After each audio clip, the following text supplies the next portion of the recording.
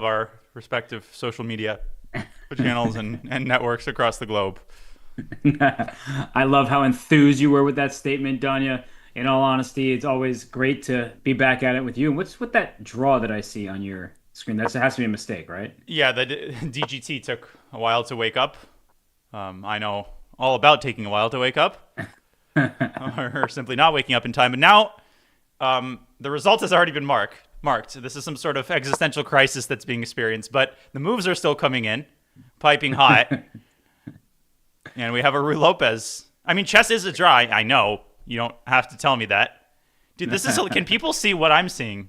Yeah, they can. They actually can. They just see a draw on the left. That's really funny. I was really confused. I'm like, what is happening here? I mean, maybe pawn to e4 registered as a king for Fabio, and maybe pawn to e5 registered as a king for Magnus Carlsen. For those who don't know how DGT boards work, is at the end of the game, if it's a draw, you place your kings on e4 and e5. If white wins, the kings are on e4 and d5 on the light squares, and if black wins, they're on e5 and d4 on the dark squares. So clearly, e4 to e5 draw is what we're getting by accident from the DGT. And by the way, that's why you're told never to analyze on a DGT board. Like, that's why there's a separate room for analysis, because it'll actually register as live moves, and it'll give your coach or your, let's say, dad or mom who's watching the game a heart attack, thinking that, because I've done that before. And we see a mainline Rui Lopez here. I don't know what DGT stands for. I'm pretty sure the D is digital. Probably digital gaming transmission or something like that. Ooh, I almost got Qantas yesterday, like the Australian national airline. I got all of the letters except the S, Wow, except the Hess. digital. It was digital game technology, so I was wrong. Yeah, digit gaming technology. Yeah, Qantas is Queensland and Northern Territories Aviation Service. Did you know that it was an abbreviation? I did know that, and I knew that it was popular in Australia, but I wouldn't have been able to put all that together. I mean, do you know what actually, I don't know what that stands for. I don't know what It's like anything stands for. What does it would have what been does like NATO stand for? That's a good trick question. no, that's come on, that's everyone should know that. I'm not even gonna answer it because if But people don't know it. people always What? say North American Treaty Yeah, Alliance. yeah, exactly. Treaty Organization, but it's North But Atlantic Treaty North Atlantic, Organization. exactly. But that's because they think North American often because you're speaking to Americans about it who don't know like Which is global. the only country that matters. So I don't give a I don't give a you know what's going on outside my window, girl. What is going on outside your window, Daniel? Actually, Look I out don't and know tell- because I'm so mesmerized by this Rui Lopez that's going on inside of my walls. Oh, wow, that was really well played. So I Thank you. appreciate that. It looks like the draw has been removed, so we'll get a fight between these two. But I think we're being honest here that the opening is just underway. Nothing too spicy in this game, but Danya, it's just the first few moves. But I think the Arjun Erigaisi game against Hikaru Nakamura, now that one is looking particularly fun. Just much more energetic play from that game. Yeah, it's an old line actually, with the exclusion of H4, which seems to be like modern art. It's like the trend. It's like, just spilling paint on a canvas and calling it painting. Like, this is what's in fashion right now. What if I play H4 in this position? What if I play H4 in this position? Wait, what if I take this old main line and play H4 here? Okay. I'm actually looking, Donna, in your database. I see one game here, at least in what I'm looking on the slash events server, and that game was played in 2024 between Mamedyarov and the youngest international master in history in Roman Shagziev. Pardon me for the mispronunciation. But Shagdriv. Yeah, okay, go ahead. But Mamedyarov is one of the most creative players. He'll throw a G4 in and H4 in. So Arjun has clearly studied that game, and Hikaru is the big question because the move like H4, Danya, it's confusing. It doesn't actually threaten anything, but it does prevent a key idea. And maybe you can go through these details in the opening where Black often has this G5 move to try and break that pin on the diagonal. Yeah, so it's important to rewind because the position before H4, H4 is the least common move of the 1, Yes. 2, 3, 4, 5, 6, 7, 8, 9 moves that have been played in this position. H4, I see three. Okay, I see two games in my database. I see a game from 2010. James Manson For a second, I was like, has San Quentin prison opened its walls? And helter skelter. Yeah, James Manson against Mark Josse in the British 4 NCL, actually, Robert. 4 NCL, the Four Nations Chess League. My new neck of the woods. Indeed. And White lost this game. Oh. And Mamedyarov Shogiev from a blitz game, actually, by Mamedyarov. And Shogiev played bishop e6 here. Now, the main line instead of h4, which will help us understand the motivation behind this move, which to me is twofold. Like, if I just see this move and know nothing about it, I'm thinking, okay, well, you're preventing g7, g5, which is a typical technique in these positions, and you're also potentially preparing bishop to h3. Now, the main move with 3,700 games is bishop g2. Okay? Then g5 actually is the main line, g5. And at this point, White has a deviation. Yeah. No, I was acknowledging that g5 there is... I couldn't remember the move order, but it's this early g5 because the knight on c4 is loose, and that allows black to, quote-unquote, sacrifice a pawn to break the pin. Wow, the second game in the database here is Kasparov-Morozevich 2000 Chorus, which is the old name for Tata Steel. And they went down a line which was incredibly popular in the early 2000s. Like, this was all the rage. It's a crazy position. I have no idea what the current assessment is here. I don't play this with either color, which is my favorite commentator for. I don't play this with either color. Like, don't shoot. I don't know. It's like, oh well, you saw on the rest day they were playing Cowboys, and don't shoot for sure. No wanted posters, at least in this position. But Danya, I mean, I always liked this position from the White side. I didn't play it with either color, just like you. But I felt like White should be at least slightly better because there's a knight on f5. You have complete control of the light squares. And I felt like White should be able to get an initiative. That said, with the pawn on a4 and then the other pawn on b2, it actually is hard to get those queenside pawns rolling. So this is a long-term weakness that White creates early in these openings. You know how Lasker famously said that I spent the second half of my chess career unlearning what I had learned in the first half. So you know how beginners just start by pushing their corner pawns and then playing like rook a3, rook h3? I mean, I know all about losing to moves like that. But we're back to we're back to our roots here with a4 and h4 on the board. And my question here then would be, what happens if Black castles queenside? I was wondering the same thing, and I feel like because Black can't easily break the pin with g5, that maybe there's an increased initiative that White can go for. But I'm gonna do that thing where I open up the engine. No way. Oh, is there some queen takes? Wait, let me. You ready for this? Wait. Knight d5? No. It's not tactical at all. It's not tactical. Bishop h3. Oh, so you just ignore everything that is going on and just put your head down and plod through. And I don't fully grasp the major point, but perhaps it's to give White the c2 square for the queen.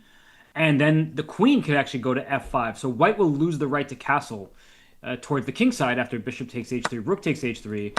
But this is a very deep concept. I mean, it's not a typical plan of action to give up what could be a nice fianchetto bishop to remove your right to castle. But White can always castle in the queen side. And as we're discussing queen c2, maybe queen f5 later, castles queen side, perhaps White just gets a blistering initiative. Or or king f1, king g2, castling by hand. So what is the move if I play bishop e7? I put this on the analysis board.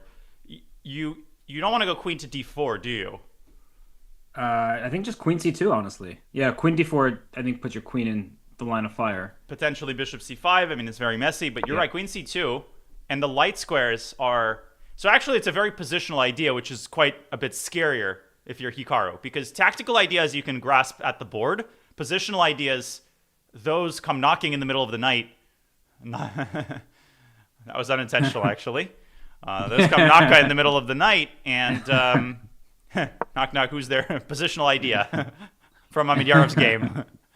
Which is also something you typically don't hear, right? When we hear Mamedyarov, and he actually did a video series on his best games, oftentimes those games are really tactical and sharp, where he's delivering just tenacious initiatives. But this is actually a brilliant idea, and you won't see the double exclamation points. You won't even see much happen in terms of the evaluation bar. But to come up with these ideas that It's like innocuous, right? The engine doesn't even care about this move h4. Let me look what it says right now.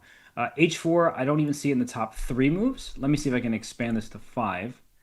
1 second, if you don't mind. Oh, I can only look at three lines, but it doesn't actually appear, at least on chess.com/events. Wait, what is it that you were trying to find on the fourth and If fifth it, moves? if H4 before it was played was one of the top five engine lines. That's a great question. I mean, one would think Naroditsky would know, but somehow I don't. Can you please stare up at the ceiling in a 45-degree angle while picking your leg up and And stretching blundering. your arm out? Yeah, sorry, we're not in the endgame.ai just yet. Um, yeah, I mean, black is okay. I'm checking now. At least as far as Stockfish is concerned, I'm not seeing it. Okay, it's fairly low depth. I'm running it on ChessBase. Bishop G2 is like the top move. Queen C1 second move. A5 is the third move. H4 is the fourth move. Very interesting. H4 is currently the fourth move, which is a very common. I actually heard Ramesh talking about this, that they do this now, where they'll like take the third or fourth move of the engine because it's much less likely that the opposing side's like team essentially got to it. Wow, this is like, dude, this is so deep. Like Bishop B6 was the move that Roman Shogiev played, and Mamedyarov, shame on him, didn't know how to follow up the move in a blitz game. What a scrub. Yeah, what an inaccurate player. You can't appreciate his chess anymore. But Mamedyarov, in all seriousness, Danya, of course, we know this very well. But for the audience who may be less familiar, if you're newer to the game, you probably haven't seen that many of Mamedyarov's triumphs. And at his peak, he was well over 2,800. He was an absolute force, and he could just hang with everybody out there. And in a tactical skirmish, you did not want to be sitting across from him. But this move, H4, is not about the tactics, as you said. It's scarier than that. It's about deep positional understanding, and in particular, it's carving out some light squares for white's pieces to take advantage of. It's giving the queen the c2 square so that the rook on a1 can play a part in the game, and it's just making some of black's typical ideas like g7 to g5 to break the pin not just less likely, but impossible at this stage. So I love opening ideas like this. It's not forcing, it's not just going for checkmate, it's just stopping your opponent's known plan and saying, Hikaru, now you're on your own. What do you got in store for me? First of all, the name of this opening on chess.com, where I actually think some like drunk software engineers like typing this in randomly. This is apparently the Slav defense. Okay, I'm not kidding. The Slav defense, modern, Alapin variation, Czech, Kraus, Carlsbad variation. This is like when like bad Hollywood movies do a parody of what they think chess players sound like. It's like, yeah, I played the Slav defense modern Alapin variation, Czech Kraus Carlsbad variation. What have you done this morning? National Lampoon's chess variation, like it's just where's vacation. Where's Chevy Chase when you need him? So what a mouthful of a name this opening is. But I think that for Hikaru, he doesn't care what it's called. He cares about how to get out of it, and he is deep in the think tank at the moment. The games have just begun, but I think this is our most exciting game off the bat. And F6, not a move on my bingo card, and it comes at a great time because I was just very quickly going to show on the analysis board. Bishop E6. Apparently, the computer line here at a high depth was to take on E5. Mamedyarov played Bishop H3, I think, or Bishop G2, but there's this move A5. Another completely mysterious corner pawn move. And after Bishop C5, Bishop to B4, Rook to A4. Like, all right, Bishop takes A5, Queen C2, and the pressure on Black's pieces, whether it's the pin or the pressure on the bishop, White just continues with Bishop H3 on the next move. And again, the queen will come out to C2 in order to be able to access the light squares, which will be weakened. Not to be confused with weekend, which is when this game is being played. They will be weakened after Bishop H3 occurs on the board. But F6 by Mr. Nakamura, and we are officially in, I think, fresh territory. Let me check what the Manson game featured, other than some murders. Yeah, that's not F6? something that we want to say too often. Mark Josse played F6, yeah, and won. And you said that was in the 4 NCL? Yeah, I don't know what kind of a 2100 this guy is. But he played bishop h3 here with white. Okay. And this is 2010. So the game continued. Bishop h3, bishop takes h3, rook takes h3, long castle. Reasonable. White played queen c2, excellent. Bishop to b4. Okay. White played king f1. Makes sense. Black played king b8. And here, I think a move that doesn't make as much sense to me, white released the tension with knight takes e5. No, that's clearly not a good decision. And Manson was with the white pieces, you said? Yes. Yeah, that's definitely not what you want to do. To actually explain this decision to everybody watching, there was absolutely no threat of that knight e5 takes the knight on c4. So capturing this knight frees up numerous black pieces. You can take with the pawn after knight takes knight, or with the knight, but the knight on d7, the knight e5, it's what the late great Jeremy Silman referred to as superfluous knights. They're fighting for the same square. What black wouldn't do to play knight d7 to e5 and open up the d file for the rook. So by volunteering to take on e5, you actually help black in their quest to free up their pieces. When one side has less space, if your opponent has less space, you want to keep more pieces on the board because those pieces that are there are stepping on each other's toes. Yeah, so the Manson game continued with f6, and the Vlad the Impaler game continued. Ted Bundy played bishop b4 here. I mean, this is like, man, Vlad the Impaler. Yeah, I've seen that nickname go around for him. And hello, everybody. I see you saying hi in the YouTube chat, in our Twitch chat. So welcome back, everybody. This is round 5 of the 2025 Norway Chess Super Tournament. So, Danya, it's a fun start, I would say, to this round. The other games, as I mentioned, they seem a little bit more tame, a little bit of a tepid approach, perhaps, from the other players, but it does make sense at this high level to either try to catch your opponent off guard in an opening you know better, or just to go down a well-trodden path where you feel like you can get in a little advantage from the white side. Yeah, echoing your welcome to everybody. We're live on my YouTube channel on GM Hess, twitch.tv/GM Hess, and twitch.tv/GM Naroditsky. So wherever you are, both physically and digitally, well, welcome to the coolest, of course, broadcast. Why would you ever choose anything else on the menu? And why would we ever choose anything else on the menu other than this game? Well, because we have to cover all the games, and people get Magnus withdrawal syndrome. But I really like this, and I just want to finish my sort of preliminary coverage of this h4 move with one comment, which is that I wasn't really exaggerating when I say that it's part of a trend.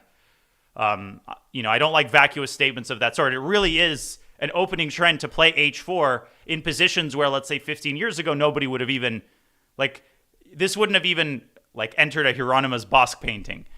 I don't know. Sorry, that sounded better in my head than it did when I said it aloud. Do you ever have that feeling? Yeah, but how did you also just think of him? Didn't know you were a garden of earthly delights.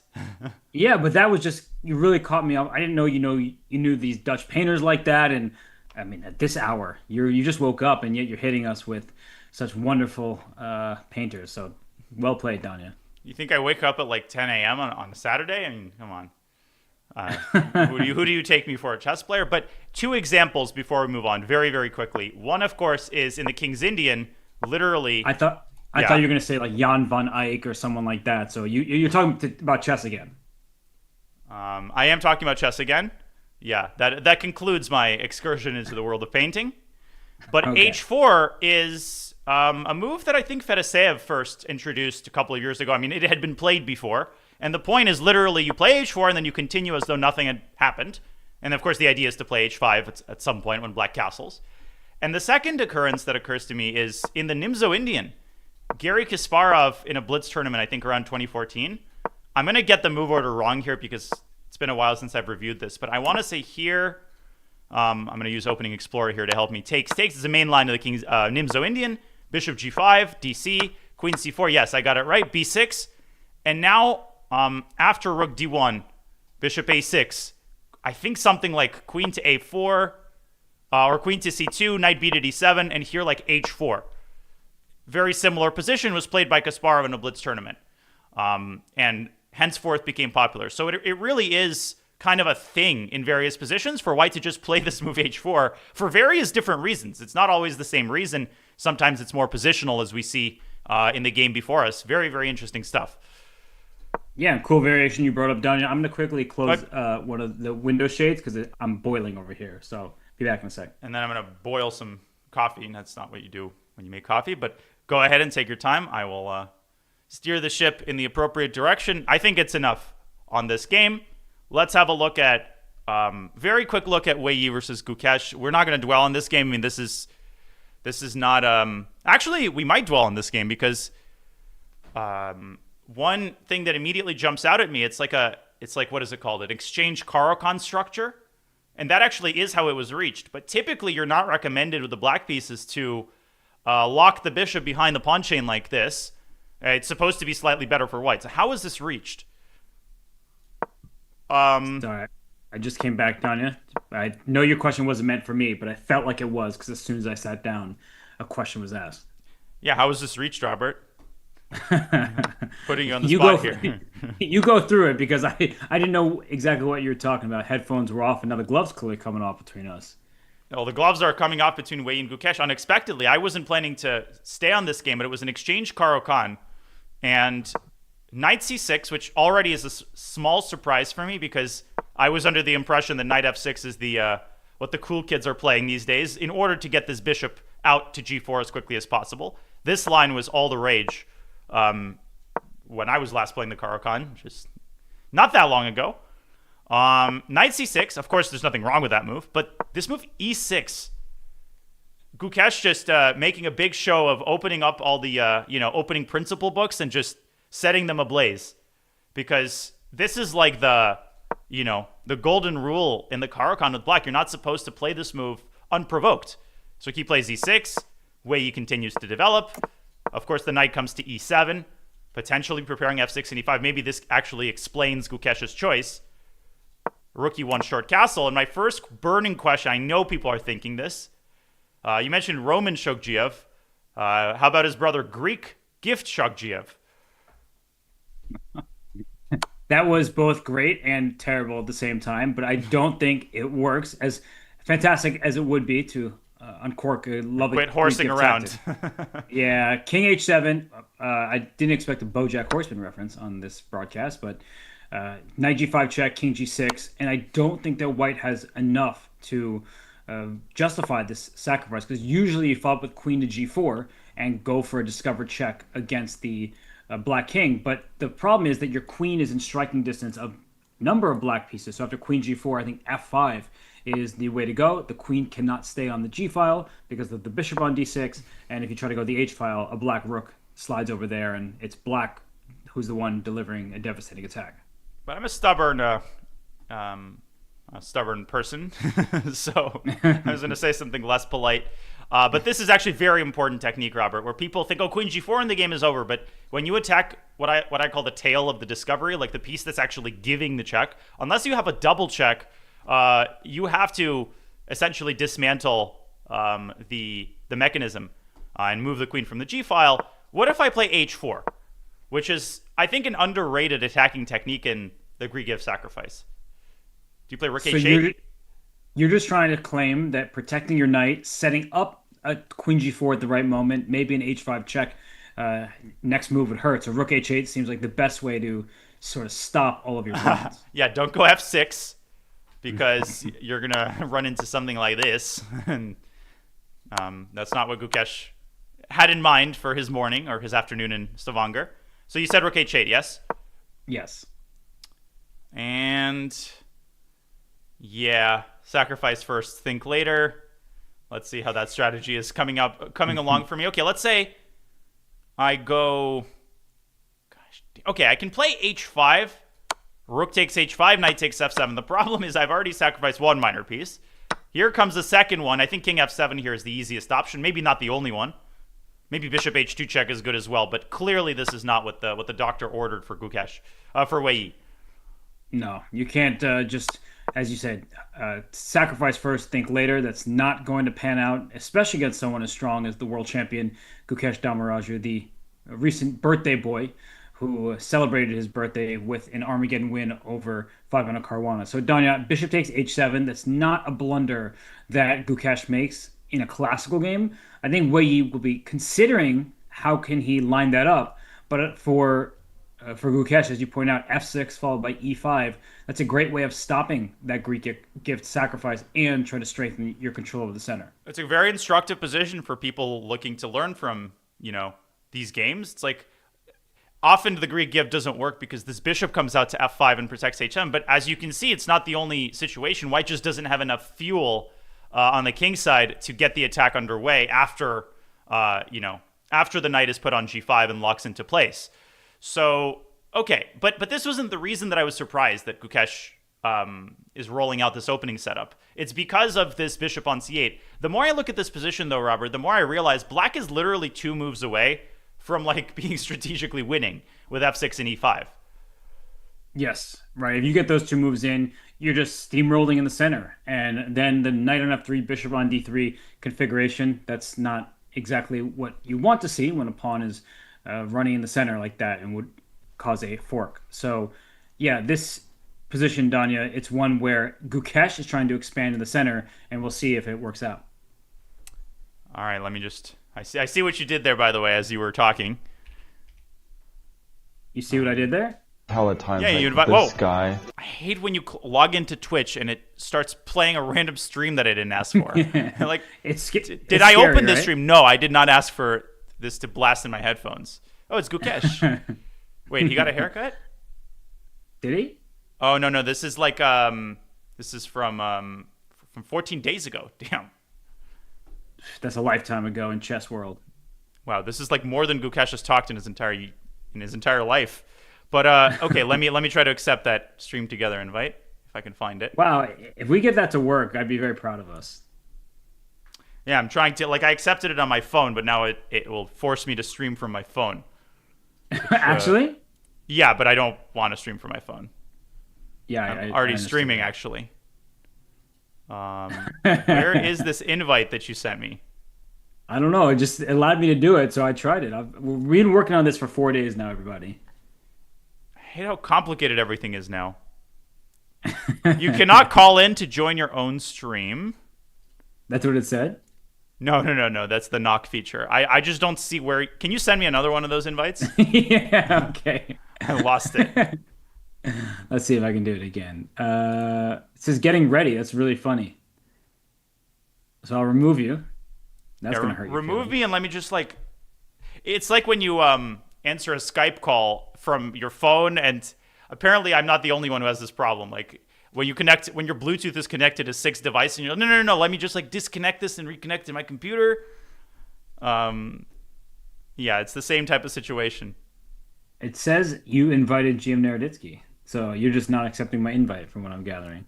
I'm a terrible friend. I don't know what else to tell you. Oh yeah, there it is. I found it. Wow. I think is it working? Oh. We're collaborating.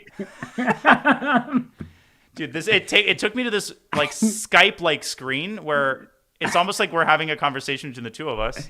Shared chat. I think it works. But I hear us multiple times, so I'm gonna have to mute that, whatever that just happened. Turn mic off. Okay, I turned my mic off. Oh, that sounds so much better. Oh god, the chat is probably flipping out right now. Wow. Did it work? It worked! This is amazing. So now, explain to me what we just did. We ensured that if somebody types something in your chat, I see it reflected in my chat? Yes, and vice versa. And you could see, if you look in your chat, you could see whose stream they're coming from. Wow. Thank you for insisting on this. And,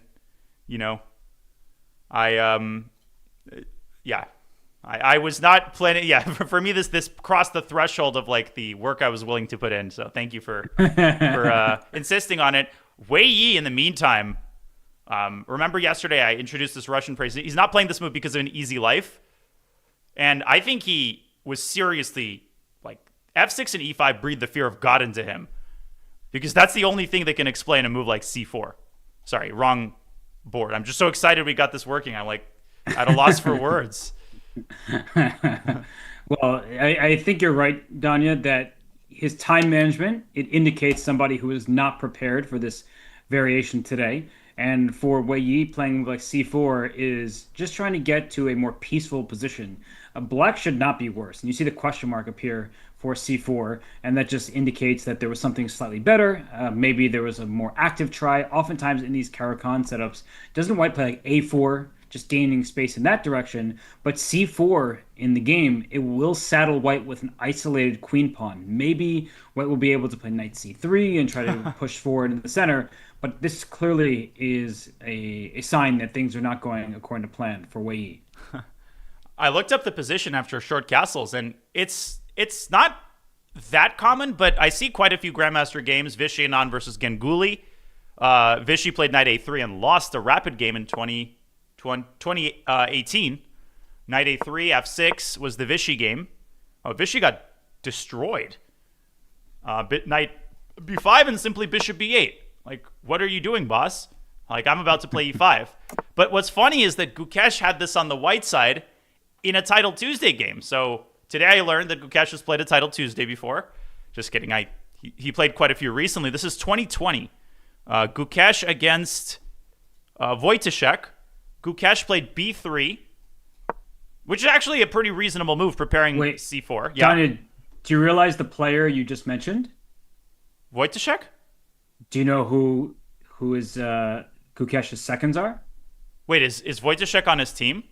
Yes. For the World Championship, Wojciech was one of his seconds, along with Gajewski. Wojciech has had this position twice, so I think my brain is about to explode. Now I'm looking for Gajewski, but I can't find him. Yeah. Anyways, b3 was played. Wow, that's crazy. That's actually a really interesting coincidence. This is why I like looking positions up. You learn these really interesting things. c4 by Gukesh. Wojciech played bishop to d7. Gukesh played knight c3. And Wojciech simply rook c8. And black won this game. Bishop b2. h6. I mean, I'm not sure that black is playing this in the optimal way because this was a Title Tuesday game. By the way, I should point out, bishop h7 has been played in a couple of games here. But nobody particularly good. Well, yeah, and Title Tuesday, Girls Under 20 Championship. Yeah, and with not impressive results. So we will not see a reprisal of that.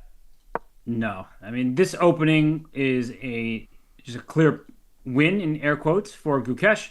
He should be thrilled about his position because he hasn't done anything wrong. He hasn't gone to any lengths to create sort of chaos in the position. And Wei went c3, and then a few moves later played pawn to c4. So it's almost like he's a tempo down in an isolated queen pawn position.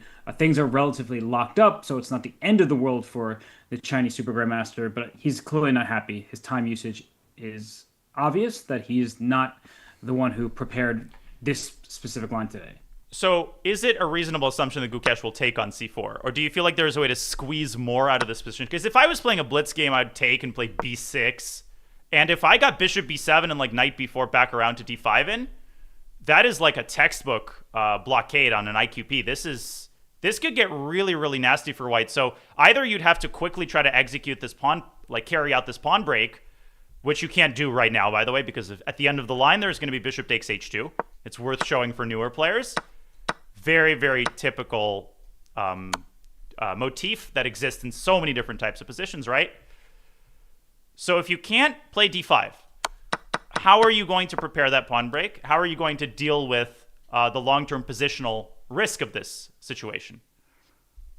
Yeah, you're going to play the move knight to c3, but I think tactically speaking, Danya, I mean, if we fianchetto the bishop to b7, d5 is not going to work for reasons like knight a5, where you gain a tempo against the loose bishop, then the pawn on d5 is targeted by three of black's pieces, the knight, the pawn, and that bishop on b7, and I think white just actually drops that pawn in the center. So probably white would play a3 then to prevent knight b4, but again, only black can be better in a position like this, and white's ideal scenario is, okay, you manage to hold a draw by liquidating your weakness on d4.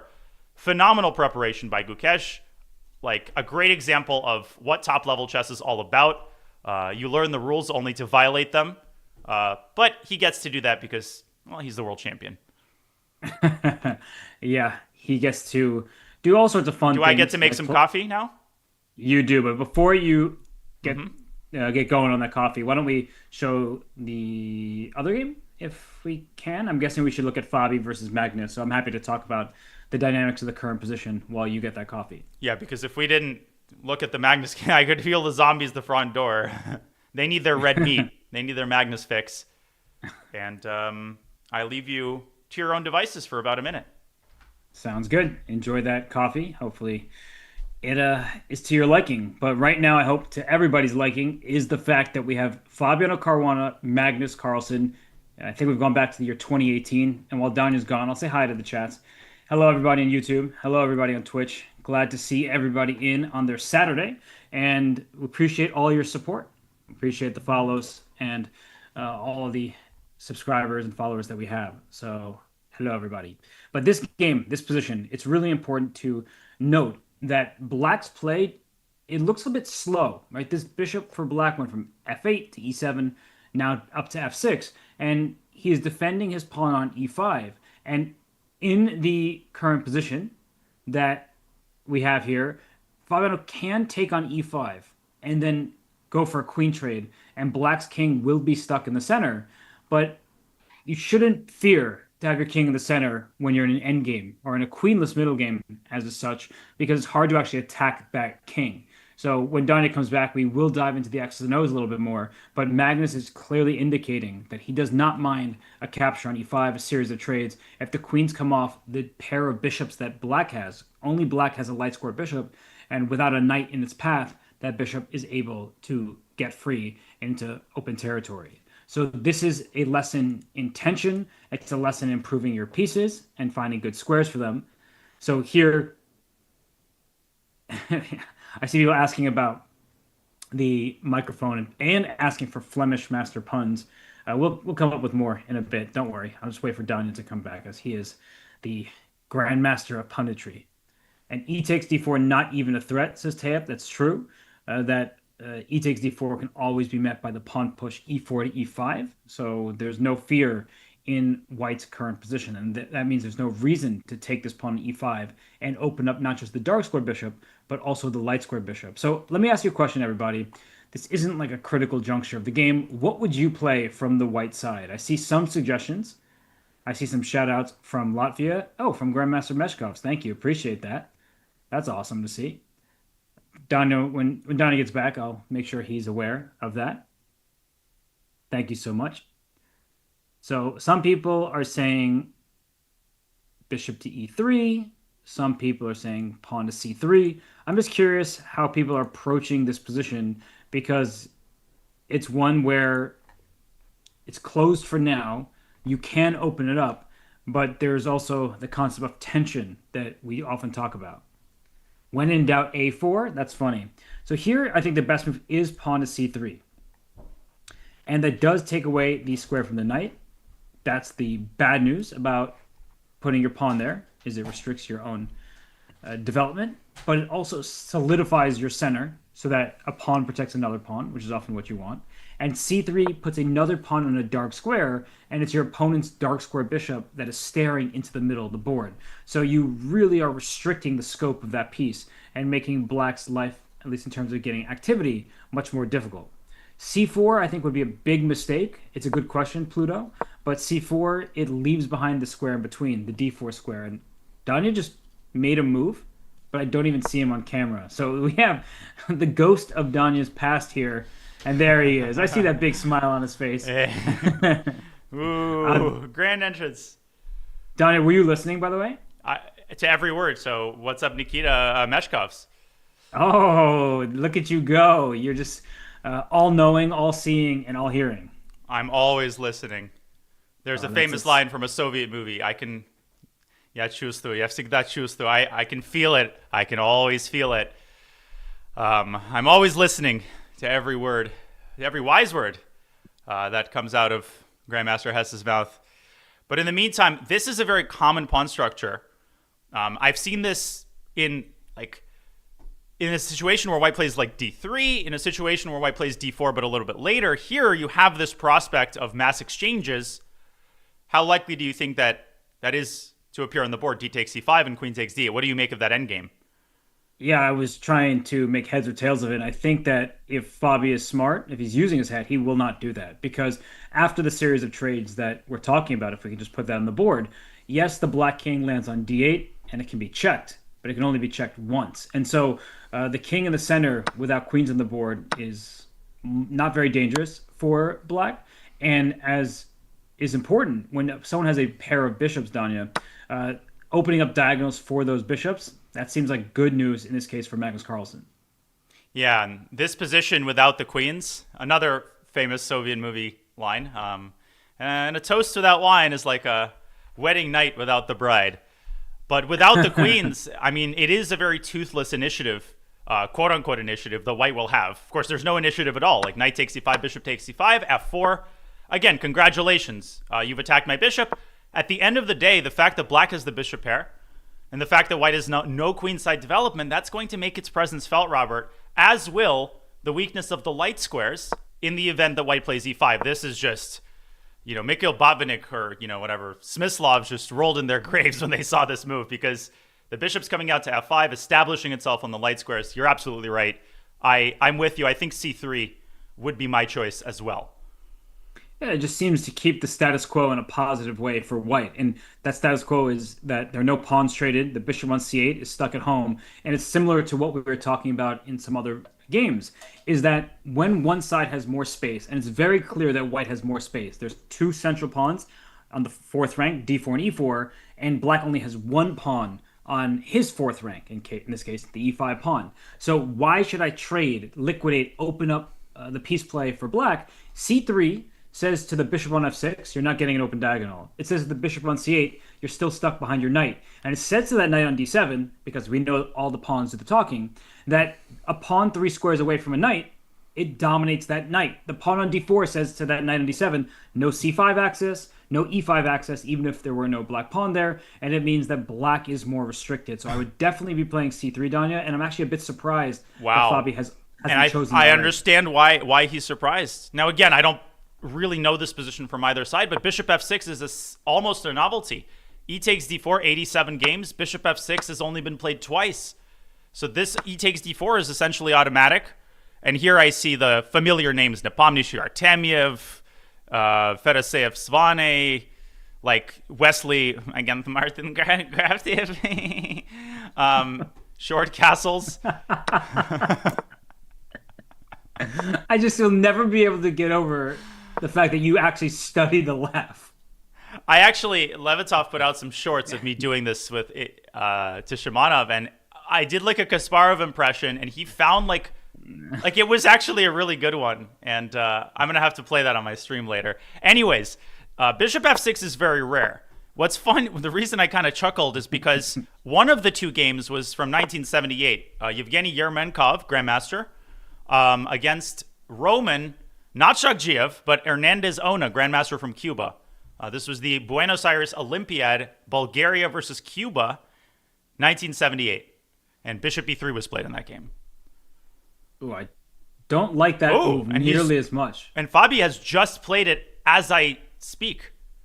Okay, so either he studied his classics, but much more likely, since he spent over 20 minutes, he's just doing this on the fly. But Danya, the reason I don't like this move conceptually, even though you see the, I guess the live board over there is a little behind. Yeah, sorry. I'm so enamored with this Yermenkov Hernandez Ana game. Now it should update. No, I wasn't saying that for you to apologize. I was just trying to look at what the eval is. Still slightly better for white. So objective value hasn't changed that much. But in terms of the X's and O's here, Donna, if black takes on d4, we know that white is going to take back with the bishop. That seems pretty clear. But black has gained new squares for the pieces. So I'm Sorry. I just can't help but laugh every time you I apologize. I'm listening carefully, I promise. No, you have 100% success rate, and you caught me completely off guard when you just did that. But what I was going to say was e4, bishop d4, and I was just wondering if here, a move like knight f8, it's kind of in the style of a Berlin defense, where you just want to improve your pieces, and even if the king remains in the center, it's not the end of the world. The knight will get out, the bishop can slide out from c8 to maybe all the way to g4, and black ideally would castle queenside because you have four pawns there to shield your king. Yeah, I never know whether it's like a Berlin or an anti-Berlin, but to me, like Berlin doesn't just refer to the end game; it refers to the structure that black gets here with control over the light squares, and it is a fortress worthy of the Berlin Wall that black erects here on those lights. White is just never going to be able to, like, if you play e5, you're never going to be able to play e6. And so the question is then, if we go down the path of this Yermenkov game. Where was it playing in 1978? Wait, Yes. where is it coming? Where are you going? What is this? What's sound? happening? What are you talking about? Oh, it's my alarm. Oh my god, this is weird sound. What the hell? I thought you were just like about to play a joke on me. No, I like this weird sound started, and I thought my computer was making it. I was freaking out, but it's actually an alarm on my phone. Was it an alarm to remind you that you should already be, 45 minutes, 47 minutes? This is the I'm screwed alarm. Like this is the wake up because you're in big trouble alarm.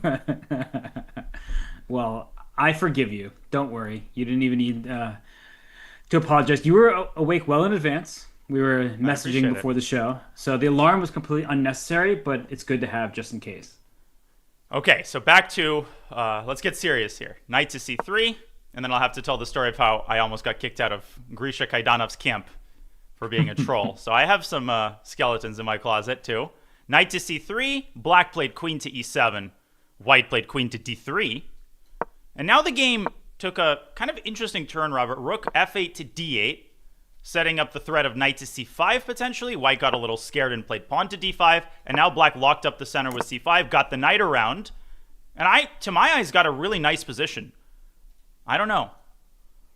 This is clearly not what white would want from this position. I mean, that looks like a very bad sequence where instead of locking down the center and improving your pieces, you allowed black to gain space and then carve out critical squares. So the bishop on f6 in that particular game didn't look all that impressive, but the black knight did find its way over to g6, as you said, and it looks promising. And in this game, Magnus quickly castled. He says, why should I release the tension?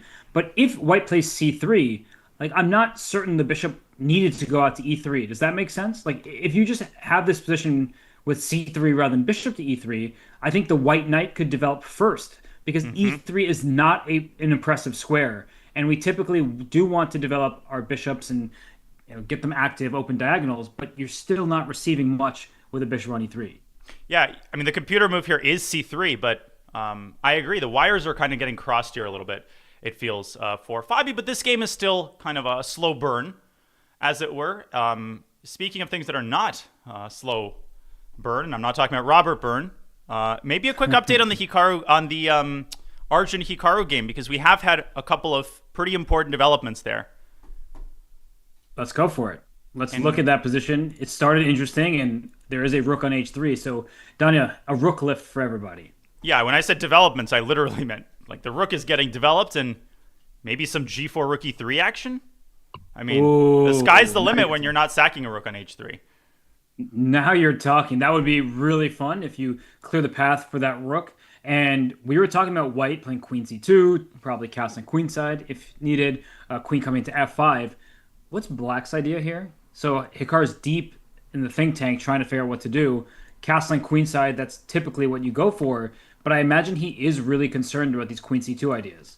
Yeah, castling queenside is a big commitment. And right now you have the option of, taking the road less traveled by. It's kind of a nerve-wracking moment when you actually commit the king to a particular side of the board. Now, my question is, okay, let's say I play bishop e7. I assume that white will respond with queen c2, as in a lot of our sample lines, and let's say I castle kingside. Why is this better for white? Like, what specifically is white going to do to increase the pressure on these light squares and on the e5 knight? What would be your choice here? You asked me the question, so I feel like I have to go queen f5. Ooh. It's interesting that the computer doesn't approve of this move, but I have no idea why. Apparently bishop b4, but why is this move that good? Like king f1? No, this is uncomfortable. Oh, one of the problems is you can't go knight u4 because the queen gets trapped after g6. Like if I play rook e8, maybe white just like hits a standstill as far as increasing the pressure against black's knights. Well, actually, you just said something. It's a Hikaru game, man. I got to do it. Yeah, you had to. You keep catching me off guard, even though I should expect it by now. But you did also just give me something instructive, a little detail here. That with the queen on c2, a move like bishop b4 would always be met by queen to b3 with an attack on the diagonal towards the king on g8 and that bishop that was landing on b4. So I think that keeping the queen on c2, just allowing yourself more flexibility rather than having tunnel vision, that makes a lot of sense. So king f1 to start with, as you're about to indicate, that feels probably like the better option. And is it a reasonable assumption that if black tries to forcibly unpin the knight, you're going to go knight c4 back to e3? That seems very reasonable. You're not going to take on e5 and get an IKP, isolated king pawn, and open the f file for me. It's not also about the pawn structure. Mm-hmm.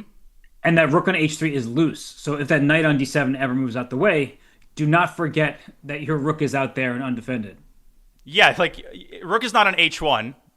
Well, you won't forget about it because it'll disappear off the board pretty quickly unless you're aware of what's going on. In the meantime, we have a move. It is rook to d8, which tells us what? It tells us that Hikaru has agreed he's not going to castle queenside at all. So most likely he will be castling kingside in the near future. And he's trying to force Arjun to commit to commit to a specific spot with his queen. Queen c2 is the obvious instinct move. Queen to b3 doesn't make much sense to me because it walks into knight c5. My vote is queen c2.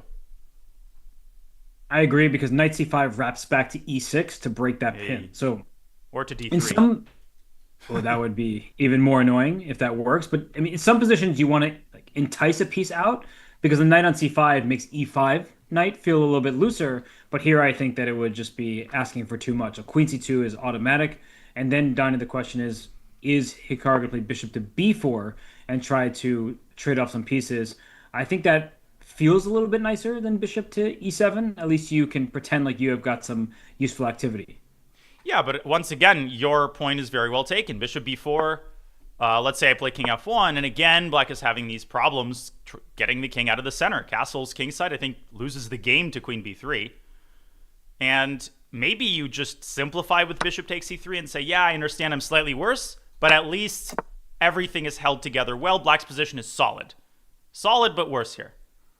There's a great question in the chat by Mel asking how ridiculous of an idea is castle's queenside. And in fact, instead of king f1, Danya, castle's queenside prevents bishop takes c3 because as a response to bishop takes knight, there would have been knight d6 check intermezzo. So I really like that suggestion that king f1 is tempting just to feel safer with pawns in front of you, but castling queenside, it actually tactically white castles queenside. Wow. Yeah. It stops bishop takes c3. I love it. And let me just put this on the board. Bishop c3 and knight d6 check. Zwischenzug, intermezzo. Whatever language you choose, the move remains very strong. King f8, queen takes c3. This is a disaster. So in response to castle's queenside, I mean, if I had this with black, I'd be terrified of like losing the game with my king stuck in the center like this. Doesn't look good. This is not the promising fighting opening that you would expect if you're a Hikaru when you enter this variation. So really good preparation from Arjun Erigaisi. He catches Hikaru off guard, and it's from that Mamedyarov game. It's also from the Manson game against Jasso, I think you said, in 2010. But it's important to study the positions that have arisen before you get into the game chair, because now Hikaru is all on his own. And Arjun really taking it personally, because I think losing that French game to Fabi, losing to some very impressive preparation from the ultimate master of very impressive preparation, he really wanted to show that, no, I can compete with these more experienced guys in the realm of finding new territory, finding fresh opening ideas. And, rumors of the death of opening preparation are greatly exaggerated once again. And there is still plenty of territory left to discover, or in the case of this game, to rediscover. This is one of the joys of modern chess, is they play a line that was really popular in the early 2000s, but with a modern twist. And this position is best enjoyed with some piping hot coffee. So this time I'll disappear for only like 30 seconds. Okay. Well, while Danya's gone, this is the moment where you compliment him because he doesn't take compliments well. So do what you have to. Say nice things about Danya. Maybe even just throw some subs his way because he can't handle that. He's not good at that kind of stuff. But Danya, everybody is appreciative of your hard work. I know you might be listening, and it's going to make you uncomfortable, even if you're not seated, for all of us to see you blush. But everybody, compliment Danya now. Come on, spam in the chat. Go. There we go. I see it all happening right now. Oh, Danya is great. Very punny guy indeed. Danya rules from some first-time chatters. Thank you, Gunnar Soros. Thank you, Rock Walden. Danya, when you get back here, you are about to see so many kind words said. Thank you to Simarili for the prime to Danya while he isn't even here to see it. Oh, I hear you back now. Danya, don't read the chat. I'm not ready just yet. Let me good. Put some water on my face and steel myself. Don't read the chat. YouTube's also being very kind to you. Oh, no. Bad. Yeah, Danya is the best here. I'll be right back. You're on your own again. Okay. I'm on my own. It's okay. Hey, thank you, K Kane. Appreciate that. Everyone's just being super nice. Danya is sensational. Was that a pun, Peter? Peter Marteau? Sensei? Chanel? I see what you did there. The prophet.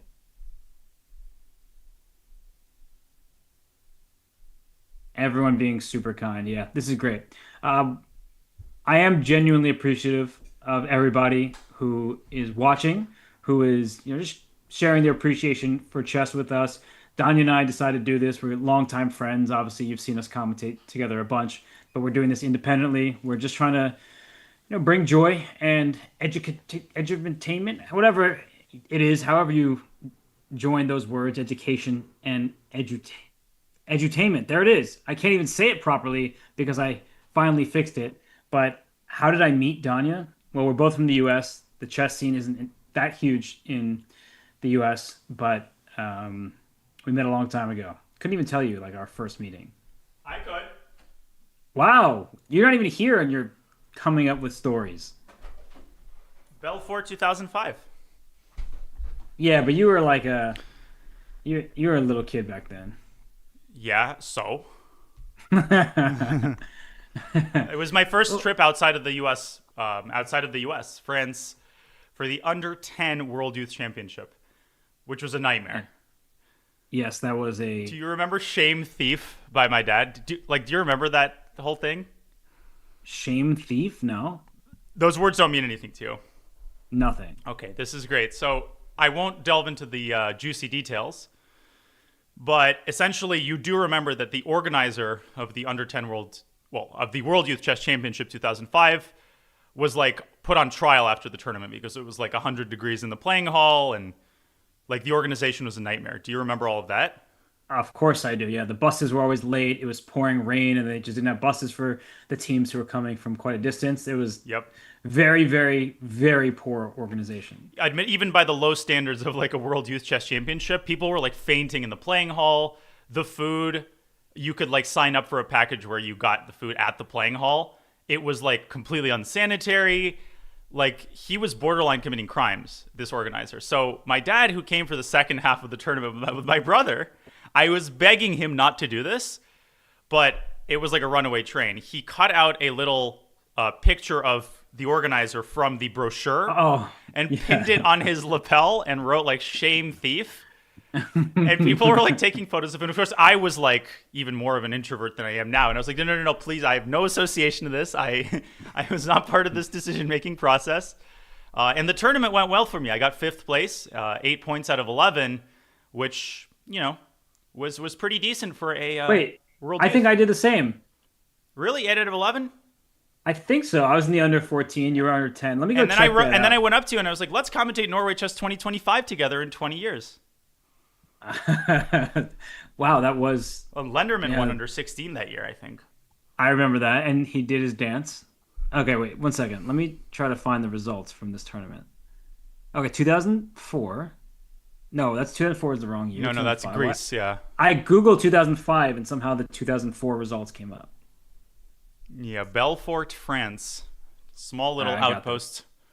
I got this. I got this. All right, let's I hear it. finished it. I finished in drum roll Fifth place. with 8 out of 11. What a memory. What place? Fifth. Oh, also fifth. Unbelievable. We both Yeah. got eight and we both got fifth. And look at us go. Commentating together all The- these years later as grizzled Wow. GMs.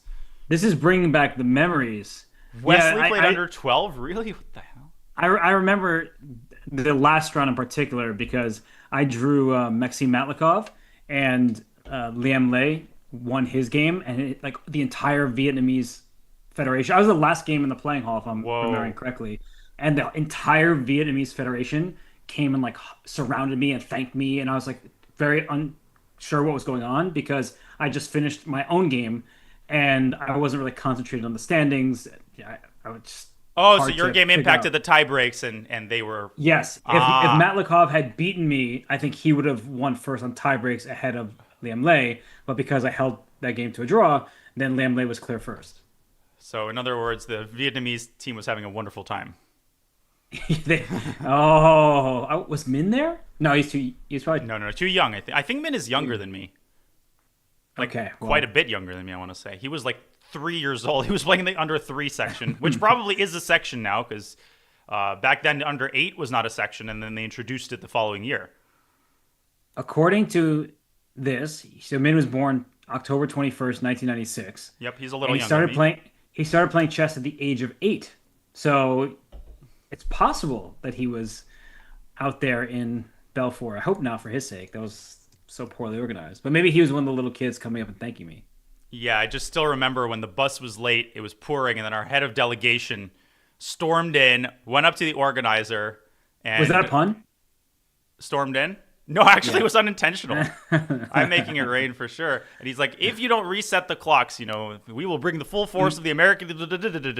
And they did reset the clocks. I didn't even. I was like, I don't care about those 5 minutes. Can we just play chess? I remember that. I mean, it was just And I so won. terribly organized. Such a nightmare. Nightmare. Was that a pun? It wasn't meant to be, but It wasn't meant we to could be. make It it. was meant to be, but this is demented. Yeah, the poker bra is saying pun intentional. It's just nonstop in this channel. Okay, anyway, All right. I'm gonna get back to the chess for a second. Yes. Danya, Rook D8 played. Now Arjun's on the clock. I would say that's good news for Hikaru because it is very deflating when you walk into your opponent's preparation. They catch you by complete surprise, and then they're playing instantly. So Hikaru's probably settling down into this game because the opening surprise isn't winning for White, and both players know that. So for Hikaru, he's probably going to feel some relief as Arjun slows down that he can catch up on time, that his position isn't so bad, and that Arjun isn't using the Silicon Beast from his weeks of work to deliver a knockout of any sort. And there's options here for white. What are some of those options? Well, apart from queen c2, queen to b1 maybe deserves merits some consideration. Maybe also setting up some minority attack later on in the game. Maybe queen b1, queen a2. That's called a Rubinstein maneuver. I'm also thinking about a move like a5. You don't have to move the queen from the d file. Black doesn't necessarily have a specific threat. I mean, knight to b6 is a specific threat, but a5 might set up some sort of dazzling Arjun-esque, queen sacrifice that'll get Misha Tal really excited. We did have a grandmaster from Riga in the chat earlier, Nikita Meshkovs. So there are options here. It's not just, he's not just sitting there, thinking, why did I go axe throwing yesterday in a cowboy suit? Yeah, by the way, why did they go axe throwing yesterday in a cowboy suit? What the heck was that? It looked fun. I'm glad that they enjoyed themselves, but I don't know who organized it. We I do want to agreed. mention, Clint Eastwood, yeah. now that you brought up Mikhail Tal, I feel like a fun fact about him is that, if I'm not mistaken, he had two separate 95 game unbeaten streaks Is that right? Or something like that? Like he had Wow. two really long unbeaten streaks, which you would not associate with him because he was such a tactical player. And he had these great quips where he'd be like, there are two types of sacrifices, those that are correct and mine. But Yeah. he was a very accurate player. He didn't have the engine. He played way before that era, but he was a very accurate player despite his reputation nowadays as being like the wild cowboy tactician. Yeah, and he was just a very erudite person, a very deep like person who had a. I mentioned this often on my stream. He gave like a 2 hour interview, a Q&A session in 1988, and I became a fan after that because he predicted a lot of trends in the chess world. He was basically like calling how computers would be strong and how there would be overwhelming amounts of information 20 years from now, and how you know like Alexei Shurov, who was 14 years old at the time, would be really good, and Gata Kamsky was like 12 at the time. So Misha Tal wasn't just, wake up, sack my queen, go back to sleep. He could play the piano, and life taken all too quickly. But what a multi-dimensional, interesting person. And I actually have, as one of my prized possessions, the memoirs of his longtime coach, Alexander Koblenz. And he describes some really relatable scenes from traveling with Tal to all these super tournaments on the road to world champion. Well, after this stream, you're gonna have to dust off the cobwebs on that book and bring it out for all of your I'll many. do it during the stream, but take us to the. Let's dust off the cobwebs on the different game for now. Okay, why don't we head to the Norway Chess women? We haven't looked at any of their games. Some of them have seen quite a number of trades, but others look like action is just waiting to happen. In particular, the game between Sarah Kadem and Vaishali. I feel like that is a very exciting position where both sides will have their chances. And I think that's a game that Vaishali kind of circled in red. By the way, circling the way he game in red because he's given up a bishop pair, unpleasant position for him. They didn't get that IQP structure, but we'll return to that. It'll develop pretty slowly. This is a game that Vaishali's circling in red ink and saying, I kind of want to win it with black. And we can see her taking some pretty serious opening risks. I think that's just her natural style. She just isn't someone for whom playing solid, Russian school of chess, kind of like make draw with black, win with white. That's not her style of chess. No, it most certainly isn't, Danya. She is somebody who will bring the fight to her opponent. And for Vaishali, she suffered defeat in the first game. Let's not forget that against Humpy Koneru, where she outplayed Humpy from the start, and yet she missed one thing, and that one thing was checkmate in the end. So in this game here from the black side, let's just do a quick material count. I believe white took a pawn on f5, and black did not recapture on that square, instead bringing the knight to f6, putting another piece in the line of attack of that d5 pawn, opening up the light square bishop as well. So Danya, I mean, the last bunch of moves, they looked favorable for white, but black has orchestrated at least one pawn trade on f5, and now the d5 pawn, which is quite far extended, will feel loose. Yes, position giving me King's Indian vibes because the storm was a brewing on the queen side, so Vaishali felt the need to, create some tension on the opposite flank. The pawn chilled on f5 for a bit until it was captured. And it was captured. Why did white capture it at this moment? Precisely because the knight got out to d7, and if white had taken earlier, it would have played right into black's hands, allowing bishop to come out very nicely, and then the knight would have come out to d7 with perfect harmony. So instead, Sarah puts pressure on the knight, induces knight d7, then takes on f5, but the knight completes its journey to f6, queen back to a2. I thought we'd see this move from Arjun before we saw it from Sarah, but the queen drops back, indirectly defending Robert the pawn on d5 because no. I mean, simply no, that ain't going to happen because of bishop c4. And yeah, there will be no knights to dance around with after the demolition is complete.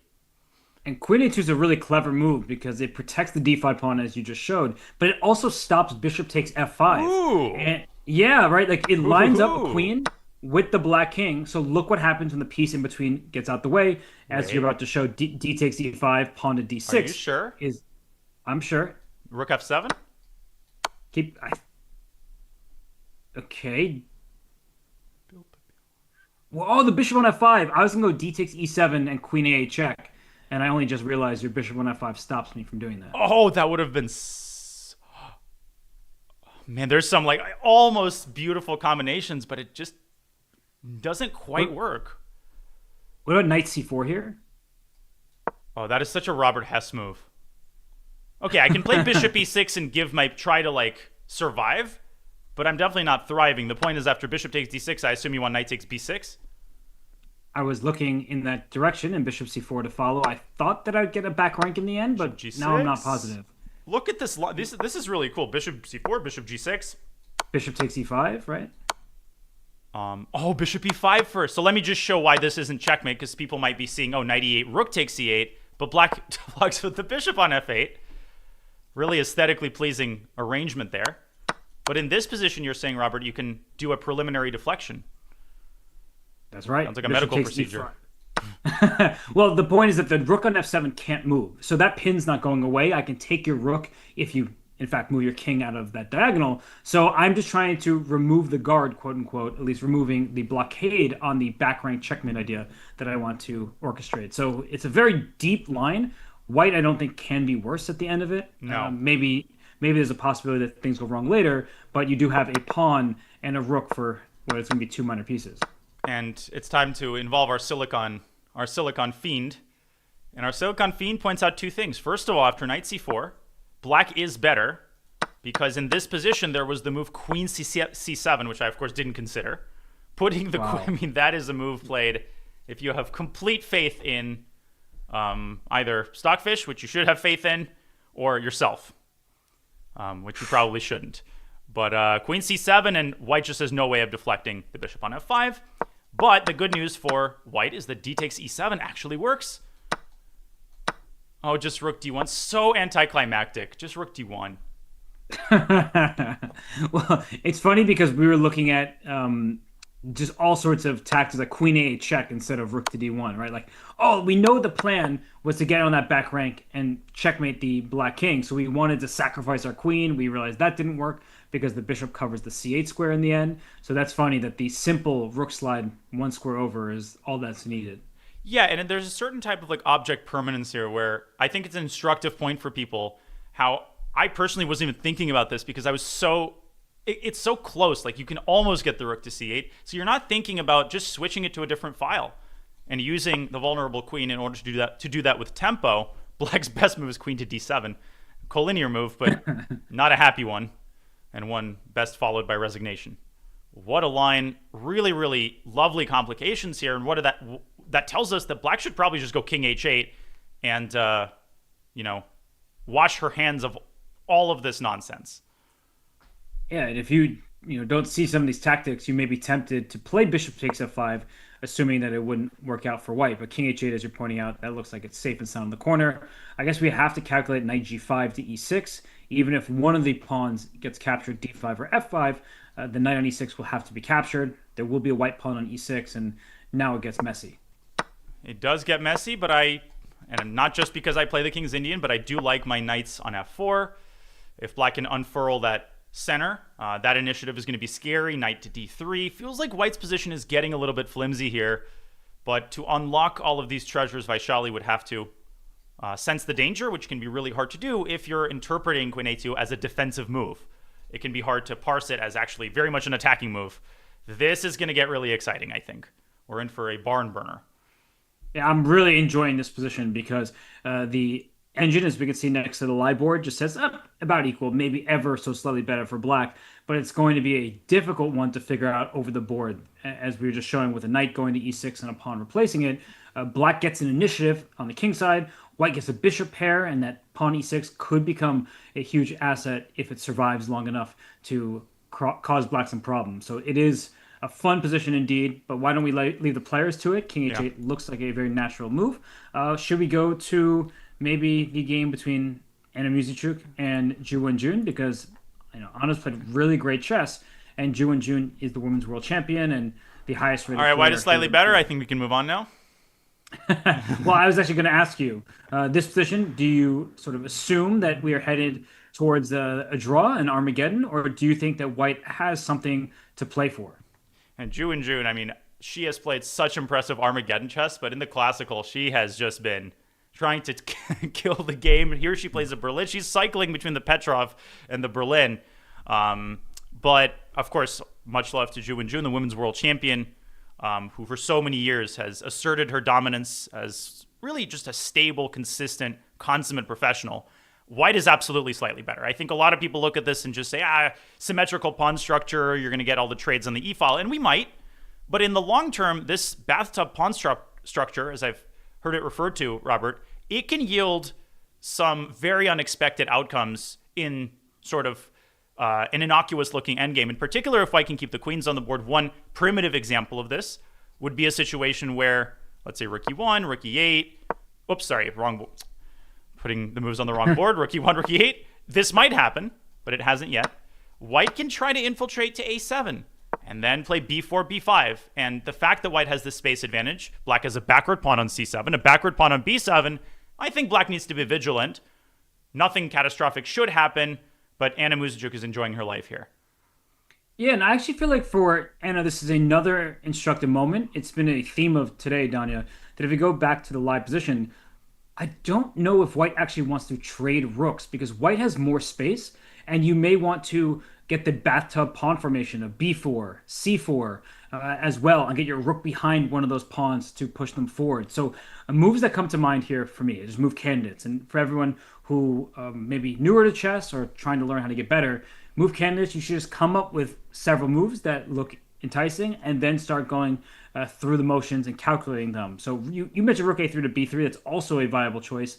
I'm looking at b4. I would like to follow that up with pawn to c4, and that's the bathtub formation, trying to get those pawns rolling. Mm-hmm. And another move, Danya, is knight d1, because I want to play c4.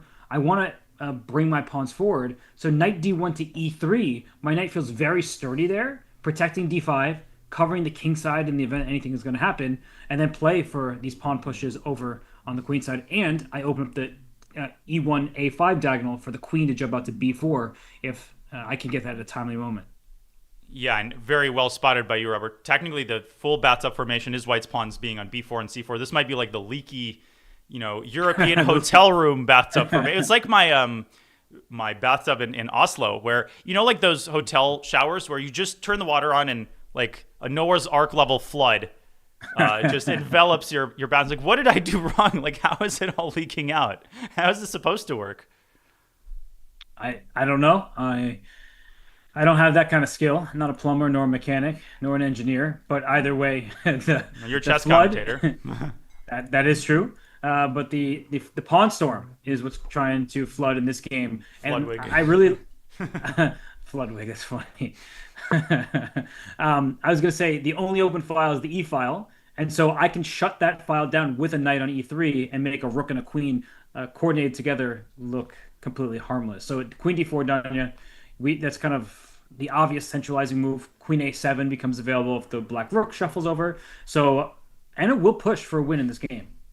Yeah, and we might see Ju and Jun getting increasingly alarmed at, the way things are developing. The fact that black can't easily develop the rook. Now she'll have to deal with queen A7. We might see something drastic like C7, C5, and that would transform the pawn structure, create more long-term weaknesses. These are how positional advantages are converted, right? It's not always overwhelming, but step by step, at some point the opponent gets frustrated. Ju and Jun has to stay vigilant. She has to be patient. And I wouldn't rule out some sort of a Rubinstein maneuver with queen b8, queen a7. Ooh. I just spam this in every available position. But here, actually, I think it makes some sense. You're sort of speaking the language of Wesley So. I feel like I've seen a number of his games where his queen gets out to that square. And queen b8, it's interesting because you hand over the e file to white, but once the rook gets to e7, there's no actual threat, right? Because the bishop on d7 is protected. The black king can always slide to f8 to try to help out. So interesting choice there. I'm trying to figure out how I can capitalize on the black queen going very far away from the center and from the king side. Yeah.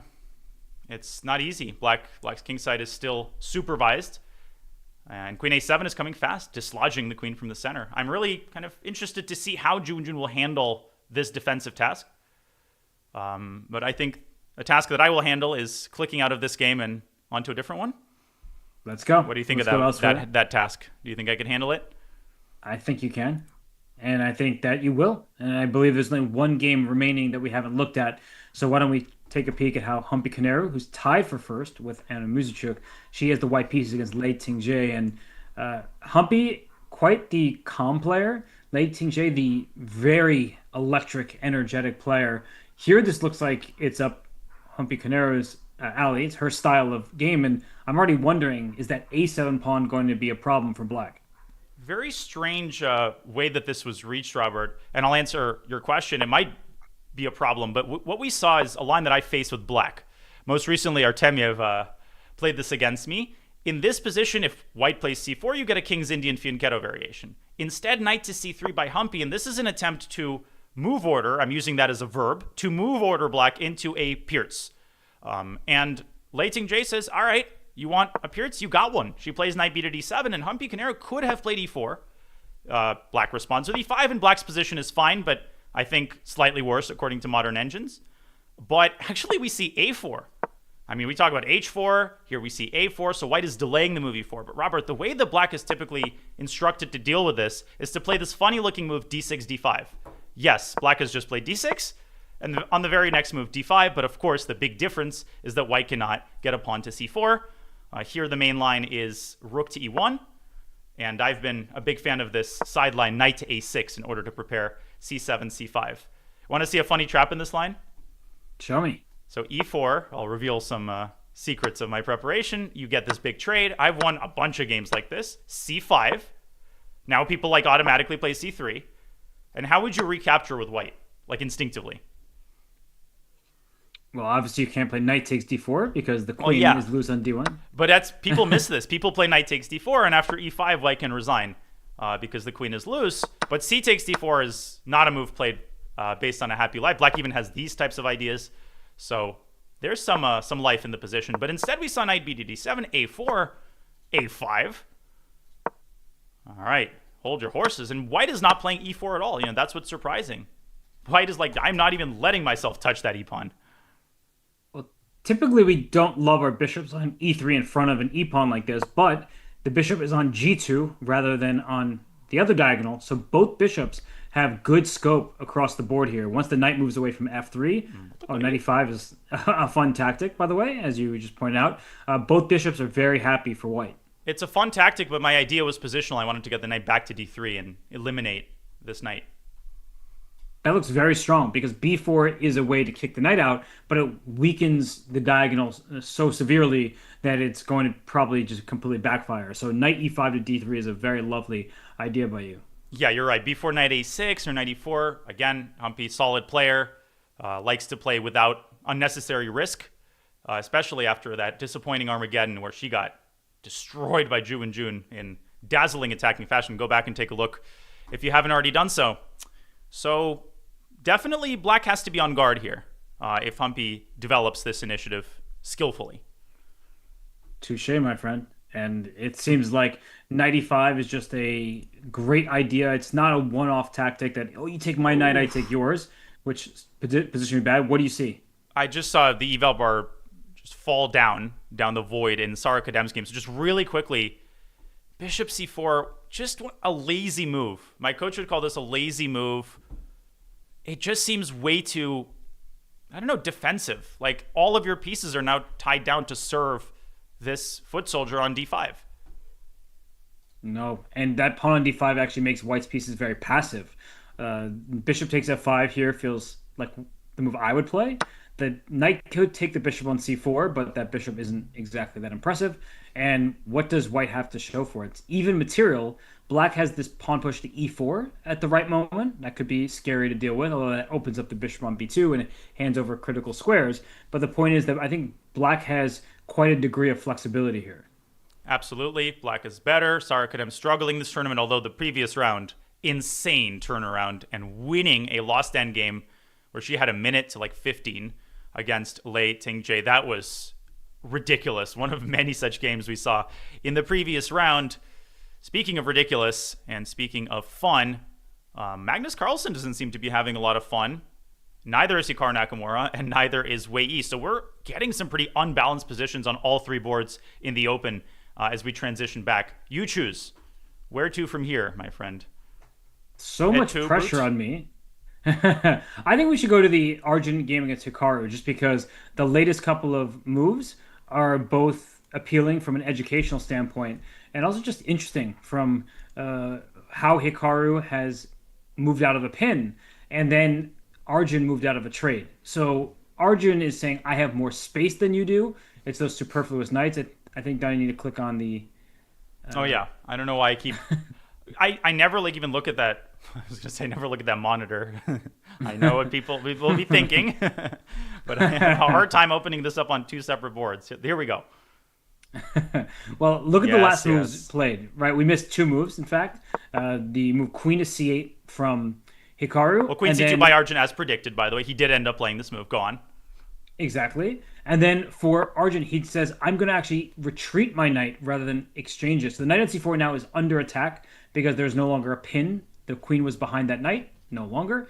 And if he had played knight takes E5, then black gets to take back on E5 with the knight. The rook on D8 is a happy piece all of a sudden, and the rook on H3, as you're indicating, it's loose over there, so you can't just take on E5 and give give black an isolated pawn in the center because you would lose your rook over there on H3. So you don't want to just give your opponent key squares, open up their pieces, and that's why I really like Arjun's decision to drop that knight back. Yeah, that rook on H. I don't watch baseball, but it's like, what is it called? Leading, when you try to get that head start. And you pay the price here. Like, no, get back to where you belong. And unfortunately, white has lost castling rights. So you would have to castle by hand. And this is not what Arjun had in mind. And so he decides to keep pieces on the board. But we were really singing the praises of the knight dropping back to E3, really accentuating your control over the F5 square, Robert. So from a conceptual standpoint, knight D2 surprises me. It tells me that there's something very concrete that he didn't like after knight E3. Can you shed some light into this? And what would you play here with white? Because according to the eval bar, he's losing whatever small advantage he had after knight d2. Of course, that's not important, but just pointing that out. Oh, it's not unimportant either. And knight e3 is very tempting for the reasons we've been discussing throughout the game. The f5 square is juicy, but the problem with knight to e3 is your bishop on f4 no longer has squares to go to. So can black not play knight g6 right away because I know you have queen e4 check, and that looks like it's going to cause some problems. But can black start with knight c5, taking away the e4 square, hitting the rook over there on h3, and then once you move your rook back to h1, can now black play knight to g6, and I feel like white may have some difficulties, some decisions to make because that bishop on f4 is about to be captured. Yeah, lovely placement of the queen on c8, really making it difficult for white to convert the light square control into something tangible. I mean, what about bishop f4 to f5? Bet you didn't think about that, Robert. You caught me by surprise, but that would be the best move right there. Hey, we're playing Naroditsky chess now. You get to move the bishop in a straight line once per game, but only I do.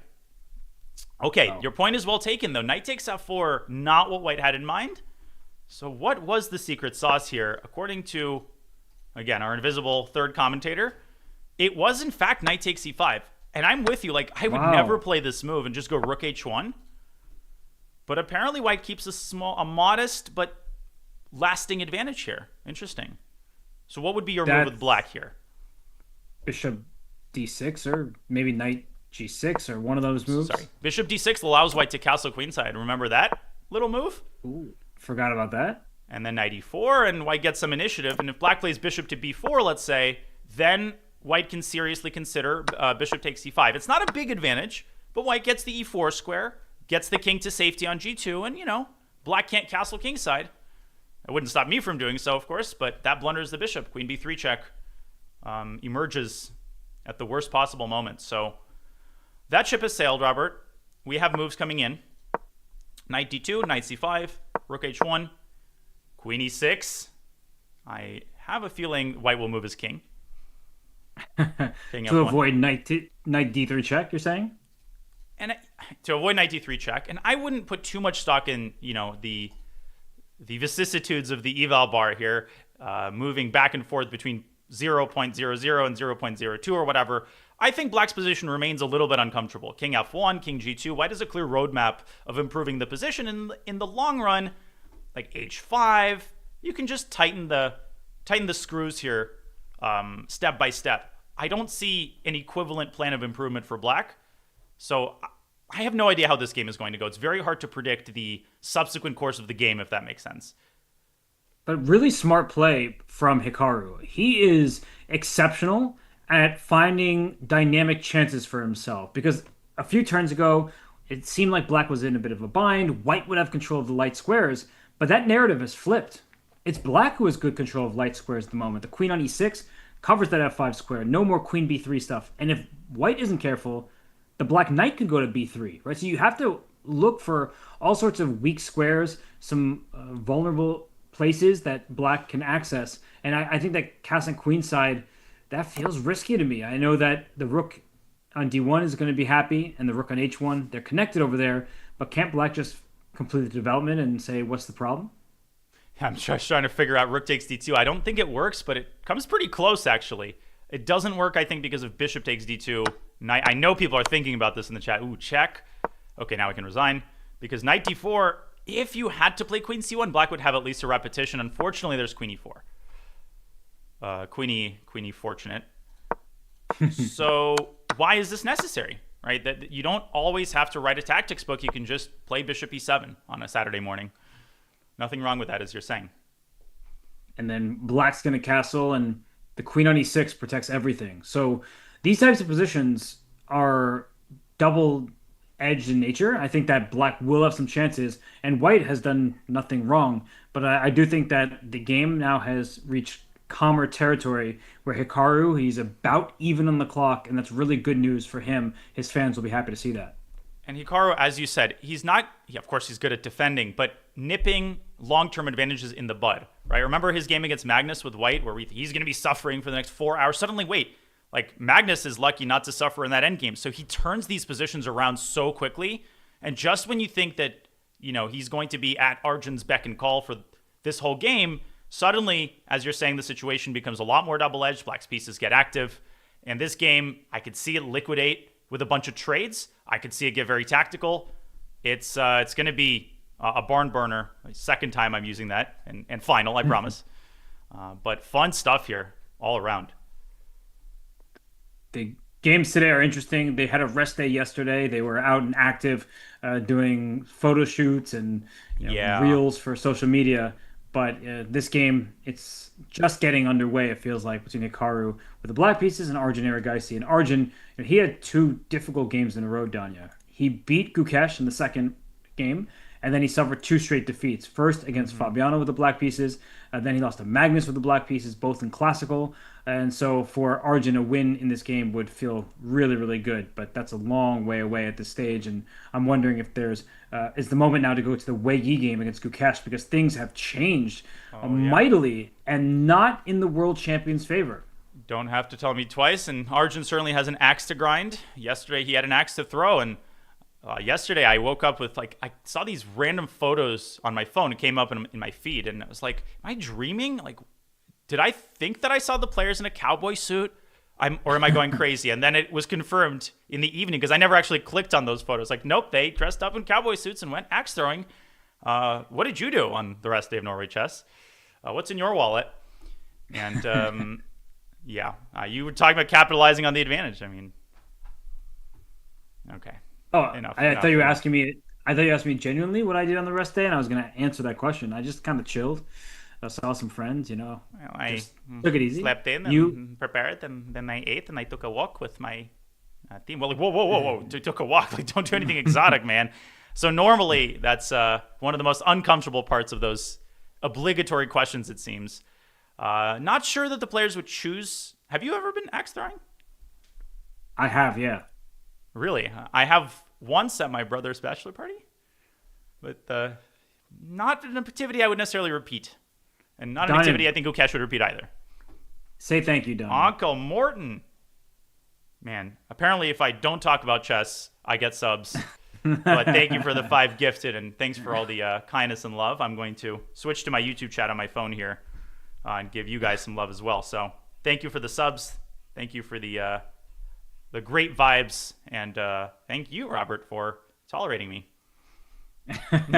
I, of course, don't just tolerate you. I appreciate you. And I appreciate this comment in the chat that just asked the question of, is the knight aiming for the b6 square? So great question by Pluto Pulp. And yes, if the white knight could land on b6, that would not be fun for black to deal with.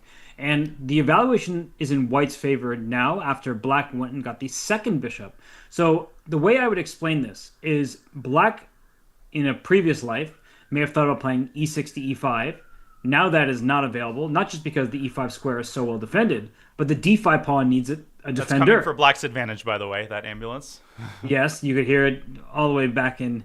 It's far away. Now it's getting closer, but you have sharp ears. But Danya, this type of position, right? It's one where if Black gets a few free turns, then Black will feel okay and try to strike in the center. So how can White make the most of Black's lack of coordination for now? Well, if you follow the textbook, right, the textbooks tell you when you have a pawn on c5, you want to get this pawn majority attack underway, but you want to be careful about how you do it. If you play a3, as any King's Indian player will tell you, a3 runs into a4, so White has to circumvent that by first playing b3, then playing a3, and finally you can start moving the peons up the queen side. The problem is this is a pretty slow plan, and a separate problem is that when b4 is played, Robert, and I'm talking more in the abstract, yeah, I'm putting moves on the board, but just trying to help people get a roadmap in this position. Let's say a3, bishop c6. Before happens, the trade of rooks on a1 forces White to take his eyes off of the e5 square. And if Black gets e5, and this has been a narrative of this game, the moment this move happens, things happen really, really fast, and they don't work in White's favor typically. But I also want to explore how this position, which doesn't even look that visually appealing for Black, was reached this quickly, because I was singing the praises of Gukesh's preparation. Can I just quickly rewind here? And it seems knight f5 was the move that the computer had a problem with. Such a natural move to play. It's a funny move to criticize because you're attacking a bishop on h4, but it's clear that the bishop, I guess, is not that valuable. Although trading dark square bishops, also from a distance down, it doesn't feel that appealing for Black. So it's a really tough moment for a human player, and the engine probably just wants to strike on the queen side. Is that where the recommendation is to go for b6? Yeah, and the engine does not recommend knight to g6, which I know some people might consider natural. Same problem, bishop g3, and you have a hard time carrying out this pawn break. But the engine just says, forget the pawn break, finish your development, and if White plays bishop g3, for example, b6 is, you're saying, slicing into White's main asset, White's main trump card, which is that space advantage on the queen side. Once the pawns are traded, White has an isolated queen pawn on d4, which is a long-term weakness, and Black maintains a slight advantage. Instead, two bishops against two knights, not a imbalance you get every day. And b3 is, in fact, on the board. Oh, you know what? Remember the This side. remember the Magnus Gukesh game where you came up with queen a5 to a6.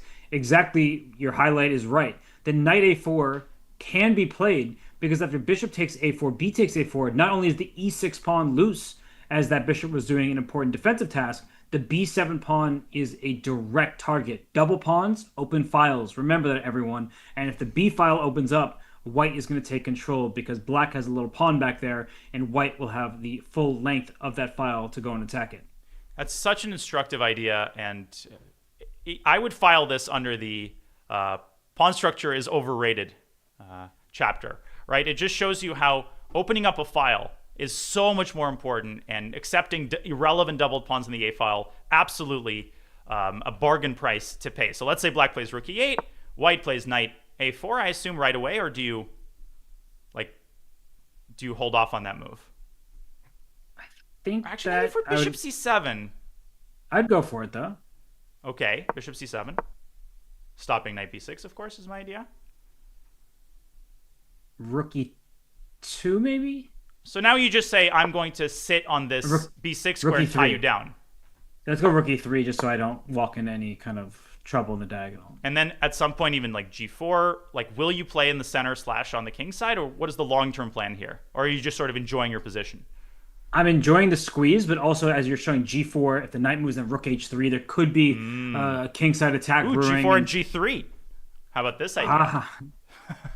It feels a little bit slow, but that would be fun to It's like orchestrate. the human centipede. I mean, just the double pawns inching one square forward like a Roman legion. Enough bad analogies.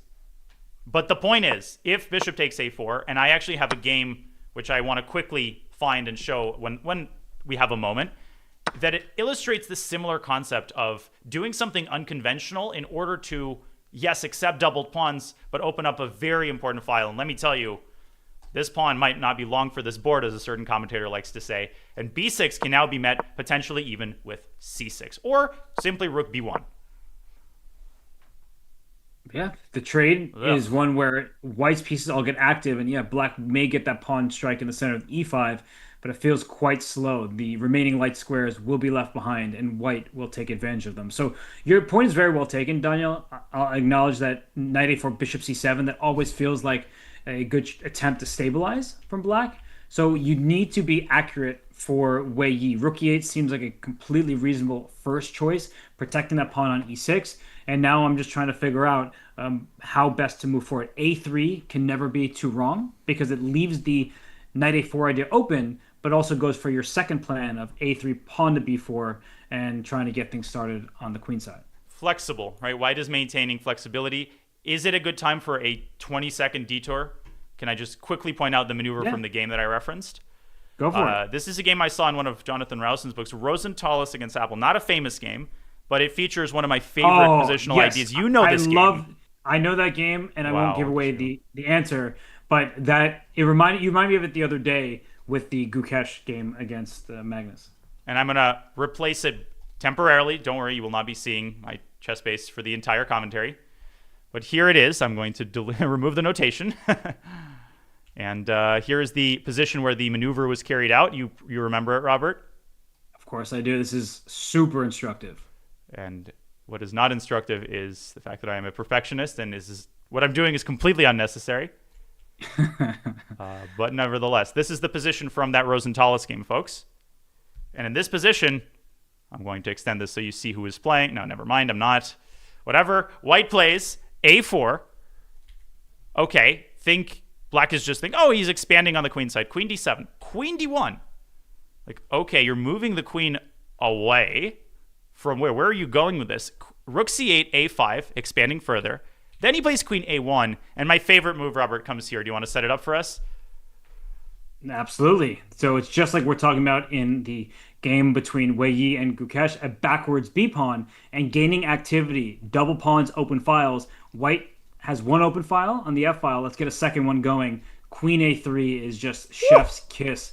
Yes, I think it's a great example, Danya, as you like to say. Pawn structure is overrated because weak pawns, if they're going to be weak, they need to be in striking distance to be attacked. It's very difficult, in fact, impossible for black to attack them. And I think going forward in this game, there's another bad pawn structure move coming up here with the trade being offered. Just what I was thinking. It's the move rook to c5, another amazing move. Carving out the d4 square for the king. Just look at the mastery of positional ideas demonstrated by the Lithuanian grandmaster. When the king reaches d4, this is totally unthinkable. So his opponent was forced to just allow that. And the other rook comes to b5, using the pressure on d5 to force him to play rook takes c5, a6, and rook to b6 is the cherry on top. Wow. What a game. This game should get a lot more love than it receives. It's not totally unknown, but black resigned in this position. Black resigned a pawn up because everything is falling here. d5, a6, and black will lose what shreds of humanity are left. And the final position, by the way, is another great example of how controlling certain pawn pushes is essential. White's pawns can go forward, c6 and e6, and d5 is going to drop.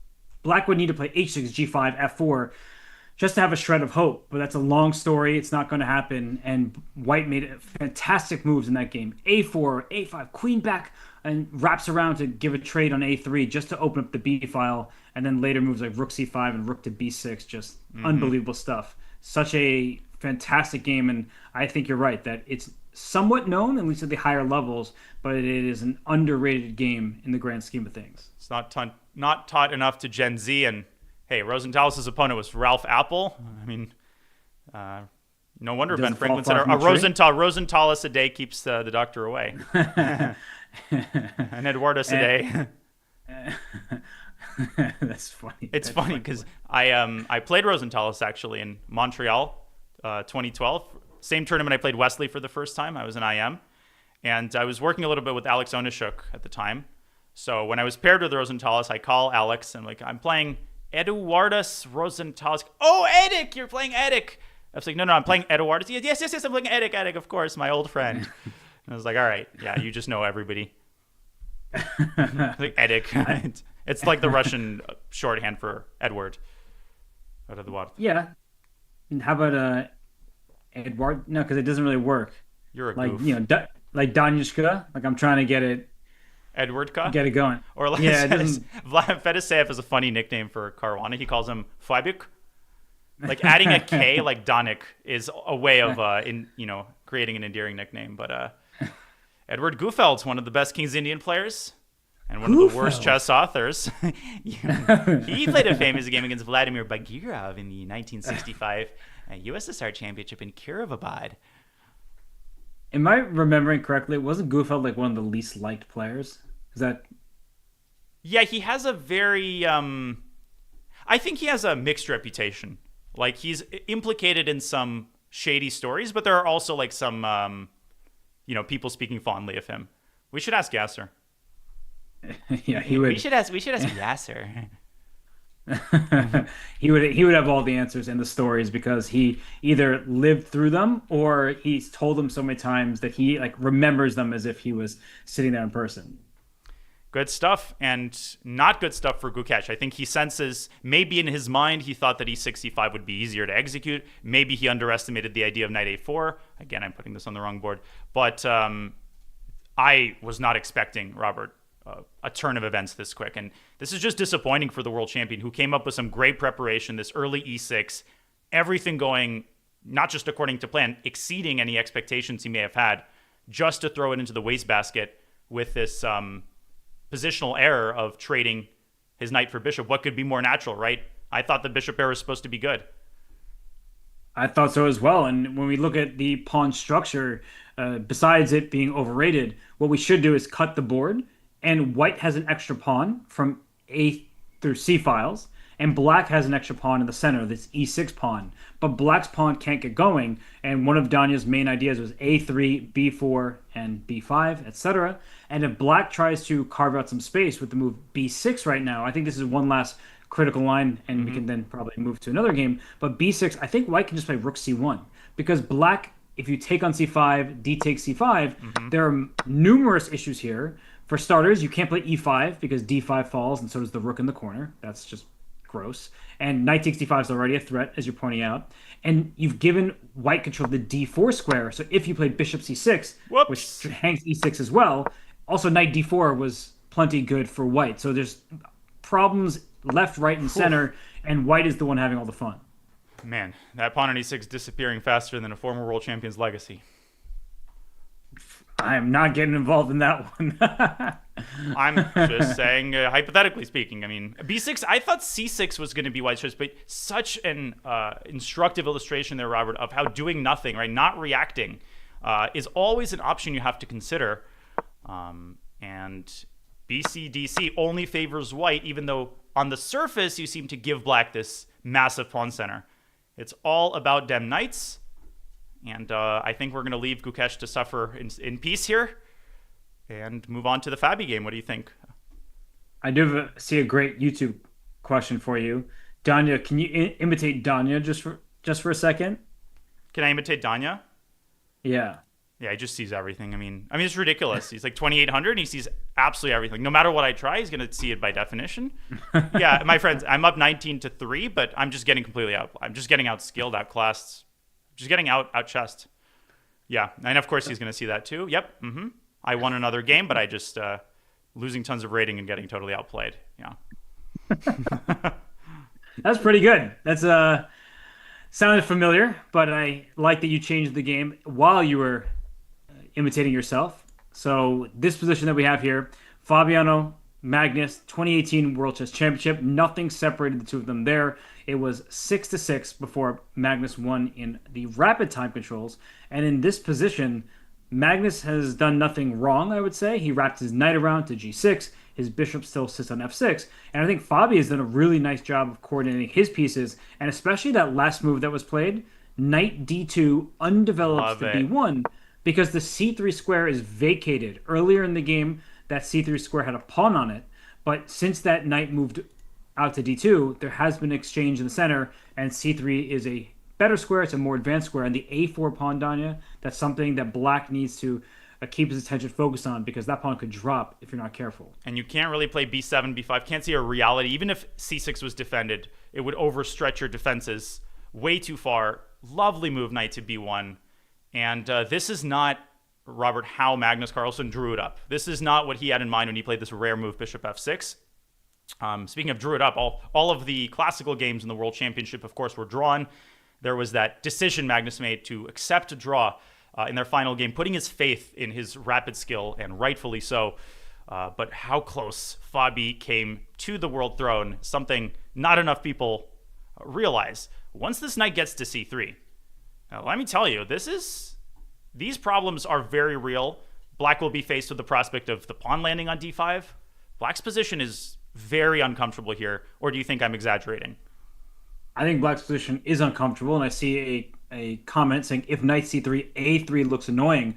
And I agree with you on one hand that the pawn a3, that could pose some problems, but that if Black puts a pawn on a3, that pawn in the long run is going to be within the sight of White's pieces, and it may be overextended. And even the pawn a4 is problematic because to protect it with another pawn, as we know, a pawn's best friend is a pawn, b5 is not happening for Black because c6 is about to drop. So to keep your pawns protected and feeling good, you're going to have to work really hard as Black to use a heavier piece to keep it defended. Two things. First of all, this is a really interesting glitch that I'm seeing with the engine giving the same move as the top and the second recommendation with same line leading to two different evaluations.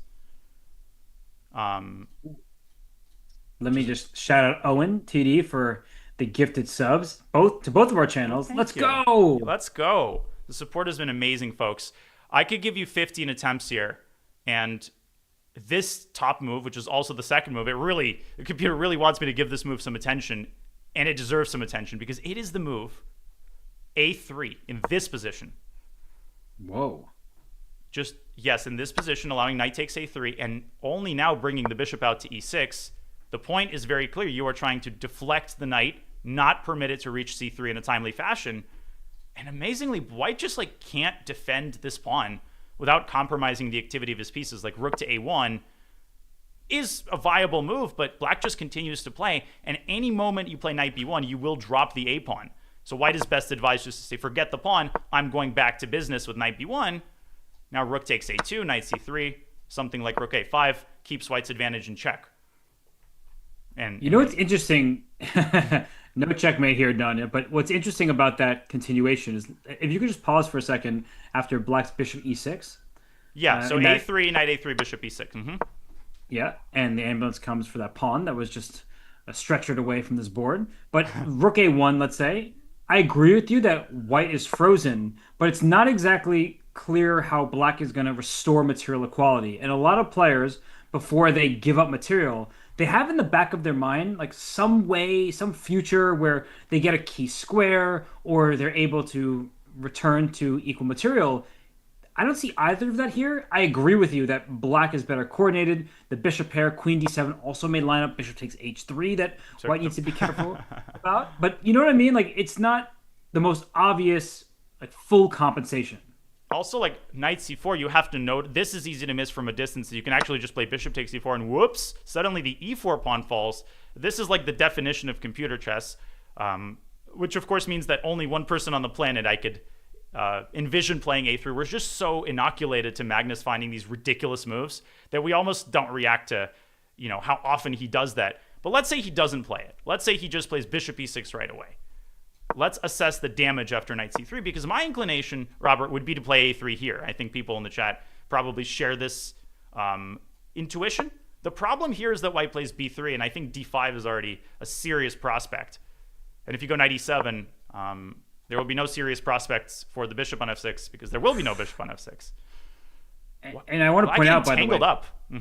that a3, White could still play b3 in the live position, right? So it's not like White has to take that pawn over there. And that's what makes the move a3, I think, completely inhuman, is that to start with, that a3 could be captured by the knight in the game position. And alternatively, White can just ignore that push, and well, it's not ignoring it, sorry, push through it, a3, offers on with b3, and then are you actually happy that that a pawn has gone that far? Well, I think we should. Only one person would find A3 here and push the pawn up the left side, and his name is Dr. Flupo, Dr. Blooper, Dr. Loophole. You always find the loopholes, don't you? Just so you can get a The pun in. loopholes and deductions. I mean, all these puns are very taxing. Let's get serious. Fabi is better. He has a serious shot here, and I think that he really, really, how much that would do for Fabi, who loses round one, then immediately seizes the tournament lead 2 rounds later, and just as hungry as ever. You feel this hunger in Fabi's play. Even as experienced as he is, Robert, how impressive it is that he keeps coming back for more, and his hunger for the world title, if anything, has only grown. And there's one mistake you cannot make about Fabiano, and he got pummeled by Magnus in that Speed Chess Championship match. I think it was like 22-4. It was very one-sided. But Fabiano believes in himself. When it comes to classical chess, he truly believes that he can hang with anybody on this planet. And his rating at the moment may be 2776. It might be 2840. It doesn't matter. He truly believes that when he's in form, and he's proven that he can, right? That And when he's not playing a Title Tuesday. Exactly. But Dunne, the 2014 Sinkville Cup, that wasn't a fluke. It wasn't a joke. Is he going to win 7 games against Super Grandmasters in a row ever again? Probably not. But the point is that he is capable of taking down any player, and he believes that includes Magnus Carlsen. Magnus has a lifetime score against him that is clearly in the number one's favor, but Fabi has beaten him on a number of occasions. And in this game, White is clearly for choice. And I'd also like to point out the clock, Danya, because Magnus 55 minutes to Fabiano's hour 7. This feels like a much easier position to play for White, and so that lead on the clock will also help his winning chances. Absolutely. Fabi, of course, known as the OG opening expert for so many years now. He's maintained that reputation, and I've had the honor and privilege of prepping the black pieces against him twice, and people remember the second game, but they don't remember the first in 2017 when I played a French against him, and I didn't do that again. Next time I decided to push that pawn 1 square further. Fabi, encyclopedic knowledge, perfectionist, but in the best possible way. He is a scientist who really just tries to get down to the essence of the position, which he succeeds in more often than not. Yes, and his preparation is undeniable. It's fantastic, and it's also not just memorization. I think people like to take swipes at Fabi in particular. We've heard Daniil Dubov, essentially say that Fabi's not talented, and other people have said that. It's ridiculous. He is an exceptionally strong player in all time controls, and he's actually been getting better at quicker time controls, which has been interesting to note in more recent years. So let's maybe... Yeah. That whole Dubov thing was so uninteresting. I couldn't find the will to... It was like, he's obviously talented. Can we just move on now? It was. What do you think about Dubov's statement about is Fabi really not talented? It's like, folks, really?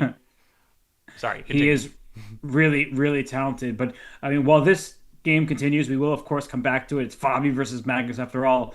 I wanted to draw our attention, Danya, if it's okay, just for a hot second, to a change in the nature of the position in Muzichuk against Ju and Jun, because that game, it was locked up. It's not like it was that scary, but I think you'll agree with me here that Anna Muzichuk has done something incredibly clever and something that most players wouldn't even have thought of. And it perfectly fits our theme, doesn't it, of accepting the damage of the pawn structure in order to open a file. Isn't it crazy how just when we talk about it, we show the Rosenthalis game, exactly at that moment, Anna Muzichuk, a move earlier, played this move, bishop f1 to d3. Now, people might look at this and say, okay, reasonable, you're going to go queen takes. Nope. C takes d3, Robert. This is, of course, the move I think you're referring to. Yes, just doubling your own pawns, isolating them, in fact. But what have you done? Double pawns, open files. The rook on c1 is happy. After knight e4, you'll take back with that d3 pawn, and no longer will your pawns be doubled. And I want to point out that black's pawns on h5, without a knight on f6, that pawn could become a target later on. A queen a7 will always be available if that rook moves from a8. So I think that black is trying to defend all of the weak pawns, namely c7, and the weak squares, namely a7, but you might be dealing with a little bit too much if you're not careful. Lovely idea of knight e4. Black might have to go back to e8, not a move you play if you're comfortable with your position. And also, if you play rook e8, that square will be occupado, and we will get to the Hikaru game momentarily, folks. I'm aware of the developments there. Some very interesting developments as well. But if you have to go for the trade and correct white's pawn structure, you don't even have anything to suffer for. And queen b4, white has kept the perfect piece balance, queen and rook on the board. You called this earlier, and look at this, like queen b4, queen c8, queen takes d6 maybe. If you play queen to b8, I'm looking at like rook c6 and rook takes a6. Our rook might not get out of there, but I think people get the point. This is a long-term squeeze, and Ju and Jun will be suffering here, suffering for a long time if she wants to earn that draw.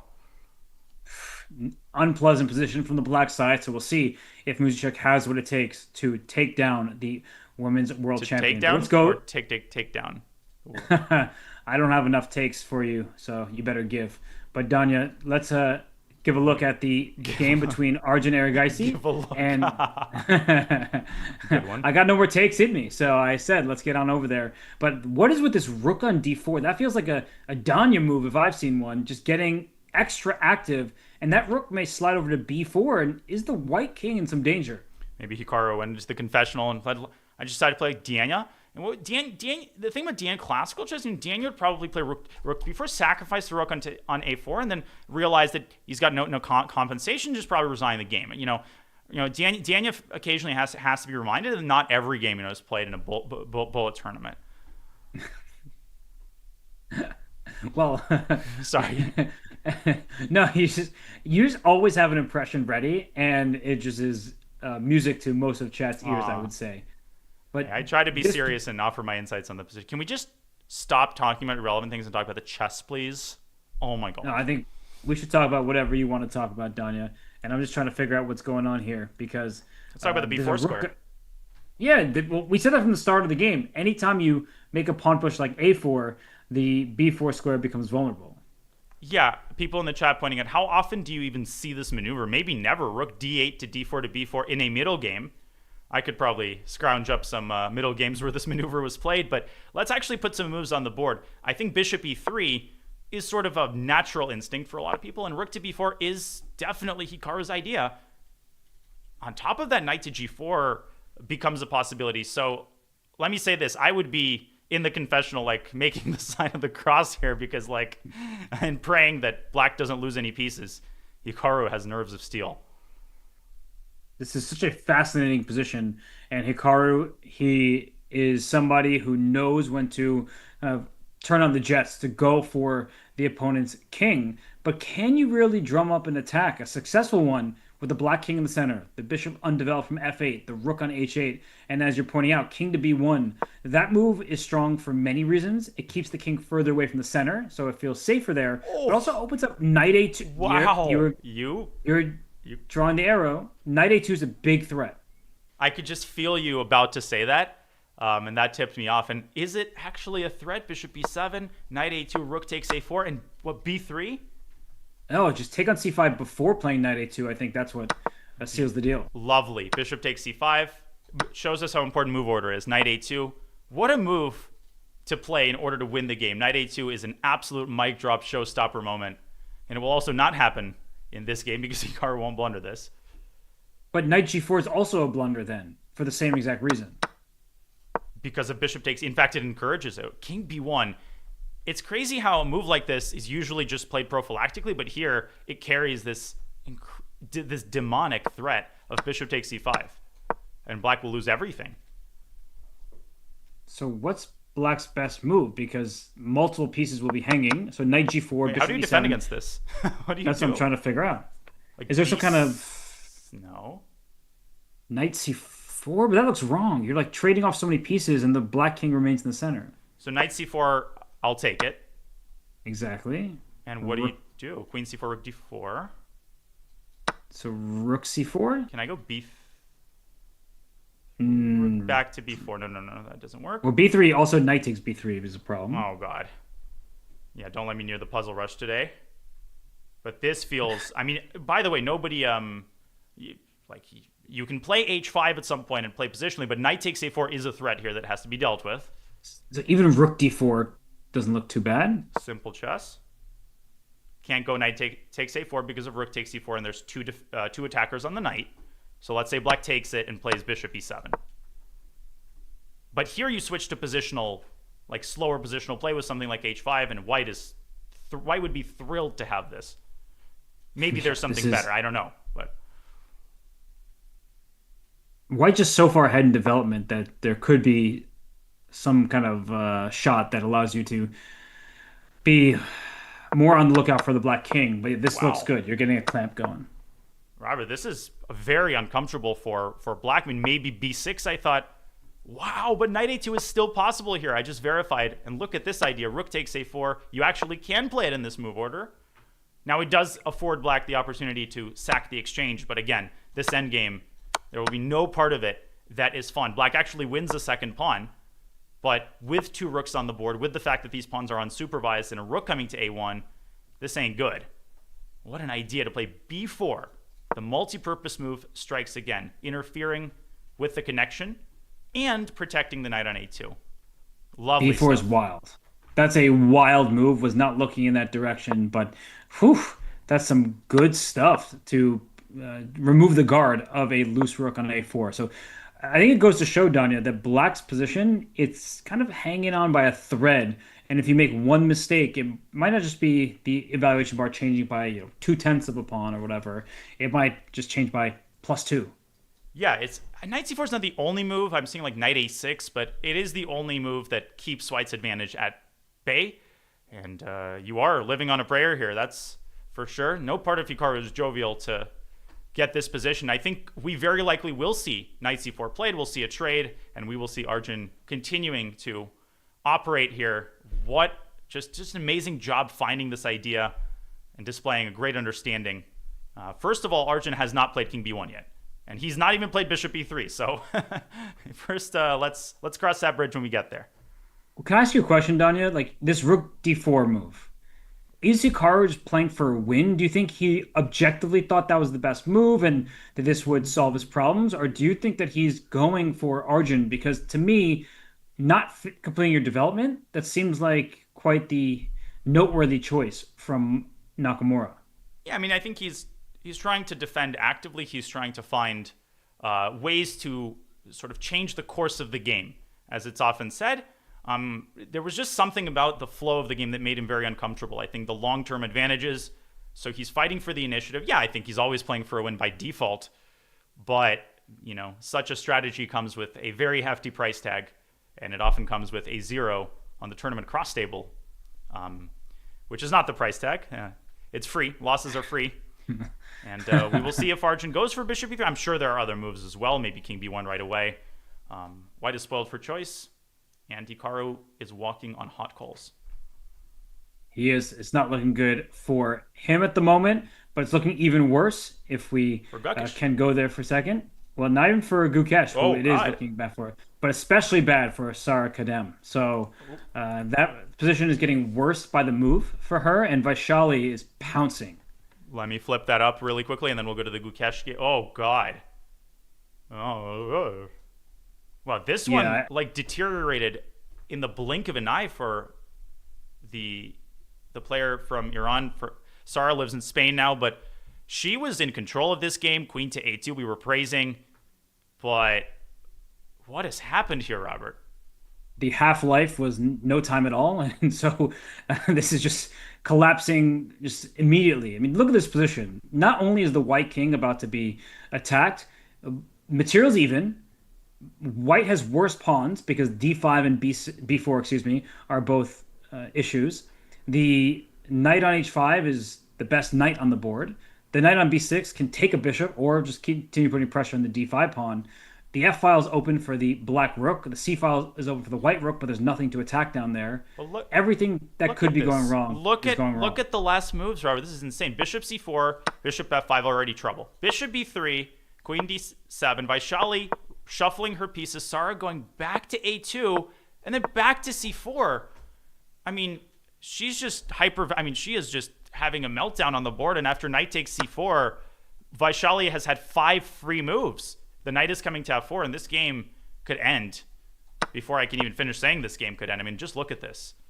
It's actually what, King H8, Bishop takes F5, Queen D7, No, Bishop D8, and literally Knight H5. five. I wasn't exaggerating. She has had 5 free tempi in the time that Sarah has played Queen A5 to A2 and Bishop C4 to B3 back to C4.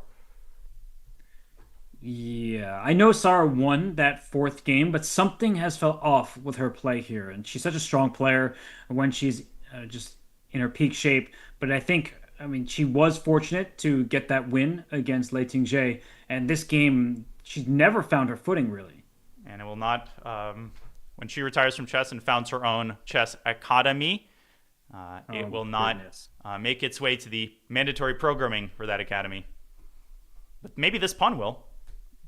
That was bad. I can't give it to you, Donna. That wasn't good. Yeah, I'm feeling quite Sadat about that, but it's terrible because you have to know her full name. I'm not talking about Yeah. Anwar Sadat. I'm talking about Sarah Sadat.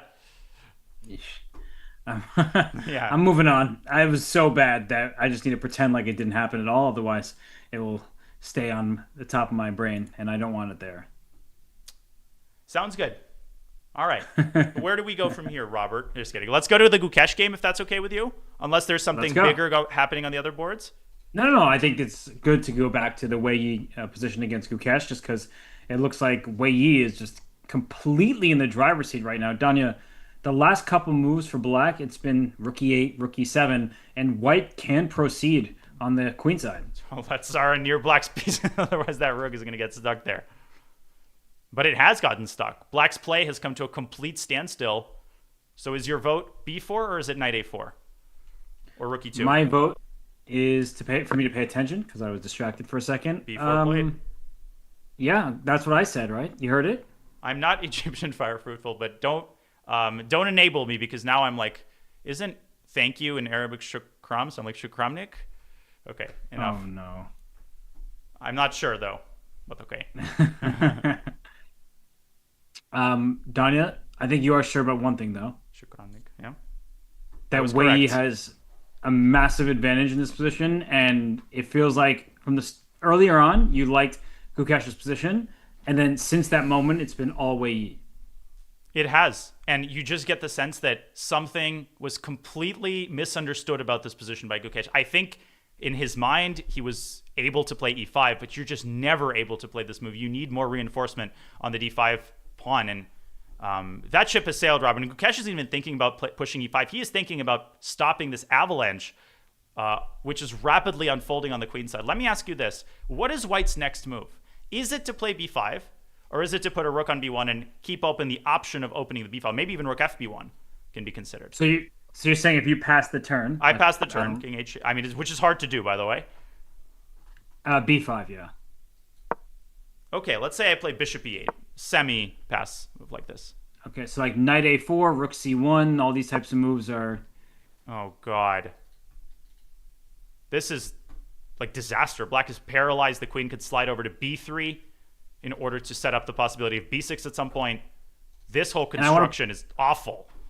I want to point out that like knight a4 could allow e5, so I would have to actually calculate these moments here. But you can prepare it because the queen side isn't going anywhere, and White will have all the fun there. But the point I was thinking about is even here, like a situation where Black plays e5 in the quote-unquote ideal scenario with the queen on d8 unprotected, there's so much tactics here. Like here, e4, rook takes e4. I'm just giving examples so people understand the gravity of the situation for Gukesh. I think the situation is dire, and he has a single tempo with which to work, with which to either slow down the progress of this avalanche or find counterplay on the king side or in the center, maybe g5.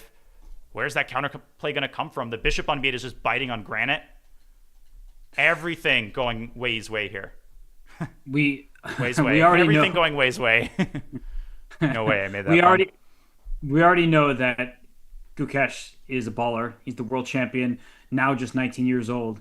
But I mean, I feel like if I were playing the black side of this against Wei Yi, I might just tip my king over. I just don't see ideas. I obviously wouldn't actually resign.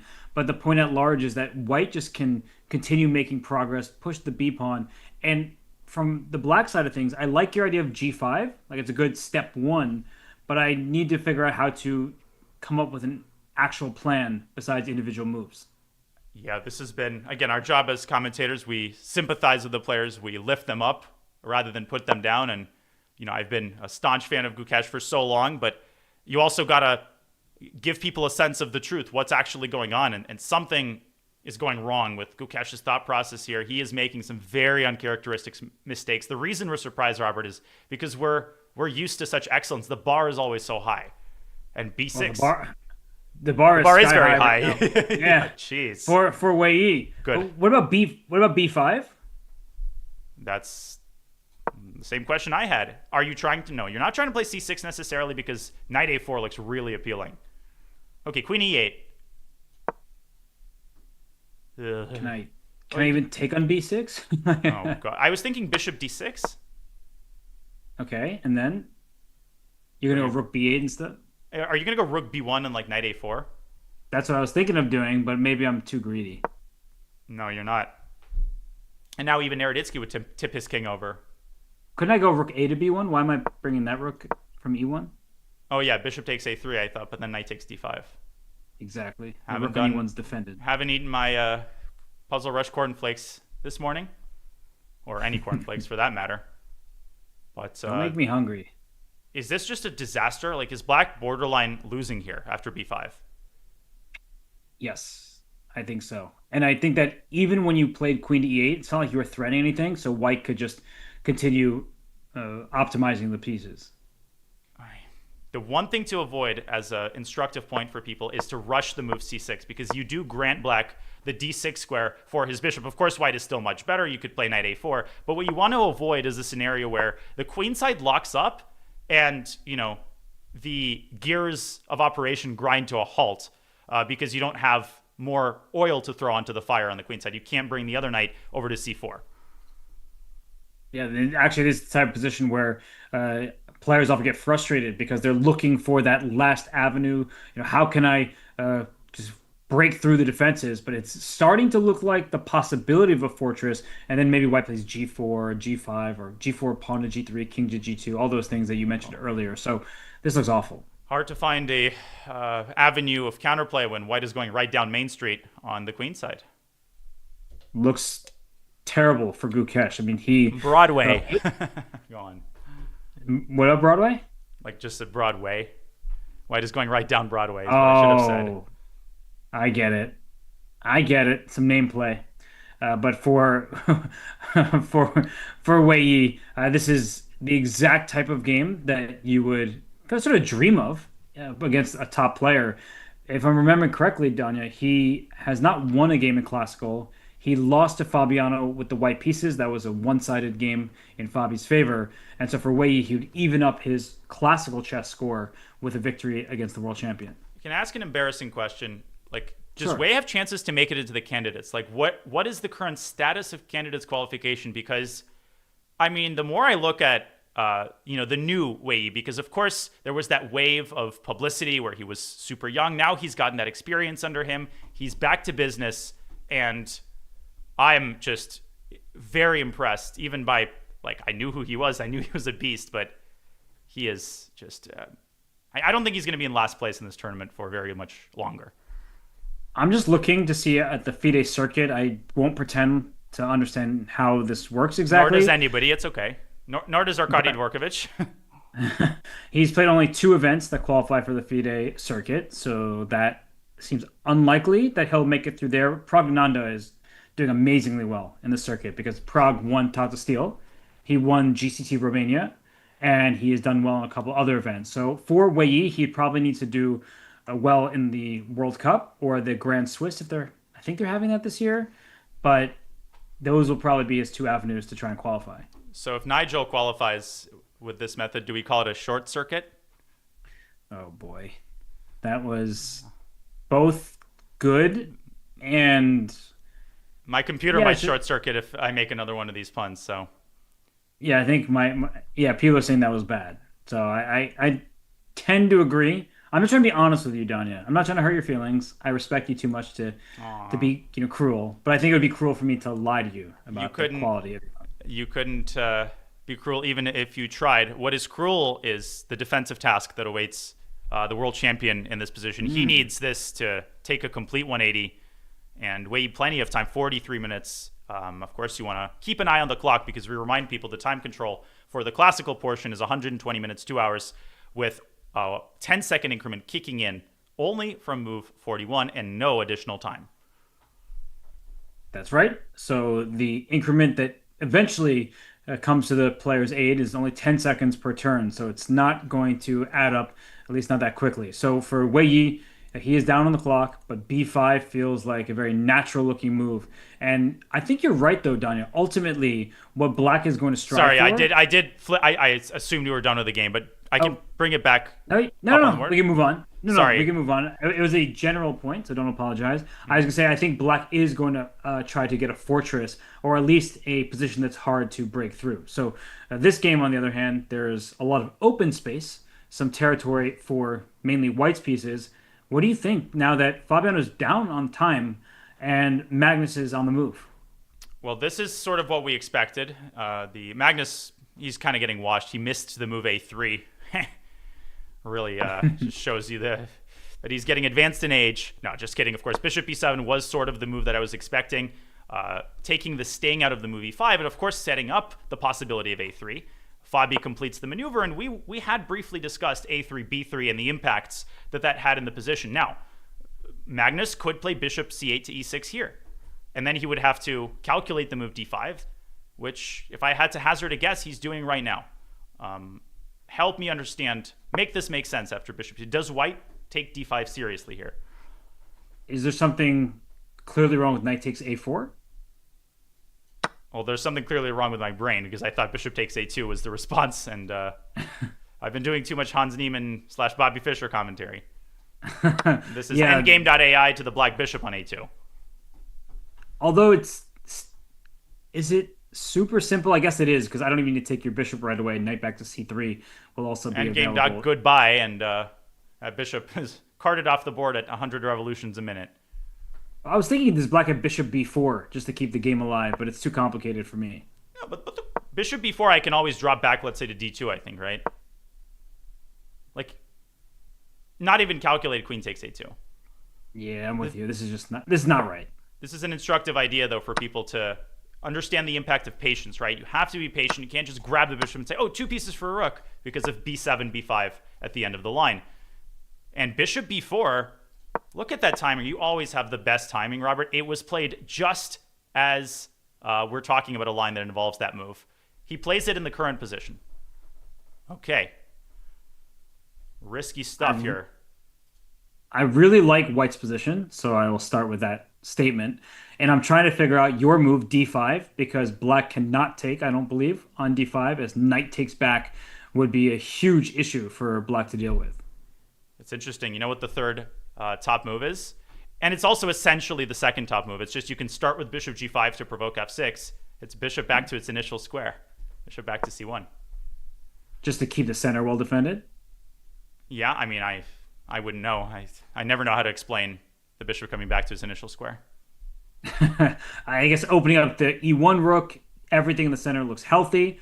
That's a difficult move to play. I would say my move candidates, well, you told me bishop c1, so now I'm thinking about it. And d5 played quickly by Fabi. I was going to say the other move candidate was pawn to a3, which I see Fallen said in the chat. So some good suggestions are coming in through the chat. Yeah, don't tell me you didn't get that reference, chat, to the famous bishop c8 move. I mean, Black's bishop never left c8.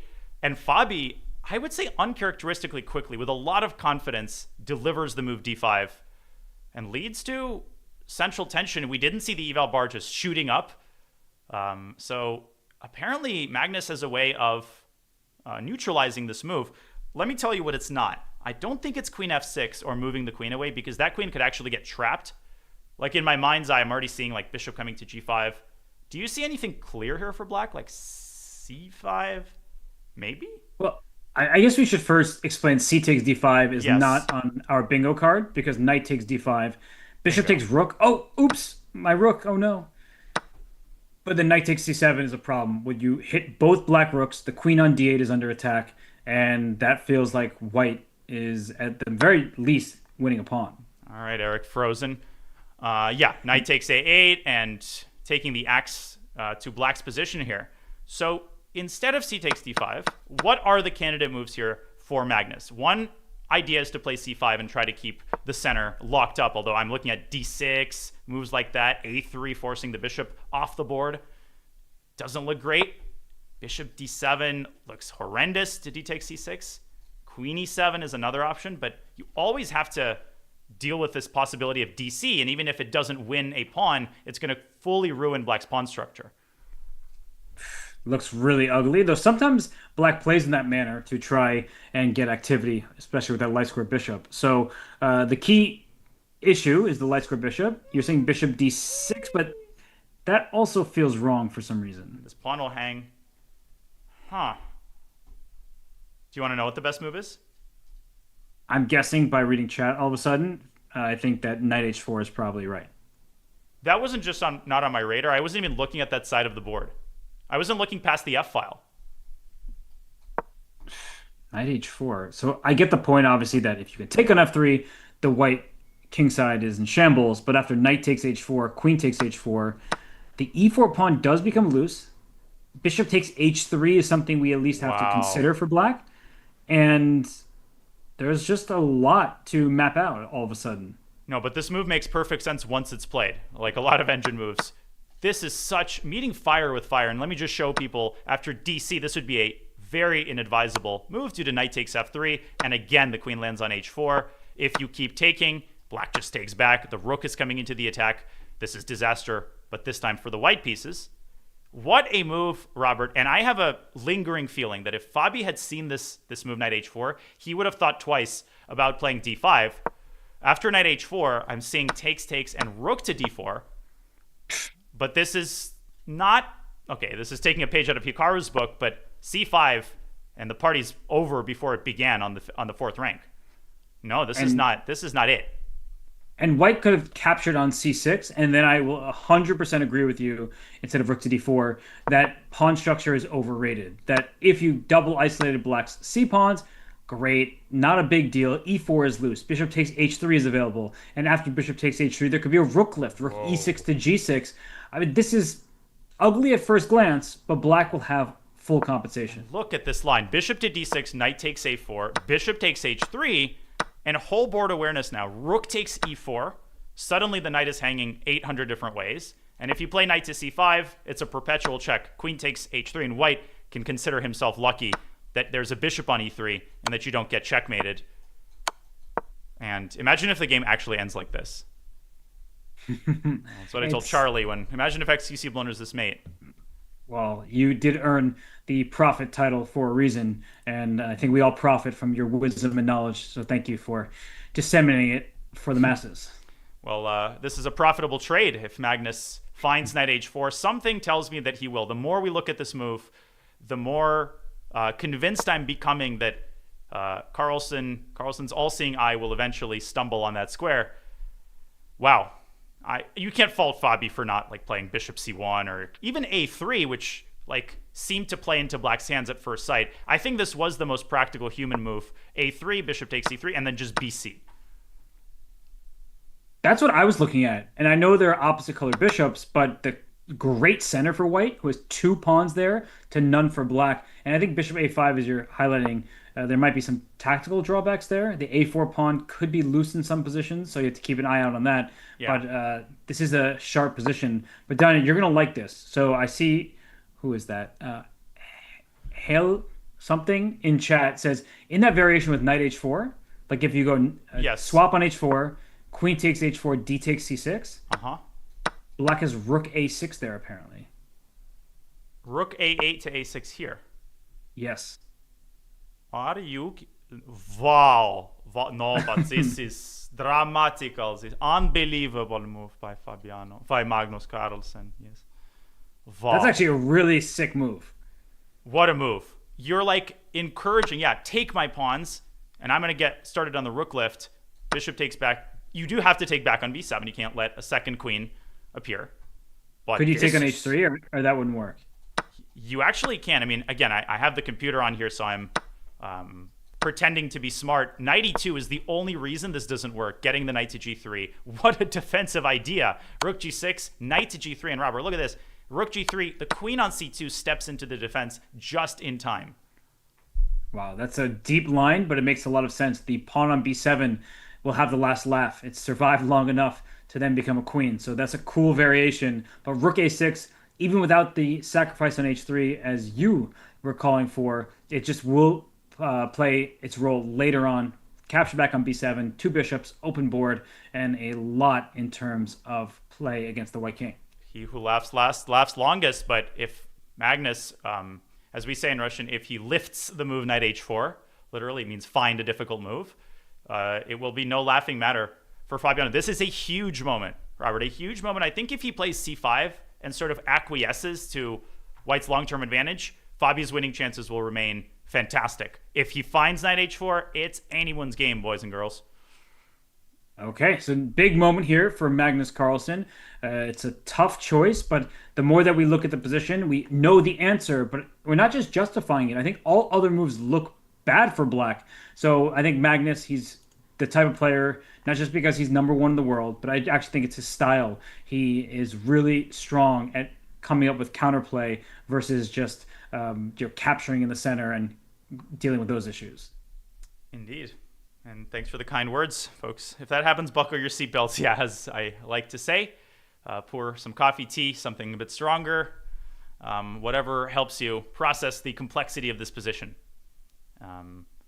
In the case of Wilhelm Steinitz, in his first World Championship matches, I think it was like whiskey and lemonade, which is the most like 1800s thing ever to drink during a World Championship match.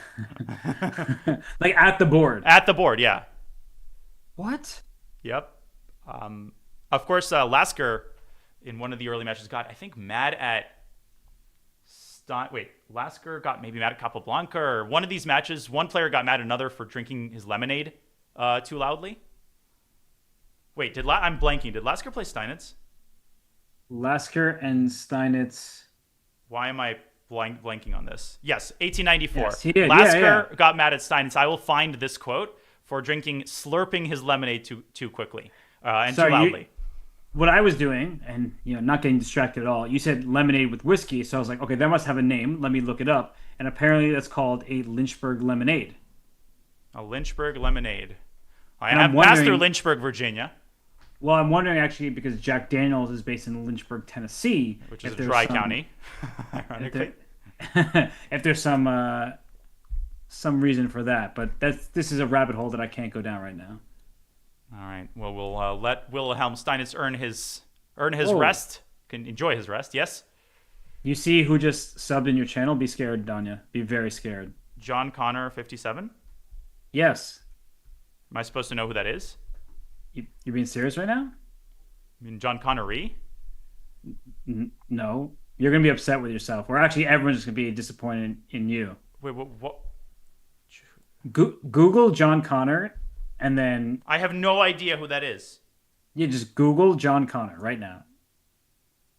Is an American rapper and record producer. No, not that John Connor. I don't even know who that is. How do I even spell it? Like JONCONNER? Okay, here, do something else. Google The Terminator. I have never seen The Terminator. Well, I guess this is you showing off your youth. I mean, I know it features Arnold Schwarzenegger. That's all I know. That's more than I feel like. Sarah Connor. Wait, who is John Connor? It's the main protagonist in Terminator. What do you mean, who's John Connor? The protagonist. I thought you were talking about an actor. Okay. No, cyber not an assassin, actor. Sarah Connor. John, future son. I see. JOHN. Got it. Yes. The person who subscribed is JON. But do we think that JON John Connor is actually named John Connor, or JOHN Connor was taken and they just wanted to pretend to be the Terminator? In the chess player 1 taken. Chess player 1, 2, 3. You may not use a password you've previously used. Chess player 1, 2, 3, exclam, exclam, exclam. You must use between 2 and 4 symbols in your password. Yeah, see, John Connor says John was taken. What a surprise. It's like, oh, I want to buy the domain name pizza.com. Or chess.com, for that matter. It's taken as well. How much do you think pizza.com sells for right now? Can we find this? Pizza.com domain name price. Let's see. Man, this is so late 90s. Such a late 90s thing to do. What? Okay. Is it available? So, no, but it sold in 2008. And guess how much the domain name in sold 2008? Yeah. I'm going to guess $100K. Okay, chat. I'll let chat Okay. guess. I'm sure some of them will Google it. No, not 15 million. I mean, 2008. Yeah, probably more than 100K already by that point. The internet was well established. Maybe 500K. I'm waiting. I'm We're waiting. getting a Okay, we got. mill. Wait, you got a hype train, I think. I do have a hype train. I still don't understand. I get like it comes with bits and subs and stuff, but I don't really know exactly how many are required to start it or to keep it going. I do know And that Magnus didn't find Knight H4. Queen E7 was played, and I'll just give you the answer: 2.6 million US Whoa. dollars. And he bought it for 20, the person. He bought it for 20. What do you mean? The person bought pizza.com for $20 and sold it for 2.6 Oh million. my! It's like the freaking guy, people who bought 8 million Bitcoin for like $1 a piece, and then like used it to buy like 20 Bitcoin to buy a pizza. And it was all premeditated. This was very smart investing, buying pizza.com. It was all part of this illustrious plan to make tons of money. It was clear from the beginning. Oh, mama, or should I say, oh, papa, Papa John Connery. Okay, enough. Whoa! That was really well done. I'm going to give you, you deserve a lot of credit for Just that. watching the dominoes fall. Oh my All right, let's goodness. deliver some commentary to people. Queen E7, what do we make of this move? Because he does go for the, like, Magnus understands that DCBC is not the end of the world, but he might not be able to reach an Armageddon if, okay, I promise I'll stop, unless things get better here for him. Your initial takes here. Queen E7, he's allowing the capture on C6, and perhaps he's saying that, as you hear the ambulance go by, apologies everybody, just a normal day. There's here my in commentary career. Yeah, it's ready to wheel me away. But Queen E7, I actually don't mind it at all. I understand now that Knight H4 was the better option. But if the worst that happens here is pawn takes C6 and you just recapture, and the light square bishop now has new territory to work with, it's really not the end of the world. What about knight to d4 here? What is your response to this move? Just So trying to knight hit d4. c6, maybe access f5, fight for the initiative here. I think that you're making a very good suggestion, and I'm wondering if Black has. Queen f6, though. Yeah, queen f6, and there's no longer this bishop g5 motif. I was actually thinking in the Naroditsky style, and I was wondering if instead of Queen f6, you could play a move like Knight h4 and just like go for the checkmate on the king You side. know how to bring a smile to my face, Robert. What a sick idea. Queen e6, knight b4, knight g2. Woo! And if king g2, go. draw. No, I actually was thinking, oh, it does not work because your king runs away. I was thinking that instead of Queen e6, Queen f6, and then bishop takes h3, but I don't know if any of this would work out because you So it's a knight probably have d5. many ways to defend. That's really frustrating. Oh, and look at this. Suddenly, it's white who delivers the checkmate after knight e7 check. And this is the problem when you keep your bishop on its initial square. The rooks aren't coordinated. In any situation, you might suddenly have to deal with a back rank problem. This is a very important tactical theme for people to be aware of. So, fascinating complications. Knight to d4, though, is strongly met with queen f6. Actually, bishop c1 here is a pretty intuitive move for me. I know it's a meme, but to me, like opening up the rooks, tucking away the bishop, as Eric Hansen says, makes some sense. It definitely makes sense, but I kind of regret allowing the light square bishop out. So I feel like I would want to make that move with my pawn still on d5. Does that make Daniel, please take your meds. It's too late for that. Shouldn't have learned chess if I wanted to be sane. Well, I think that, Don, if we back up just a turn, Yeah. like instead of d takes c6, can we just leave that tension? I do think the tension favors white because the bishop on c8 it doesn't have an active square to develop to. And what would be your choice? Like the immediate bishop c1, a3? One of those options, both of them sound good to me. What I like about bishop c1 is that it prepares e5, potentially, in some cases. And once that move appears on the board, your point is well taken. I don't see a scenario where c takes d5 is something to worry about. I don't even see a scenario where c5 is something to worry about, especially not here. If white establishes these pawns, we're grooving. Gross. That's just too much play for white, and black is struggling just to finish the development. Are you surprised that knight h4 didn't appear on the board? Of course, it's hard not to be biased because you see the move and you understand why it's good. You can't unsee it. And it starts looking are appearing more basic and more basic until like it's the only move. Like how can you not find such a natural move? Whereas before it wasn't even on my radar. Yeah, I'm wondering, in the post-mortem, what Magnus will have to say about that. Because when shown, he'll be like, of course, how could I not play that active try? And at the moment, I wonder how concerned he is because it's not like White is about to win a pawn or win some kind of piece. The king is safe for both sides, but White just has much more control. So it is unpleasant for Black, but maybe Magnus isn't overly concerned. Yeah, Magnus hasn't been in the best mood, it seems, this turn. He hasn't had too much to say. You can't blame the guy. He's lost 2 Armageddons in a row. And he just, I don't know, hasn't seemed to be enjoying himself all too much thus far. And he's certainly not enjoying himself in this position. Which is funny to say because Magnus, if I remember correctly, he won against Gukesh, he won against Arjun, and he's drawn against Hikaru and Wei Yi. So classical chess, which is, often said is his least favorite, he's doing extraordinarily well. Yeah, he's quietly gaining some rating, I think. Let me check. He's gaining 6.97 rating points. What? 2837 plus 7 is, that's like 7 million if you're, 1800. Yeah, he's trying to get back to 2900, his stated goal that he put aside for at least a little bit, but maybe impending fatherhood means that he wants to go back there. Well, we'll probably leave him alone to defend this position. I think Papa Magnus, he will at least put up a very staunch resistance. Fabi has lots of work to do in this game, could absolutely still turn around. This isn't the situation where, it's a 2-result game. Okay, A3, hitting the bishop by Fabi in the meantime. Perfectly reasonable move. The exchange of dark square bishop for the knight. I think White gets activity, pressure on the c-file. So, Danya, I do like what Fabi's doing. That one miss, knight h4, I was trying to say that it wasn't as big of a deal as maybe you initially thought. Now I actually take it back. It feels like White is having all the fun, and Black gets nothing resembling the counterplay that he would have had he found that knight maneuver. I promise we won't go down the rabbit hole just because we want to give the other games some love. So very quickly, I'll point out that bishop to d6 would be my instinct inclination, just keeping control of the dark squares. We talked about sacking some queenside pawns potentially, but this does run into some nasty stuff with e5. I don't see a way to make e5 work, though, so it's a big decision here for Magnus. Yeah, it's not a straightforward position at all, and there are many options here, and all of them look better for White. It's about what looks the least bad. Is there... Yeah, bishop f4, queen e1. You either allow this or you allow this.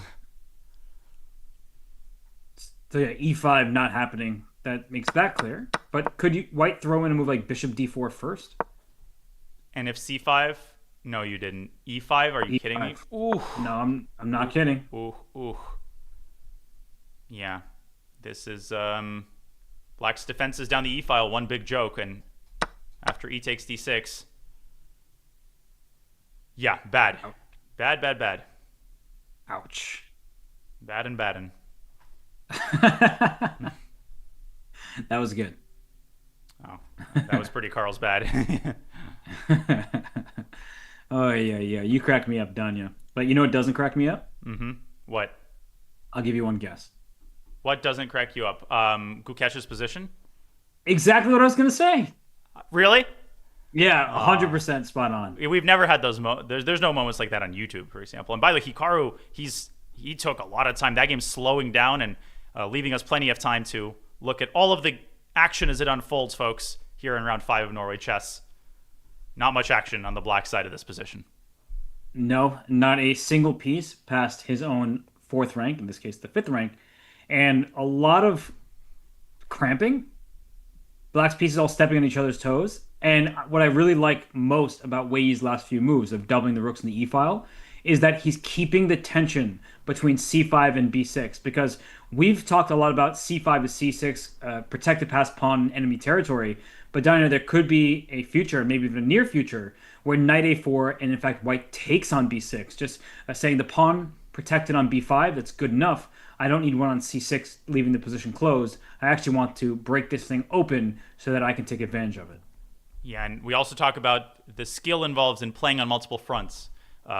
exploiting all of the pressure points in your opponent's position. Being able to understand, okay, I need to play on the queen side for this amount of time and then switch. That is an art. Again, Wei Yi, he's the flight engineer, and he's the stewardess, and he's the pilot. He's all in one. He's aware of everything that's going on the board. And he did just that, Robert. He attacked on the queen side and switches, hits the e-pawn, cramping black even further. And of course, after bishop f7, lots of work for white remaining to be done.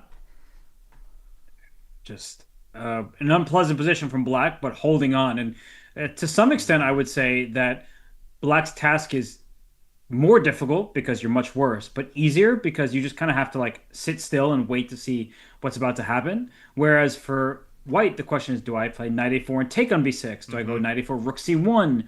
Will I allow e5 now that the bishop's on f7? So that's something that Wei needs to keep an eye on. Is e6 to e5 for now is covered by enough white pieces.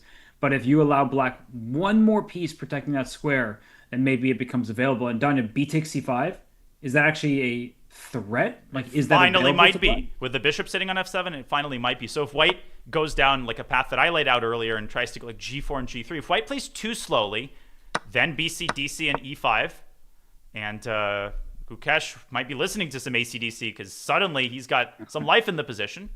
Mamma mia! Oh, that's Here we go again. Oh god.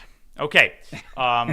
Bishop f7 is likely. I don't see any other reasonable ways to defend the pawn. But Gukesh is thinking maybe bishop g6 can be flicked in, actually. So, okay, this is disgusting. I hate black's position.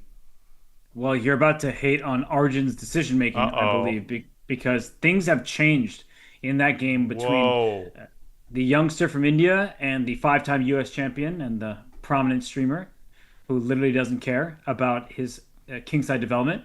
Danya, black is now up a pawn, but white is ahead in terms of development, in terms of centralization and coordination. Would you have grabbed this pawn f2 if you're Hikaru? I see the engine approves of it, so I can't question it from an objective standpoint. But practically speaking, do you feel like black's position is one where you'd be happy playing it? Yeah, if I didn't see the eval bar, you would have to force me with the knife to my throat to take the black pieces here because white's play looks so exciting to me. The knight coming to f5. The rook centralized. Black is temporarily playing without a rook.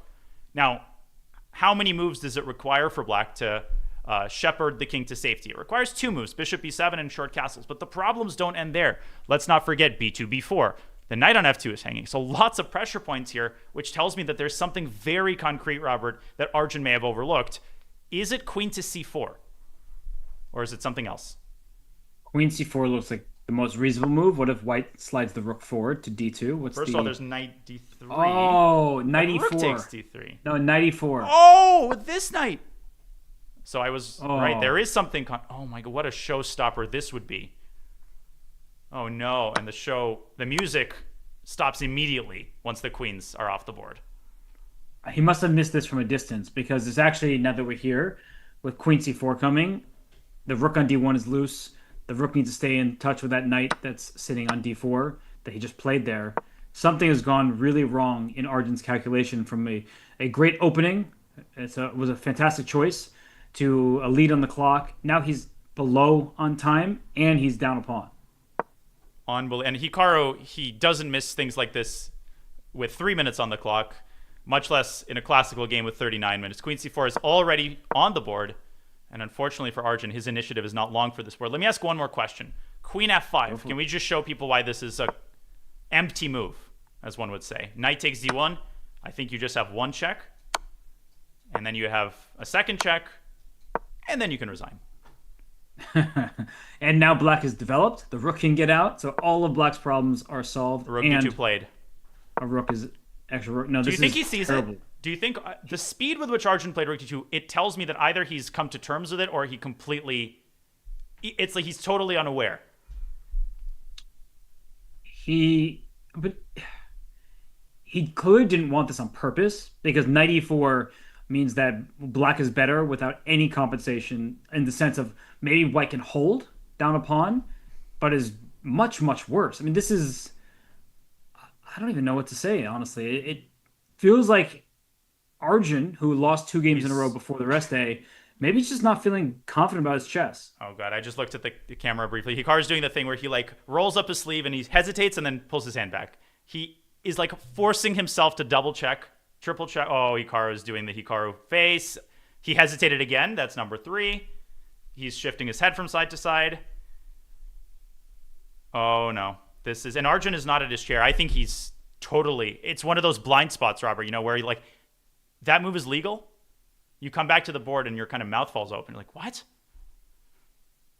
Not good. How bad is it after 94? Let's not overstate the case. That endgame down a pawn, look, I mean, obviously, I'm still processing the fact that this was a totally unforced error by Arjun, but does he have drawing chances? He does, and we can see that the evaluation shows that Black's not even a full point better.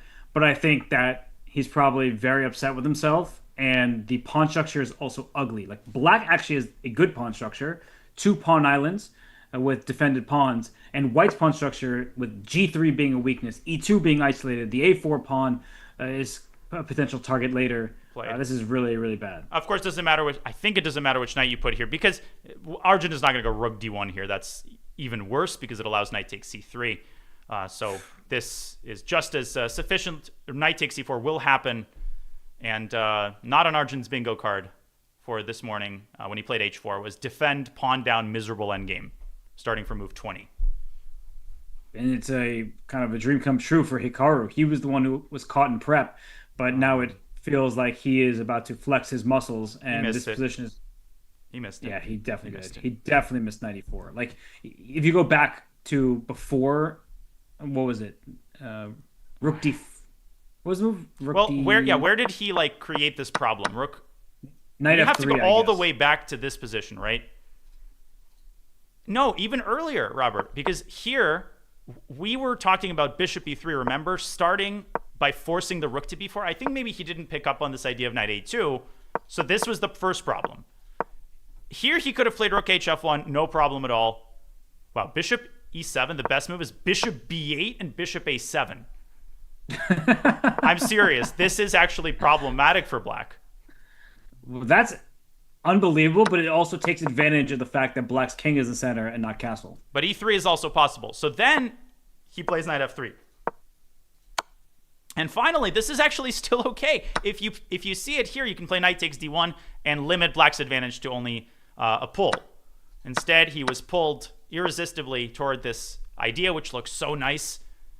And all of his hopes and aspirations have come crashing down. Okay, knight takes for exclam. Like, is this some sort of like sardonic? Like, does the engine have a dark sense of humor? No, and it's what a great move, Arjun! Oh my gosh. Well, the queens are off, and this is really bad for Arjun. I actually, think that if you like gave odds of how likely it is that Hikaru wins versus how likely a draw is, I think it's very likely Hikaru gets this game, despite the fact, as you were correct to highlight, that White isn't that much worse right now. I just think that the trajectory of the game is going horribly wrong for Arjun Erigaisi. And Arjun has to find it deep in his soul to just pause here. And the next few moves might actually determine the outcome, whether he has realistic chances. So king takes c2 is a move you could easily just quickly make out of tilt. But rook takes c2 is actually the way to keep Black's advantage in check. Knight takes c4, rook c4. You have this brief window of opportunity until Black has finished developing. And you have to use that window to create as much counterplay as possible, prevent Black from developing harmoniously. And Arjun's a consummate professional. He's blundered before. And these top players, they know how to correct course. But sometimes the psychological pressure of having to recover, doesn't matter what your rating is. It's incredibly painful. It's incredibly difficult. And you sometimes reflect on previous days and games where Arjun lost 2 in a row. And he's probably kicking himself right now, like, no, not another endgame against a 2800 player. And Hikaru, he is so good at making his opponents pay. Like, this endgame only is what? I can't read the number, like a 0.6 for Black? 0.7, yeah. But in Hikaru language, it's like much higher than that because he's just so good at putting on the squeeze. Well, in Hikaru language, he's up a juicer. And he definitely will squeeze the juice out of this endgame. But Mikhail Tal put it in that Q&A that I referenced early in the show so eloquently. he was talking about how he was playing, I think, Timon, actually. And during the game against Timon, he suddenly realized that the day before, we can all relate to this, he had a forced win against John Nunn in a game that he had drawn. And in Tall's words, he lost the game against Timon, he said, because simultaneous exhibitions of this kind usually do not result in success. Well, you didn't even realize what you did at the start of that story, by the way. You went from the juicer to the tea man. Which is another... Is this going to be a John Connor reference or something? No, but you said juicer. From the juice to the tea. Mm-hmm. Yeah, the T-man. Yeah, so, okay. Oh, T-man. Oh, I was like TEA-MAN. No, like the T-man. Oh, okay. Okay, there's a yawning abyss in between our conceptions of the English language. Yeah, I regret it. I tried really hard there. But I'm going to move on from this position in this game, and I think Arjun wishes he could move on from the mistakes that he's made. Unfortunately for him, he is going to have to battle it out. But it looks like between Fabi and Wei, they've got a nice advantage. Ooh, the game has changed a lot in Muzichuk versus Ju Wenjun. Maybe not as exhilarating as some other positions, but the white rook is free, the black queen is free if we want to head over to the... By the way, Vaishali is going to win like any second now. The situation is not getting any better for Sara. So if I can stop off at the gas station here really quickly and just show people how bad this is. Like something like bishop e4... Sorry, again, wrong board. I even pulled up the right board, and I'm still moving on the live board. Bishop e4, and sign me up for this, please. More of these positions. Well, I think everyone except for Sara would agree with that. She's not liking this one bit. Everything going Vaishali's way, and it's... if White defends this game, Sara's the ultimate miracle worker on the chessboard. Very good. All right, Ann Sullivan. Let's go to the Ju Wenjun game, and we have an extra pawn now as Ju Wenjun. Wait, can I ask you a question? Please. Are all of your references from before 1970? I mean, normally yes, but because I have to pay homage to my history. But I have seen cinema and plays occasionally produced after 1970. I am an old soul though. Yeah, you're hitting me with Ann Sullivan there, and. Yeah, that was just... I realized as soon as you said it, I was like, okay, these things super well. You hit us with whatchamacallit earlier, the painter. Now I'm drawing a blank. Hieronymus Bosch? Hieronymus Bosch. Yeah, exactly. Reference. You're drawing a blank canvas? And I will write your name. But let's take stock here for a second, and we can move on from this game. But Danya, when you look at this position, the engine off the side says White is better. Do you believe in that advantage? Because White actually has an extra pawn, if my math is correct, but the move f3, trying to solidify in the center, weakens all the dark squares, and Black will play h4, setting up for a drawing mechanism. I had a very similar type of situation in the World Rapid against Duda, where I sacked a pawn, got queen and rook versus queen and rook, and thought that I had perpetual, but turned out I didn't. How was this reached? So after d takes c4, the bathtub structure was gone because there was no bathtub anymore. It was destroyed. Rook c7, queen a5, rook b7, check, king h2, and rook e8. So black activates her rook. But here as well, Robert, after f3, you're pointing out h4, black is not technically threatening perpetual check. I think the bigger problem is that White's queen is essentially limited in its scope. And despite the extra pawn, you've got the d pawn holding White's pawn majority. White might not actually have an active plan here. It's such a good illustration, by the way, of how top players, they would rather be down material, in this case a pawn, and have active pieces. Before the rook swooped in and took c7 and b7, Donna, if we can just go right before that just for a moment, Black's rook had nowhere to go. Yes, it has the e8 square, but it's going to stare right into White's pawn there. Getting at. So yeah, b4 could have been the type of move played to keep the status quo, tell your opponent you have no activity whatsoever, and your c7 pawn, it can go up one square, but then the d6 pawn will drop. So you're just going to have to sit passively and deal with my activity. And I'm not shocked. We have been cautioning people against assuming that the slight advantage is necessarily going to be seamlessly converted. Ju Wenjun's an amazing defender, and she proves her mettle once again. In this position, maybe queen c3 could have been considered. So I think Anna... Okay, maybe she underestimated the activity. She also doesn't have to play f3. You said I should take stock of the position. Well, now I'm taking stock fish of the position, and queen to a7 might be, relatively speaking, the best chance. What a move. Wow. I wasn't looking there at all, but the f7 pawn is critical to the safety of Black's king. So that's a fantastic idea that I really didn't have on my radar. No queen f4 check, so Black has to give this check. f4. No, I would calculate to this point, be like, okay, material is equal, why is white better? This weird-looking move, rook f5, vacates the f7 square. Queen f7 is a devastating threat. Black has to go rook f8. Take. Actually, this time. And you're up a pawn in the queen endgame with some winning chances. Black should still hold a draw, but this will be really impressive find if Anna can come up with rook e7. Oh, queen a7, that is, sorry. Yeah, that's a really difficult move to play, and then we are talking about a chance to play for a win and some decent chances there. So Anna Muzychuk doing very well with the white pieces, still with the edge, but has to find a move like queen a7. Definitely a difficult one to find. Rook b4, by the way, if Anna doesn't want to take any risks. Rook b4, just protecting e4, also looks pretty decent. Yeah, Muzychuk to my ears, and she will... I mean, even f3 is not a big risk, honestly, so... Hey, the sound of Muzychuk, ringing out, and some great play from her in recent months. But Danya, I think we have to go back. Hess's commentary really is my favorite thing. Yeah. Oh, we have to go back to the Arjun game against Hikaru because another move has been played by Arjun. Yeah, every single turn. Tilt. It just he's not in control of this game, his emotions, I'm sure. And well, this is just knight a6. Knight takes b4, and if you push the pawn to b5, still knight b4 to d5. And to a top player, it's obvious that knight takes a4 is, of course, what he's hoping for. This is what is doing the heavy lifting for Arjun. By the way, I think I'll give myself a pat on the back here. He didn't pause for long enough. He played king takes e2 like emotionally, and you called it perfectly, right? Just not being able to adjust to the new reality. He's still, in his mind's eye, he has an initiative, but there are no pieces left.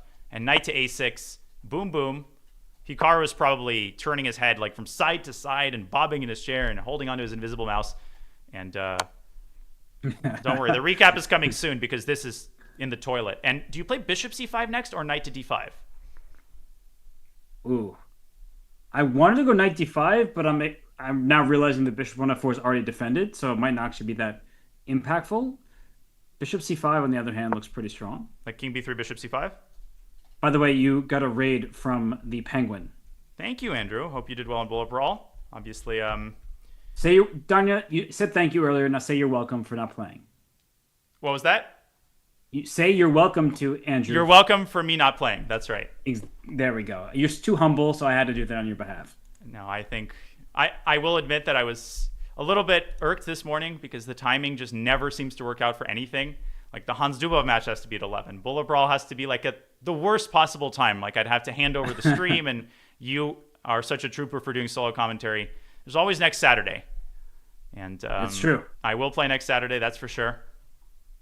And I thank you, and I think all chat is very pumped that you, unfortunately had to skip Bullet Brawl today to join this show so you could keep educating everybody on chess and puns. Norway Chess doesn't happen every Saturday. Will it be happening next Saturday? No, I think it'll be over right about on Friday, I think, right? What's the last day? Friday. Wow, I just estimated that, and it actually is, the last round is on Friday? Yeah, you were correct. Oh, thank God. Oh, well, I don't really know what to say about this game anymore, Danya, because Hikaru is well on his way. Oh, shoot. There's also this. Ay. Knight c2. How quickly did this just go off the rails for Arjun? It just like in an instant. Well, once he had that oversight, and he's coming off of 2 losses, the rest day only helps so much. I do feel like he's just questioning his chess. His confidence is probably low on the chessboard, and so mistakes, they do often come in pairs. And in this particular game, it was first playing king b1 without throwing in bishop e3. That was excusable, but then not playing rook h to f1 and just missing this knight retreat to e4. That's something that he wishes he could take back, and his calculation was off today. It's a basic blunder, and for Arjun fans, it's always heartbreaking when you watch the player you love, just slowly tumble toward the cliff. And you have full awareness of the situation. You know of the move knight e4 beforehand, and you just step by step watch him fail to land the plane. He had knight takes d1 even at the end, but he was determined to go for this position. That is the cruelty of chess. And Arjun, you feel for him. He's awesome. I don't know anybody who's not a fan of his chess. Such a dynamic, exciting young player, but it's not his tournament so far. And Hikaru, I think the retirement home will have to wait another round. He keeps threatening us with it, but he's doing too much winning. He is, yeah. He lost to Gukesh in Classical. Then he drew Wei Yi and lost in Armageddon to the Chinese Grandmaster. And now he is playing against Arjun Erigaisi. And a win would keep him well in second place in the world rankings. I'm quickly going to look. Yeah, it would push him back near 28-10. So Hikaru, he will be very glad that he escaped that preparation. And now it's all about, can he convert this advantage? He will. I think he will, and Hikaru always takes his time. He never rushes. He does have to calculate knight a4, but I think this time is giving Arjun a couple moments just to breathe and to do his best. We've seen endgames are never easy to convert. No, they are not, especially when you're playing at this high level, and if your opponent defends tenaciously, it will be difficult to convert an advantage. So we're seeing that in several games, Danya. We have been looking at several advantages. Fabiano is better against Magnus. Wei Yi has been better against Gukesh for quite a long period of time. And it's about making your opponent's life as difficult as possible. And unfortunately for Arjun, he's not doing that. But some of the other players, they seem to be up to the challenge. Take me away, because this position's uglier than Elon's black eye. And we're going to go to the Gukesh. We have a semi-Alekine's gun. We also have some developments in the Magnus game. But things have slowed down. It's sort of the lull in the action where the players essentially go from like 45 minutes to 15 minutes. Like, often they slow down and make only a couple of moves in that stretch. I'm indecisive. So, where do we go? I'm looking at the clock. It looks like Fabi and Magnus both have around 27 minutes. Yes, good for them. That's correct. And Wei Yi's down on time against Gukesh, but Gukesh's position is still not all that fun. So I'm happy to go to this position as you pulled it up. And now for Gukesh, the question is, can you open up in the center? Is e5 ever going to be possible? Yeah, that opens up a major can of worms. Forces you to calculate. I was going to request a very short break, like 2-3 minutes, just to freshen up. Go for it. All right, you're burning the midnight oil. I mean, you're just a soldier. Yeah. No, Daniel, I've got soul, but I'm not a soldier. All right. So I was like, soldier boy. Oh my God. I can't help it. My brain just does these things and I regret it afterward, but it's a runaway train. Yeah, that was actually a song reference, but I knew you wouldn't know it. So well, Train had the song Hey Soul Sister, so I know that song as well. You do? Yeah, you ain't that Mister. Don't worry about it. All right, I'll pass it along to my soul brother. All right, take well, it away. I'm still listening, though, remember. I'm going to enjoy the radio silence as you leave. Oh, my gosh. Stop it. You call me sir from now on. Okay, well, I will, indeed. Bye, Danya. See you soon. All right, everybody. Now that Danya is gone and muted, let's all do that thing where we compliment him again, because he can't handle it when he can see it, and then he sort of ignores you all. So do it right now. Show your appreciation. Danya is awesome. He is always ready to give his insights and analysis and just wisdom and his just endless supply of puns. Danya's cardigan is next level. That's funny. His cardigan game is strong. Every time you join, Danya's taking a break. It's actually because you joined. Exactly. The prophet.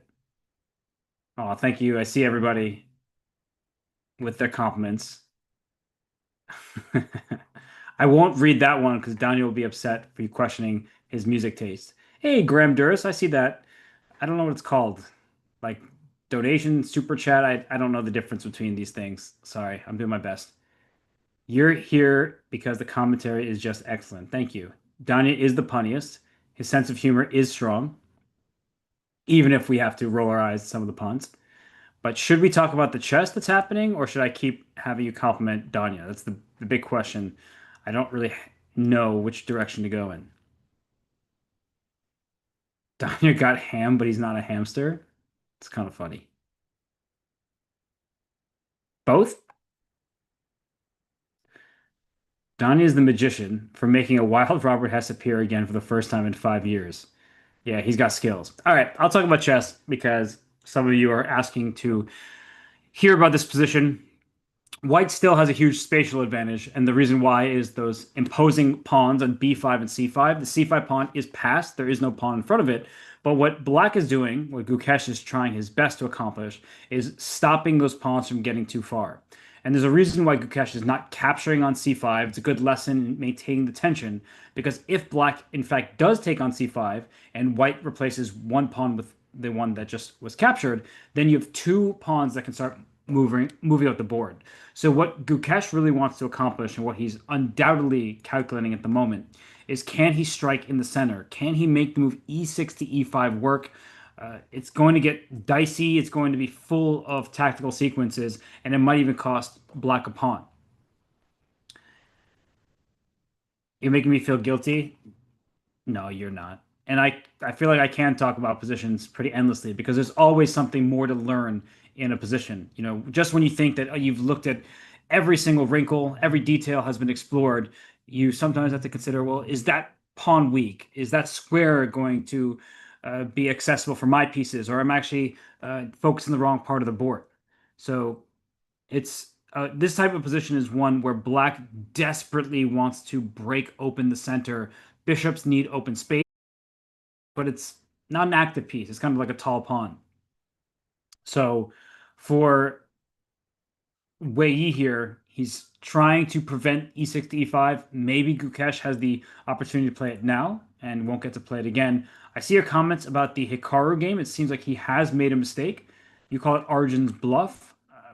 I still think Hikaru's position is very good. When Danya comes back, we can explore the consequences of the retreat rather than the forward move. But I do believe that Hikaru still has great winning chances, especially because he's ahead on the clock. But objectively, is a mistake. Well, we're not trying to deny when errors occur. And so that was a sizable error for sure from Hikaru.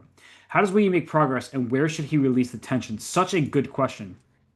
In this position for Wei Yi, he can take on b6 in the near future. It sort of depends on what black does. He's intentionally tried to maximize his control over the e file before dealing with the c5 and b6 pawns, because right now black needs to come up with a move.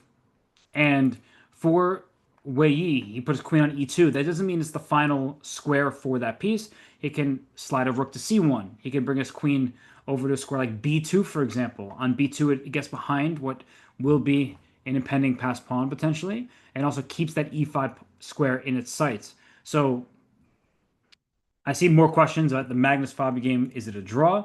Let me take a quick peek. No, still very far away from a draw. It's actually quite an intense battle over there. Is g5 ever an option here? Yes, it is. Danya is back, and he also mentioned g5 as a move for Gukesh earlier on. I think here it's too weakening, and it doesn't actually help you in the way that you'd want. But g5 is definitely something that you have to consider. So Danya, the big question, we were just talking more in terms of ideas, but can black play e5 right now? That's, I think, the big question. Yeah, and it is one I have not got the answer to, despite journeying far and wide looking for the answer. You're making me calculate again. Okay, so let me think about this. Takes, queen b6, de, d4, rook e4. Yeah, if white plays, is that your idea? If I play c takes b6, I assume you want to take. Yes. Knight takes b6. What do you take with the queen? I would think so. And I play de. Do you want to go d4? That's what I was relying on, but I'm not sure. By the way, rook c8 was played and was given a question mark. Whoa. Yeah, he takes f6. This is so messy. Oh, no, it doesn't work. I was like thinking about bishop c4 for a second, and no, bishops belong on c8. Not rooks. He's played rook c8. Okay, so he's clearly setting himself up for the future in which white will play CB. This is obvious what this move is aimed at. It's aimed at preemptively grabbing control of the C file. It Okay, makes so that sense. does it makes sense, but if white doesn't take on b6, what has black gained from putting that rook there? Well, I can tell you what black has lost. After rook c1, c takes b6 becomes an even bigger threat as a result of black trying to minimize its significance. Okay, I actually have a question for you, which is probably important. Yes? So the rook on c8 isn't going to get an open file, but it did free up the b8 square for the bishop. So that's an important nuance. So now there might be a b takes c5, d takes c5, pawn to e5, and it gets very complicated, and I'm going to rely on you to help me figure it out. So are you saying after rook c1 you want to play bc? Yes. Which also begs the question: does white want to go rook c3 instead? But okay, let's just explain what the dilemmas are here. All right, this position, it's like the note boom on steroids for white. Can I play b6? Okay, bishop b8. Or Rawr! wait. Sorry, there's a lot to calculate here. I'm just trying to figure it out. So c6. But bishop b8 I is don't know. forced, is it not? Bishop d6 is possible, but I don't know if it actually gets you anywhere. True. But then I'll play rook ec3. Thank you very much. And d4 is still met by cd6. Okay. Also, bishop b8, I can play knight to d4. I like this type of move. This doesn't look good. I would play this in the 3-minute game. Knight d4 for sure. Ouch. And c6, I don't see what's wrong with this move either. But I want to point out something. Maybe you're thinking about this. c7 is not as strong of a threat as people might think it is. And this is what could go wrong for white. If black sacks the bishop for these pawns, it will be black's turn eventually. And white's pieces could just get, like, crushed. Black's pawns roll down the board like a tank. And the rook doesn't have b3. Even if black weren't better there, it's clear compensation. And white would have a very hard time proving any advantage that may exist. But I would think that black has sufficient counterplay for a sacrifice piece for two pawns. Now I'm thinking about crazy stuff like knight takes d4, queen takes d4, rook ec3, or queen a6. Rook ec3 is always a funny idea. Knight d4, sack a piece just to get a square. But it's interesting. I mean, wait, Danya, though, after knight d4, is there e d4, rook e7, d3? Queen e3. How do I make it work? Bishop. Yeah, bishop e6 and rook c8. Yeah, okay, I mean. D2. Wait a second. Actually, can you bring that up for a second? I think Yeah, that I'm works also for trying black. to figure it out. So which line is this? It works for black. This is, how did we get there? Knight d4. Yeah, knight d4, takes- ed, rook e7. Yes. d3. Yeah, but first of all, bc. Oh, rook c7. Yeah, rook c7. Okay, first of all, queen e3, which is originally what I had proposed. But queen 3, d2. Rook d1. Yes, bishop takes b6. Oh my god, I see what you're doing. Rook c1. Yes, rook c1. And this is why Robert Hess is really good at chess. Thank you, Dr. Seuss. All right, well, man, this is insane. And the point of, I think I have to take, and don't get too cute with queen e7 because of the check on c8, but dc is perfectly sufficient, and it's a draw. But the crazier line is I realized after d3, white can play bc. And now you have rook c7? That's what I was aiming for. Rook ec7, de, rook c8, e1 queen, and black wins. Exactly.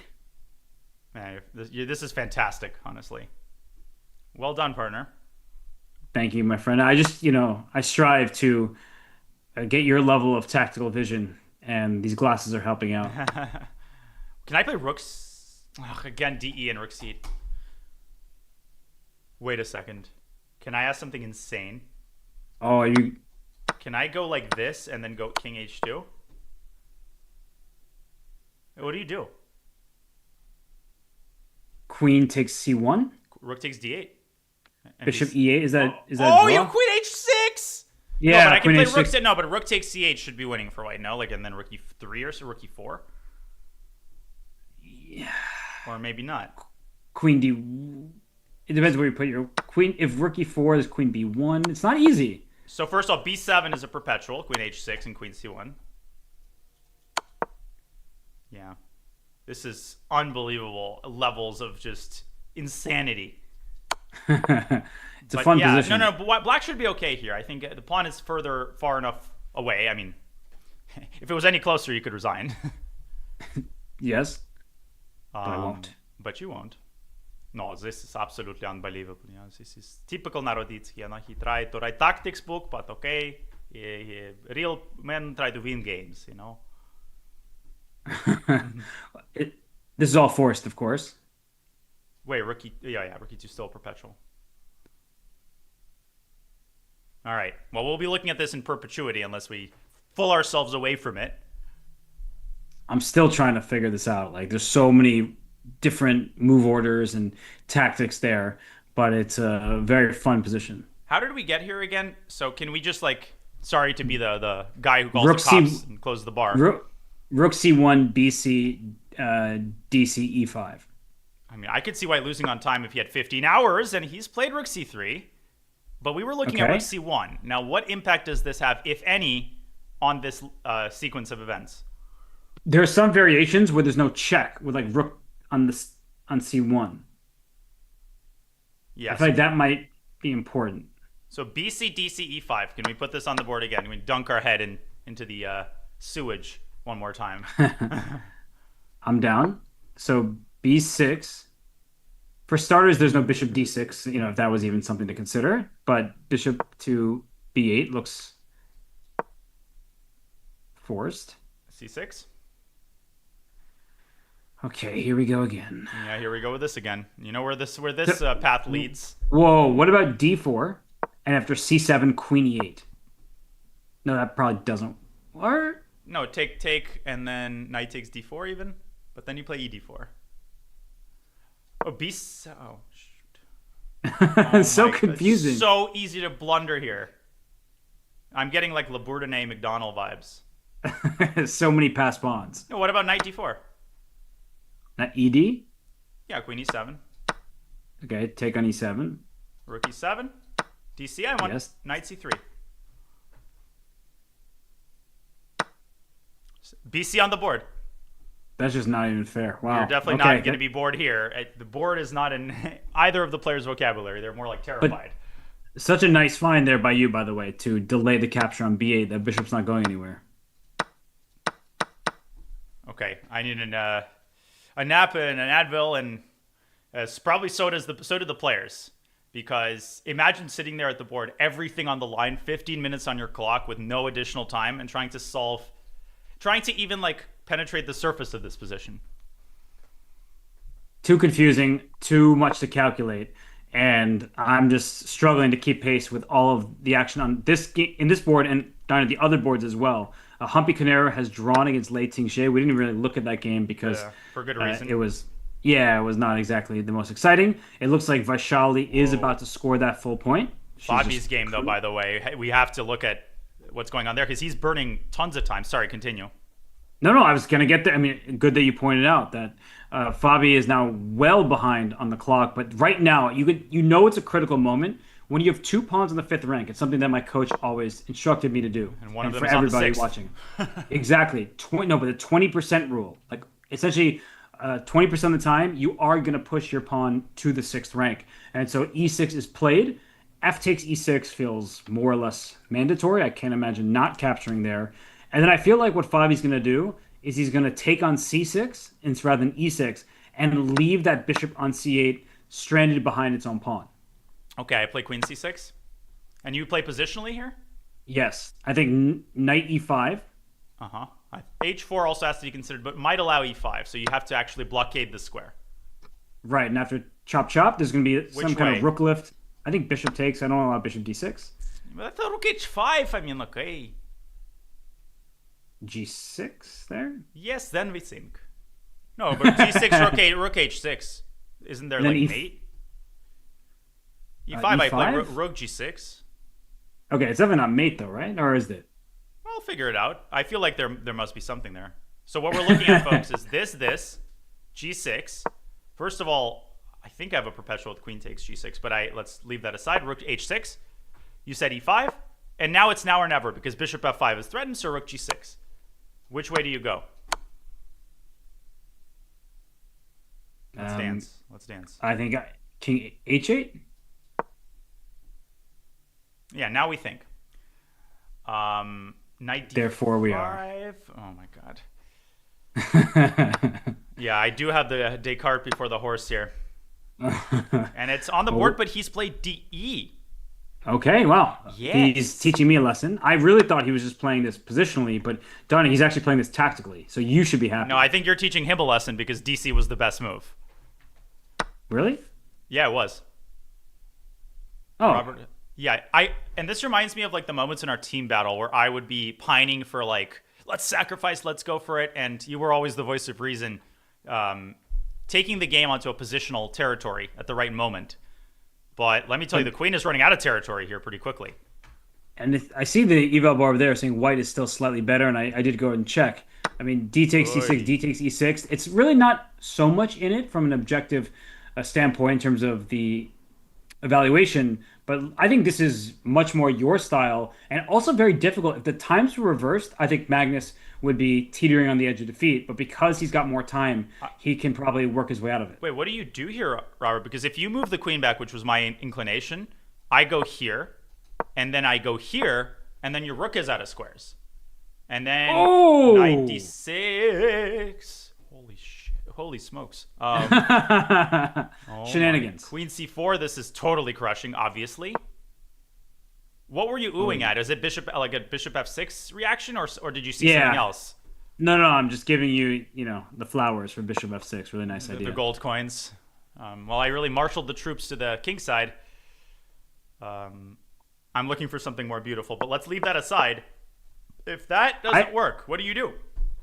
I actually love this from Fabi. D takes c6 was like, positionally better for white, but black was hanging in there.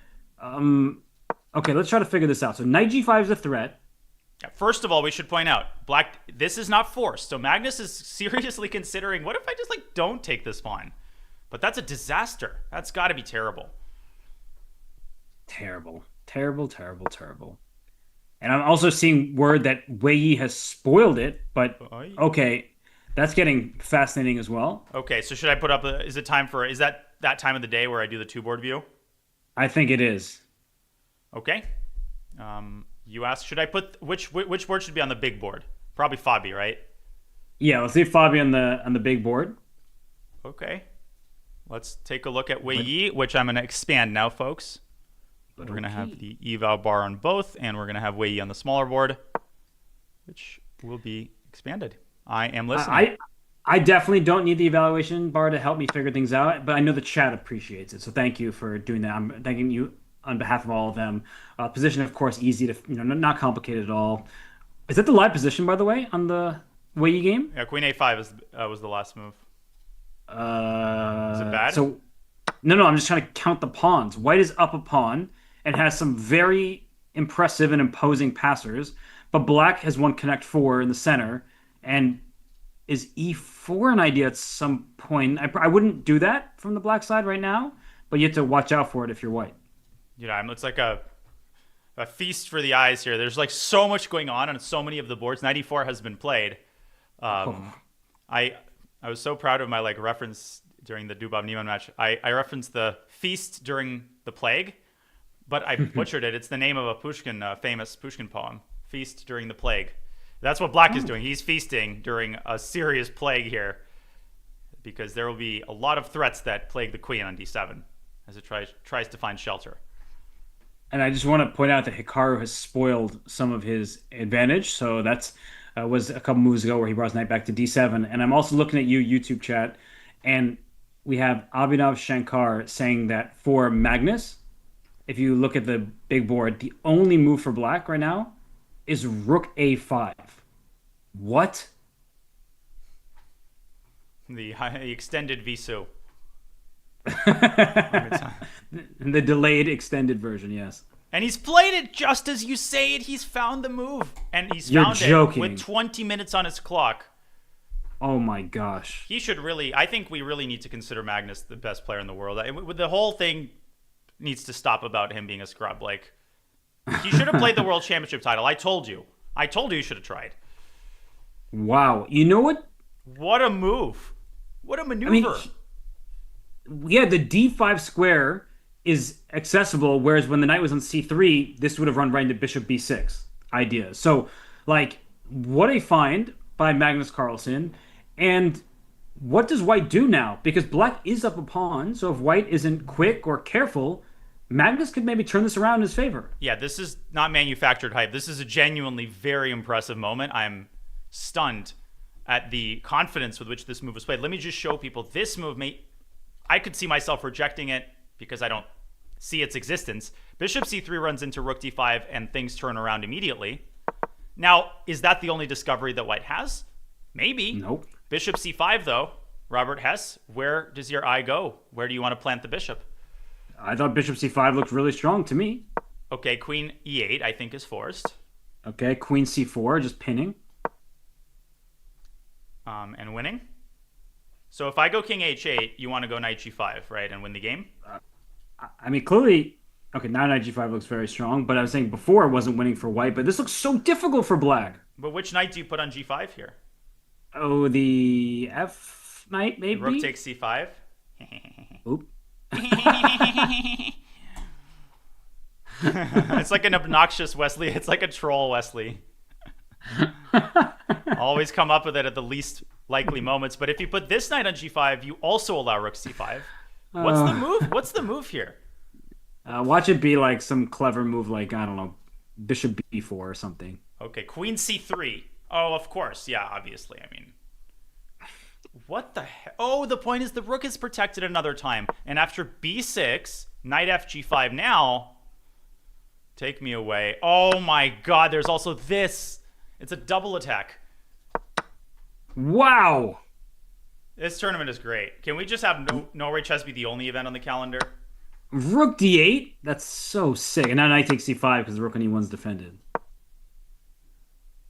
Man, give me the hot sauce, girl. And what does that tell us? That tells us that Magnus would have to find another insane move here. Magnus would have to find b6, forcing the bishop away and then recapturing with the king to unpin the rook, and still being in some potential trouble here. Although he's holding it together. Knight fg5? Rook g5 now. I meant, sorry, knight eg5. Oh, still rook g5. Wow, that's sex. Rook takes g5 anyway, and the rook is overloaded. Queen b4 runs into c5, and move for move, this works out for black. Bishop c5 played. Oh, wow. Yeah. Rook e6. Bishop takes e6 is also just barely on point for black. Man, Magnus will have to bear this position like a grudge. And I would not begrudge him if he lost this game because, well, you might even say, found rook a5, yeah? So you might even call it a necessity. Oh, God, here we go with the reference. Is this another Limp Bizkit song? Are you serious right now? This you have to know. The bare necessities? Oh, the bare necessities. But that's like a phrase, right? Oh, my goodness, Danya. What is that? Is that another movie? The Jungle Book. Oh, I've never read that. You've already read it. The movie? No? Oh, like Lion King? No. Ay. Simba? Ay. That symbolizes my total ignorance. Yeah, you do still find me fascinating. I've never read The Jungle Book. It's not about reading it. You didn't see the movie? Wait, The Jungle Book is a movie? Doesn't it become The Jungle Movie? Oh my goodness. That wasn't bad. I watched Nupogadi and Scooby-Doo. Ay. Danya, you continue to impress me. Well, which of us can commentate in two languages? Chat. Yeah, stuck it to you there. Owned. And Bishop d5 owning white's pawn majority on the right side here. Wait, did you say two languages? You speak three. But I couldn't commentate in Spanish. No way. Okay, got it. Commentary is harder than people realize. Just speaking nonstop for like X number of hours. Try it once. Should I give you a movie list? That's what some people are recommending in the chat. I feel like I already have a movie list. I already have the Terminator and the Jungle Book, so I know what I'm doing tonight. Oh yeah, yeah. Look at Magnus. Speaking of knowing what he's doing, Queen E8 slides that back, and will he figure it out after Queen C4? Do you think he'll find B6? Well, we'll be fine Queen C4 first of all, because that was a very good find by you, Robert. Just turning up that pressure dial. By the way, Queen C4, B5, Queen to A2 is very important. Sarah Kadem can tell you all about that. But Well, even if not Queen A2, though, I think just like Queen B4, it looks like White has a stronghold of most of the key squares. speaking of Sarah Kadem, I'm also just quickly checking in on my phone because the Humpy Canary Armageddon game has started because we clearly haven't had enough action. Vaishali has won, of course. That game is over. And That was very one-sided. yeah, that was not one of Vaishali's best. I can let the Humpy game develop a little bit. We can pull it up in a couple of minutes. I'm keeping an eye on it. Yeah, let's let Because that one. look at this. This Gukesh game is insane. So Knight D2 got a question mark. But the thing about the evaluation of this position, that's the small board underneath our cameras, is that objectively there will be mistakes, right? But how do you actually take advantage of them? Look how complicated the position is. Pawn C5 on B6. But the good news for Gukesh is those Maybe pawns are Inductor not looks have to getting change anywhere it. that quickly. So he has been able to prevent forward progress. The E5 pawn for now can't move. So who is going to make progress and how? Well, I just made progress on pulling up the chat on my computer because now I have the Armageddon game on my phone. And welcome to commentary. Who is making progress and how? I'm just repeating the question. Who is making progress? Where is the knight going? Oh, he was stopping e4. Okay, so that was the point of knight d2. Gukesh is like, somehow it's a what you say? What you say about stopping e4? say what again? What? What movie is that from?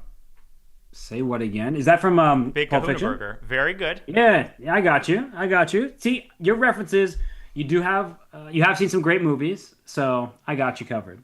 If you didn't get that one, I was going to lock you up in San Quentin prison. But I was also thinking of Rush Hour 3. Is that the one when they're in France? I've only seen the first one. Oh, okay. Well, you know, those are some classics. Wade doesn't have an hour. He's produced Rush 11 minutes. And it's anybody. This game is wide open, which is crazy given how bad it was just a couple of moves ago and how one-sided it was. Knight back to f3. What? Wait, so Knight F3 E4, just Rook takes D4? Is that Oh my god, there was like Rook takes d5 and b7. the way you just make the best move? Because Queen B4 is played and then the evaluation bar stayed the same. Fantastic calm demonstrate, and he just follows up his previous move. He wants to go knight c4. He wants to break down this pawn chain, and one of the ways that these top players handle chaos is everything is happening at once, literally and on the board in front of us, but they pick out the elements of the position that they can anchor their thinking to. Like, okay, black is a pawn chain. I can attack e5 because e4 runs into rook takes d4. So out of the flotsam and jetsam, he picks out the fact that he wants to attack this pawn chain. How do I do that? By getting my knight to c4. How do I do that? By protecting the square another time and getting the queen out of the pin. And there might be a future where he moves his knight from A4 back to B2 and plays A4, A5, A6. Like there's another passed pawn that would like to reach the other side. So for Gukesh, he's got a blockade for now, but how can he actually make progress? Look at Fabi, by the way. Queen up to C3 rather than C4, a direct attack on that rook on A5. So Magnus has his work cut out for him over the board, and Fabi has his work cut out for him on the clock. And we have our work cut out for us on the 600 boards that we're keeping track of. Queen c3, not queen c4. In the words of the old Soviet anecdote, why'd you play e4, c6, d4, d6, Mr. Samagin? Yeah, I just didn't have the energy to reach d5 with my pawn, but queen c3 is a venomous, venomous try. And I'm just looking around, and by the way, I always love that story that you shared. But I'm looking at Hikaru. He's still better up a pawn. A lot of work left in that game. And then, of course, the Armageddon game between Humpy and Lady J still very early, although Humpy has given away her entire lead on the clock. Queen c3 delivers some venom, or shall we say he Venmo'd him some venom. No, we're not going to say that, but I will still applaud you and commentate alongside you, my friend. Thank you. You really are my pal. That was good. You know, you are very quick-witted, which is both your I am a little blessing and your overzealous curse. with the puns, but yeah, I'll stop now. You still get zealous? Well, Zell. Oh, that was so good. I missed that one. That one was actually good. Yeah, that was really clever. All right, put that in the bank. Um, where are we going here? I don't even know what to say. I'm like overwhelmed by just the amount of stuff that's happening. I'm also trying to catch up with every game that's going on. I mean, Fabi has just captured this bishop on f8, Danya. We see that board, the large board here. And now Magnus has to capture back. And in a previous variation, you said he had to capture with a king. But here, king takes looks really bad because the queen on c3 covers that rook on e1, and there's no pin Exactly. in the starting position. The move is meaningless now because there is no pin. Very important. So he'll take back with the knight, I assume, on f8. And then Fabi will play knight e to g5, and the action continues. And 4:30 for Fabi. I just noticed this clock. Holy cannoli. This is... Now, you cannot compare this to the Hikaru Fabi game from round one. This is worse. Yes, it is. And you're talking about time management. Look at Gukesh's clock here. I'm not claiming that the position is easy to play. It looks like the clock actually just froze as soon as I said that. Oh, yeah, because But I am being annoying. Yes, I'm listening. no, you're not knowing at all. But Gukesh has made the move queen to f6, and the evaluation's still hovering in the center. So we have to applaud both players for finding accurate moves in a position where either side could blunder here and now. Yeah, just the meaningless, like, blah, blah, blah. Oh, yeah, this guy, Cash is bad at time scrambles. Fabi's bad at time scrambles. Most of the time, they play perfectly with under 10 minutes on their clock, and Gukesh acquits himself darn well in these crazy situations. He who laughs last laughs longest, or as Savelia Tartakower famously said, the player who wins makes the second to last mistake. I think that is so true here. It's all about who blunders first. And there's so much blunder potential in, well, I think more so the game between Wei Yi and Guket. I was going to make that same comment, but then I decided to keep it at a minimum. So, knight to. Oh my gosh. That was the pun of the hour. I'm very proud of myself because you just gave a full-bodied laugh, and that's a rare thing to accomplish. That was fantastically integrated. Ooh, thank you. Well, I appreciate that. But I'm looking at this game between Wei Yi and Gukesh. Now, Wei Yi's down on the clock. Danya, I'm looking at knight b2 for him. Bring the knight up to c4 as we were talking about. But we can tell that Gukesh is trying to get e5 to e4 himself. But Manka S, yeah, okay. Thank God Magnus played knight f8 because queen f8 was a blunder on his board. Go on. No, you tell me. I'm looking at knight b2. That's all I was saying. Wei Yi, that's step one, but I don't know where to from there. Yeah, it's like the Dubov Nepo knight dance. One knight's moving back to b2 in the Wei board. On the big board, to your guys' right, knight e to g5 is blasted out by Fabi. Finally, some pieces are getting off the board. And the queen, where is it going to go? To g6? Whoa, whoa, whoa, whoa, Danya, I just want to point out the Hikaru game. There's really big moment. Okay, on it. Just if we can quickly show it because things are happening in a hurry. Yes, on the small board, folks. A5 is given a question mark, but that's just computer speak. If black plays the best move of pawn takes knight on f5, yes, that's all I saw was the first move. GF, AB6, F takes E4, Rook D7. Are we sure that black is going to win this game? Because that B6 pawn looks really scary. Yes. I see the engine saying black is better, but how do you actually defend that B7 pawn? And look at this idea. So king E6, rook takes B7. There's rook takes E7, huge threat. So you'd have to go bishop D6 and bishop E. Like, do you keep the bishops here? I don't even. No, this doesn't look appealing for black at all. Yeah, even if you trade bishops, you move the rook away, and there's going to be a pawn on B7. So that's scary too. So I'm looking. Rook D8, rook B7, E3. Ooh. I think that might be it. So rook D8, rook takes B7, E3, and that pawn. All right. King C2, E2, bishop D2 stops that pawn before it promotes. But you can also take, and the reason this doesn't work for white, like this looks like white can step away and promote. Doesn't it? Like rook D7, how do you stop the pawn? Rook E4. Or E5, yeah. E5, that's even easier. Yeah. My bad. I didn't mean to start looking at irrelevant stuff. King C2. And no, it's not irrelevant. It's all actually important. And E2, bishop D2, and I didn't know who's better and why. It's unbelievable. Arjun, as always, is so good at finding the tricky attempt. We saw that in his game against Fabi, right? Even though he was dead lost, he still found ways to make it complicated. Here he's got a lot more to work with and shows us that we just need to turn the engine off from time to time as chess fans and understand the practical difficulty of a certain position. And Whoa! even the computer doesn't know what's going on. Let's go back to the Wei Yi game. What happened? Oh my goodness. Huge move. F4. I was going to propose this move. What? Yeah, he's you're undermining the pawns. But with bishops on the board, exposing your own king to some attacks, the bishop on d5 is happy, the bishop on b8 is happy, but you are getting that. Yeah, but I'm going to sack the queen. D4 queen takes d5 check and then put a knight on f3 and we're chilling. Or not. Wow. Wait, so you're saying queen h6 here? Queen takes d5. I thought. No, but that's crazy. Sorry. No, that's crazy. That's wazy. Jay-Z? Yeah, well, careful. Joyzy. Okay, so queen h6. But what does queen h6 really threaten? F takes g3? Yeah, it's a good answer.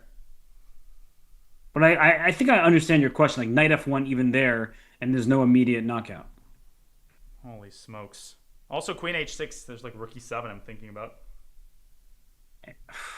Is Magnus, he hasn't moved yet either? I'm just trying to keep up with everything. I mean, try finding a freaking square for your queen if you're Magnus with the threat of like smothered mate knocking on the door. Oof. Wow, rook e7. Hello. What a round we're treated to at the moment. Yeah, and of course there's an Armageddon game happening. Like the world is ending, and Lei Ting-Jie is crushing Humpy Canaru in the Armageddon, crushing her with the black pieces. I think I need to pull that one up, don't I? Yeah, just show it real quick. That's one-sided. Oh my god, we literally just don't have the bandwidth to. They need to space things out better. The players do. Why are they making moves instead of waiting for the commentators to have a convenient moment? Oh god, look at this attack, Robert. Yeah, you saw the X for G5. I think from a perspective of a blitz game, it was a really, really nice decision. I do understand the question mark for knight takes G4, though, because there would have been queen takes G4 with a knight F3 check, and black is just kind of just attacking viciously. Yeah, so black is in the driver's seat. Let's go back to the Magnus game. I will keep people posted. I have this game up on my phone. So when things get down to the final few moves, I think that the Magnus game is going to be unmissable with Fabi under 4 minutes, and queen to D8 now on the board. Whoa! Do you know what the move was after E takes F4? I just looked. What was it? He had to go B7. What a joke of a move. What? Oh, a knight B6? Yeah. Just so give up the B pawn. Just say I don't need it. But Danya, there's no cohesion between F4 and B7. These are on absolute opposite sides of the board. They don't seem to connect with one another. So this is just engine chess. No human is playing B7 there. And there is a human who traded queens despite White's bishop c6. What a calm reaction. What a smooth operator he is. And suddenly, when the rooks are traded, the c5 pawn is not one that White can afford to give up. So will Wei Yi play b7 there by necessity? Will he play it here?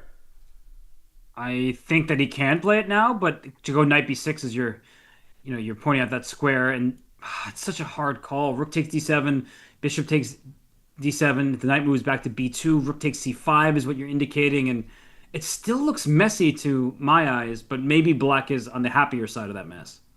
I don't know. The only happy sides will be when this game is finished and the players breathe a sigh of relief. And in Fabi's board, black isn't breathing a sigh of relief. The clock situation is beginning to equalize. Queen takes c6 is on the board. Obviously, rook takes g5 here is a move that Magnus has to thoroughly evaluate, and it doesn't look great to me. Like knight takes g5 and rook e8 looks scary AF. By the way, exactly. Anna Muzichuk and Ju and Jun have drawn their game. They will have Armageddon as well. Of course they will. Yeah, of course. There's just too much to take in here. And Danya, I'm trying to look at the clocks of these games here because I see that Humpy Canaru and Lei Ting-Jie are down to about a minute each. So should we put that game up on the... I can do a third board if you want. It's really hard to choose. Like Humpy's in first place, or tied for first place in Norway Chess Women, and she's trying to stave off some pressure, and she actually might turn this one around. Yeah, I'm gonna. Okay, bishop c6. Wei Yi is thinking. We have a minute to look at this game, and we saw how crazy things get with Anna Muzichuk losing control yesterday against Vaishali. Will something similar happen to Lei Ting-Jie? Will this be a flag fest? Will this be They're a on rook move. fest? They're on move 28. They need to get to move 40 before a 1 second increment is given. And right now, it looks like for Humpy, she is up a pawn, has the bishop pair, but that bishop on c1 is, well, not exactly the greatest piece in the world. Fantastic move. And Lei Ting-Jie, she needs to win this with black. 35 seconds. This is a real OTB hyper bullet brawl. It is Saturday, so it's a good day for it. And right now, Lei Ting-Jie, she keeps going deep in things. Oh, she made a Bishop mistake. h5? Bishop h5. And she panicked like this against Sarah. Bishop h5. That's got to be the move, and she misses it too. But 20 seconds, Robert, for 10 moves. She won't make it. She's not going to make 10 moves. No, she blunders the knight. Black only needed a draw, but you're not drawing this game when the knight drops in e5. Complete meltdown here, and Humpy can give all credit to her for taking the attack in stride. She still needs to win this, though. I would play rook h5.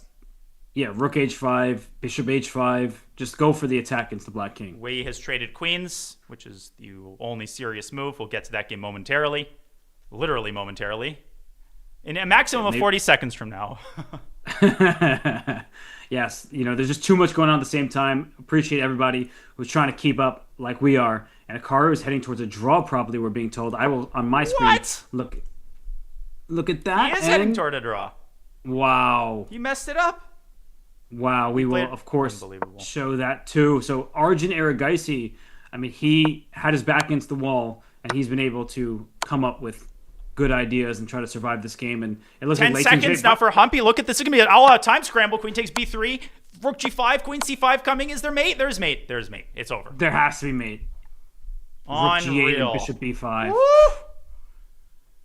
Humpy gets the job done. Goes the roller coaster. What a game. What a heartbreak for Lei Ting-Jie. We got to pull up the Wei Yi game or the Hikaru game. Or the I've had enough of this game. I think the Wei Yi game seems less clear, whereas the Hikaru game, it looks like it's still not clear, honestly, in that game either. But I feel like Wei Yi and Gukesh is the place where our attention has been and should remain. And by the way, Wei Yi down under 3 minutes, and those pawns may drop off one by one. Also, Magnus is in trouble in this endgame. He is just under serious pressure. Just incredible what's been happening here throughout this round. And what are you seeing, Danya? All the queens are off in both boards. Sorry, I don't mean to keep... we're trying to keep everybody apprised of everything as it happens in real time. This knight is hanging in real time. And he's only got 2 minutes of real time left. So his knight's hanging. He should probably move it. He's trying to figure out to go up to b6, back to b2 or c3. I think I would probably go to b6, but I'm not sure if it works out so well for White. Is bishop c6 Gukesh's planned next move? Yes. And then bishop takes b7? Absolutely. Magnus is holding on. 2 minutes to 5 there for the rest of the game. This is Daniel Naroditsky's dream. No extra time. Is Fabi going to play f4, g4, and just get those pawns going? Svetoslav says, what will Fabik do? Fabik. And Wei Yi, has he completely lost control of this? Because if Gukesh picks up the pawn, he stabilizes the bishop on e4. The bishops are going to tear white limb from limb with the rook coming to d2. Oh, goodness. And actually, this pawn f4 is defended, and if you take it, the bishop joins the party for black. And with b7 gone down, there aren't threatening pawns, unless white can go knight a5 and pawn c6 and get that in time, but it doesn't look likely. Unbelievable how Gukesh has just made lemons out of lemonade. The bishops have survived the worst of it, but who knows what kind of twists and turns we're in this game, because his work ain't done. Magnus got to find knight g6 here, apparently. Wait, knight g6, rook e8? King h7. Oh, it almost looks like you're checkmated because the knight f7. Of course he sees it. The h8 square is defended. That's critical. Why? Because knight f7, otherwise it would be made exact. Great point by you, Robert. King h7. Of course he sees it. It's freaking Magnus. Even this still looks scary. You're in a mating net, so if white could get f4, f5, or h4, h5, and kick the knight out of there, but I guess Magnus is just in time to play, I don't know if we can show it ever so quickly, rook e8, king h7, knight f7, bishop d7. Yeah. Oh, he played f4. Wow. By the way, But here the knight gets trapped. Look at this. exactly. Bishop e6 at the end. You give yourself that square because you kick the rook off the e file. F4, trying to deflect the knight. Obviously, that would hang the bishop. I assume Magnus is playing knight takes e5, but then rook takes e5. Yeah, try evaluating that with just a couple minutes on your clock. Bishop to c2 is possible. Bishop c2, then knight f7. You're going to go back to b3, I What guess. about knight d7 there? Uh-oh. Yeah, that looks very scary. Rook c6, f5. Holy Fabi. Shenanigans singular. F5. Dude, this is next level. I think you're right, though. Bishop c2, knight d7 looks winning for white. That loses, and Magnus has to understand that, and by hook or by crook, like, it doesn't matter at that point because you have no other options. Whether knight e5 is losing or not, it doesn't matter because it's the only move. You got to go for it. Yeah, but I'm getting a little bit of deja Gukesh here in that game against Arjun. That Arjun Aragaisi game, right? It was bishop against knight, and objectively speaking, an engine could hold it, but can a human hold after knight takes e5, the rook trade on e5, the white king stepping forward, and black's pawns not going anywhere? Was that spicy or was that geisy? All right. Okay, so Arjun's game is a draw. I know that people will ask, like, Daniel, like, what's your lifetime score against Hikaru? So I'm not trying to be harsh on him, but I'm really stunned that he didn't jump his knight back to a6. That to me was just crazy because that looked almost winning and natural. Yeah. If Magnus saves this game, I am going to be, impressed doesn't begin to cover it because he's losing a pawn right now. Like, this forcing sequence, knight d5, threatens c7. If you push the c pawn, down goes b6. Yeah, I understand why, though, this is a draw, I think. Bishop e6, don't defend Knight the pawn. Give it away. No, but knight b5 to c7. How about them apples? And, of course, that's why Magnus is the best endgame player of all time, not Ditsky. The path is narrow as ever. So where do you go now? He goes forward, but he's going forward to go back, I assume. Knight takes c7, king f7 is mandatory. Because king g5, e6, and the pawn promotes. Exactly. And if white starts bringing up his king f2, is the knight going to get, like, trapped on c7? Or no. It's giving me, like, Arjun Gukesh vibes from that time scramble a few rounds ago. I just said that. Oh, Deja Gukesh. Oh, my God. Sorry. I was so enthralled with the pun, I didn't realize what you actually said. I thought you were trolling me there for a second. I was like, you're giving me deja vu. I thought you were trolling me there for a second. You're just giving me deja vu. Okay, now I'm trolling. Deja vu. Well, Magnus is incredible in the end game. But, Danya, there's so much work left. You were right. King f2, king e3, king can go up to d4. Why is this equal? It looks like it should be winning for white. It's that we literally are asking the same questions. Maybe h5 at some point, maybe g5 to fix the pawns on light squares. This is one thing that is working in black's favor. White's pawns are very weak in the long run. And what is going on the other board? I just took a peek over there, and they're both down to a minute and a half, essentially.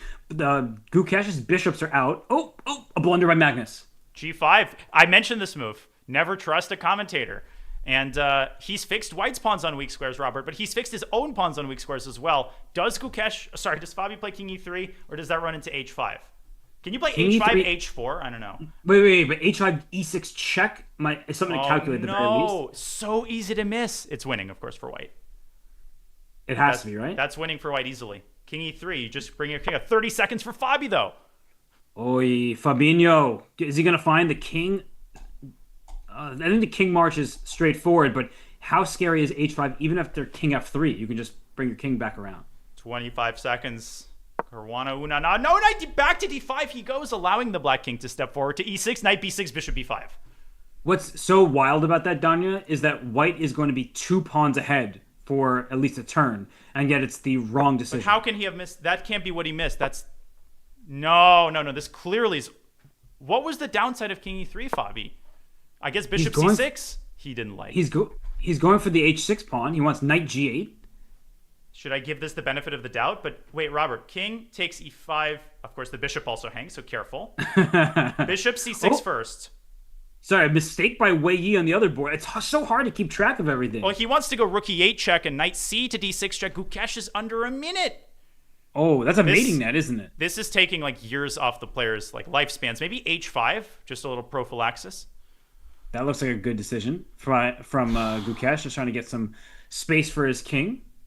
Magnus, by the way, down under 2 minutes himself.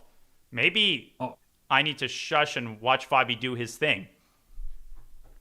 it's just a difficult position, and Fabi under a minute, so he didn't have all the time he needed to calculate the king march because h5 would have been very concrete. So he's probably trying to avoid direct lines. And well, look at Wei Yi, knight to d6, Danya. I mean, black's bishops are imposing. The king on f2 is in the danger zone, Rook C3. but rook c3, knight takes e4, just Rook rook takes takes c4. C4, and Rook takes C5. Oh yeah, chess is so complicated. I mean, I don't Sometimes. know. It's just my instinct. But over on the Fabi board, what I don't understand is bishop C6, knight G8. I take on E5, and then I put my bishop on. Oh, where do you put your bishop? Bishop C, of course, the best move in any position. Oh, king E5 and bishop E6, and the knight is trapped. But then Is it's black king going to start G3, playing for king D4? No, but there's always Knight F5. yeah, the knight can come back there. Do you understand So what this- worries me? I'm worried that black will win this game after like king G3, king E4. Right. I don't think that there is actually something to be concerned about, but I think bishop e6 just Oh, I still think there is. is. A good move. I think there is something to be concerned. If you play king G3, there is something to be concerned about. I think you Okay. should play king E3 and take the draw. Because the black king gets there really. You're actually right. Like the black king does get over there really quickly, and if Magnus wins this game, that would just it would just be ridiculous. It would feel unfair for Fabiano, who outplayed Magnus throughout, but it'd also feel like 40 Magnus seconds. earned every bit of it by just being as steady as possible, except for that one mistake. And Fabi, I'm a broken record, but he's struggled with this time and time again. With the last seconds ticking down, that last hurdle, he's in Zugzwang here. Okay, just go knight F5 and take the draw. Whoa, and wait, Rook F8 was played, Oh, allowing draw. Rook C2 check. That's it. Rook F8 is a complete panic move. Yeah, he didn't want to take on e4 because the reason you mentioned the knight on c4 was loose. But now Kukesh wins the house, and that h pawn might become an h queen soon. Oh my gosh. Give him some H2O. World champion with 17 seconds left. What's wrong with Rook C2? What am I missing? I don't know if you're missing anything. Well, we're missing Yeah, a move wait. right now by Gukesh. Wait, Bishop G3. Why? King E2. This allows King E2, and white is still in it. Because king e2, he wants the g2 pawn, no? But f5 drops. But Robert, Rook C2 check, King E3, and there's no mate. Really, Oh, Riley? He wants to go H4, H3, H2. He's still winning, but I'm really concerned for some reason. Wait, so knight e3 right now? Fabi has taken the draw, by the way. Good man. Okay, so maybe we can replace. Rook C5, maybe. Rook We can knight replace F5, the- and both bishops are hanging. Sorry, I'm trying to keep track of everything you're saying. So which bishops? With what should we replace it? Yeah, maybe just the not the Hikaru game. That looks very drawn. Just with the Wei Yi game. Yeah, Arjun's down a pawn here. Actually, let's under a minute for Aragaisi, though. Are you sure this is a draw? No, I'm not. Let's keep it on. Oh my gosh. Every game, there's a little bit of life left. Oh, my lands, girl. Knight F7? Knight E4 with tempo threatening knight G5. Black might lose this game. Oh my goodness. Bishop G4. Wait, so bishop G4, king D2. Rook C4. What in the world? Rook C4, knight. Also, Robert, knight E7 threatens mate. Knight G5, knight F7, rook H8 is a mate threat. But knight E7, is there bishop F6 here? Wait, but then you might be able to take and like go for C6. But bishop The C pawn- F6, you're like trying to save the game. Out of inertia, I could totally see myself missing this mate. Yeah, we're talking about the small board, everybody, the one beneath our cameras where Gukesh plays rook A2 check, excuse me. The king now has to move, and it goes up, the rook goes back. They're gaining 10 seconds with every turn now played. And wow, is Wei Yi playing for a win? Of course he is. King C, he's trying, but who's mating who here? King C4 Yeah, bishop on the board. E6. Bishop E6, king B4? Rook B3, king A4. Oh Gukesh knows my all goodness. about the king journey to A4. Wow, and what's going on with Hikaru? Hikaru's still trying to win this game. And he's He not might. succeeding. Or is he? There's definitely a chance. No, I think it's a dead draw. The bishop keeps cycling between B4 And if Hikaru goes too far with his king, then bishop b7 picks up the f-pawn. Gukesh, in the meantime, great call, Robert, but it's not over. With 1 second, he played it. Wow. And actually, why does it say he's 1 second left? That's not possible at this stage. You get 10 seconds of increment with every move played. And now we see the trade. And there's no more mating net that I can see. This should be a hold, but Daniel, we know knights are very bad at catching It's a past pawns. 3-result game. It really is. Still. Hard for me to imagine Gukesh losing, but with that H-pawn running quickly, I could see Wei Yi getting overambitious. Yeah, Gukesh losing here would require something insane. Oh, wait, rook f4, there's check on e6. Rook a4, rook a4. Oy! I missed it too Oy! initially, yeah. Oh, Just I hope Gukesh doesn't miss it. that would be tragic. By the way, king b4, h3 almost works, but the rook can go back to f1. Jeez, I mean, it's still a draw. Oh, here we go again. We haven't had enough adrenaline. Should we put the Wei Yi game on the big board? That way Yes. it's just easier for people to follow? Yes, Wei Yi Oh on the my big board now as goodness. Hikaru replaced on the small board. Here we go. We've switched it, folks. Okay, so right now Gukesh is down to 20 seconds about.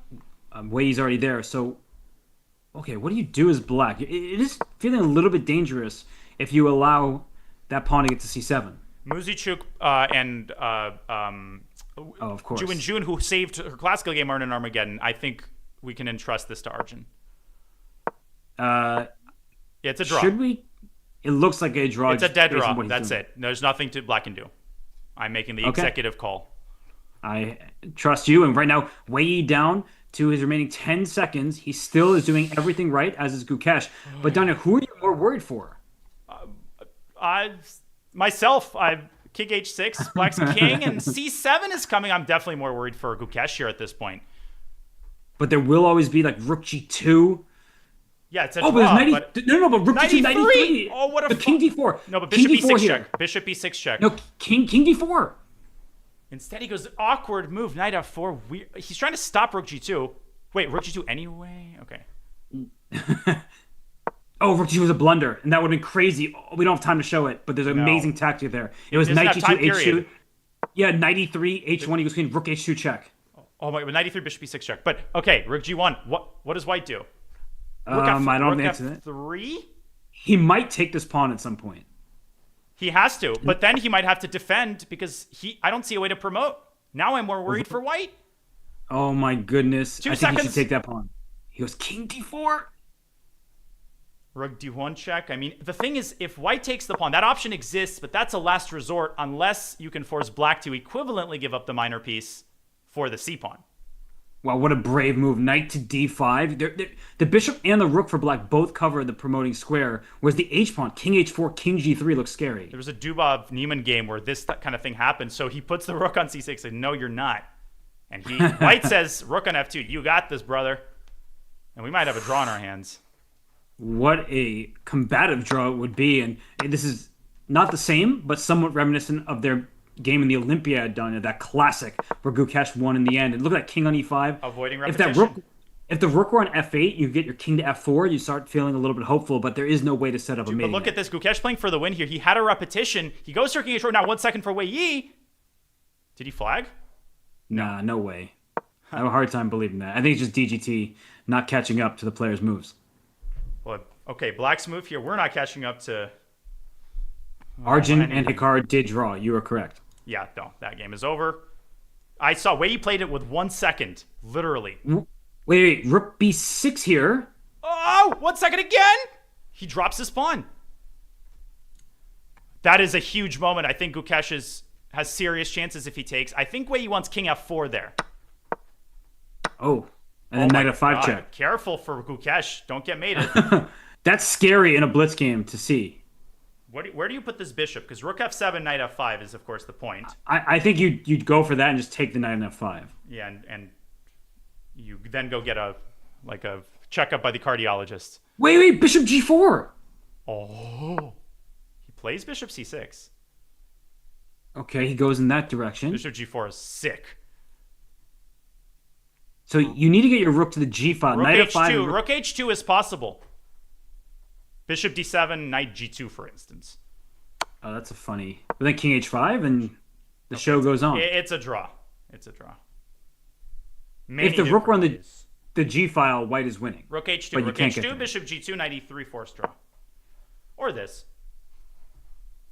Okay, just going Oh, around. rook h7, rook g8 is mate. Unstoppable Exactly. mate. Yeah. There is a checkmate to be on the King lookout g6, for. get the hell out of there. If you're get out of h5, get out, get it away from there. Yeah, wait. it's gone. Now rook h6 is a threat. Rook f7, Yeah, rook h6 is mate. That's actually hilarious. Would not have seen that. Oh my god, bishop d7 I would play. Yeah, and it's trade.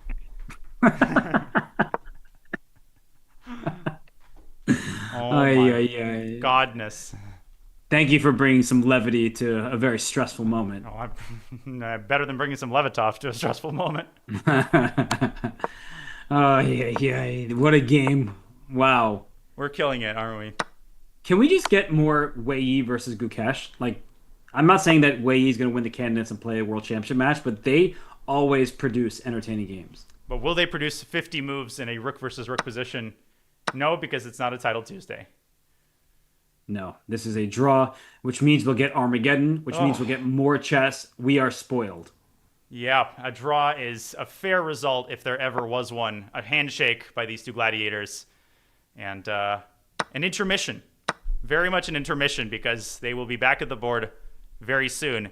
In the meantime, we are not bored. We're kept entertained by another Armageddon. This one is in the toilet for Anna Muzichuk. Yeah, things have not been going well for her. This game right now is all these lovely squares for black's pieces. And white, yeah, there's that d5 square for the knight. So maybe it's not as terrible as it first seems. Well, Why is she down a minute? yeah, she also needs to win. She's down a minute with white. I mean, Maybe put on the big board for now, I guess. honestly, like, I wouldn't be surprised. Is this the only game that's currently ongoing? Yes, it is. Wow, what a miracle. I mean, I would say even an exchange sack on d5, black can probably hold, but why would you ever do that? Yeah, the a4 pawn is such an eyesore. I'll tell you what I would play here. Not this.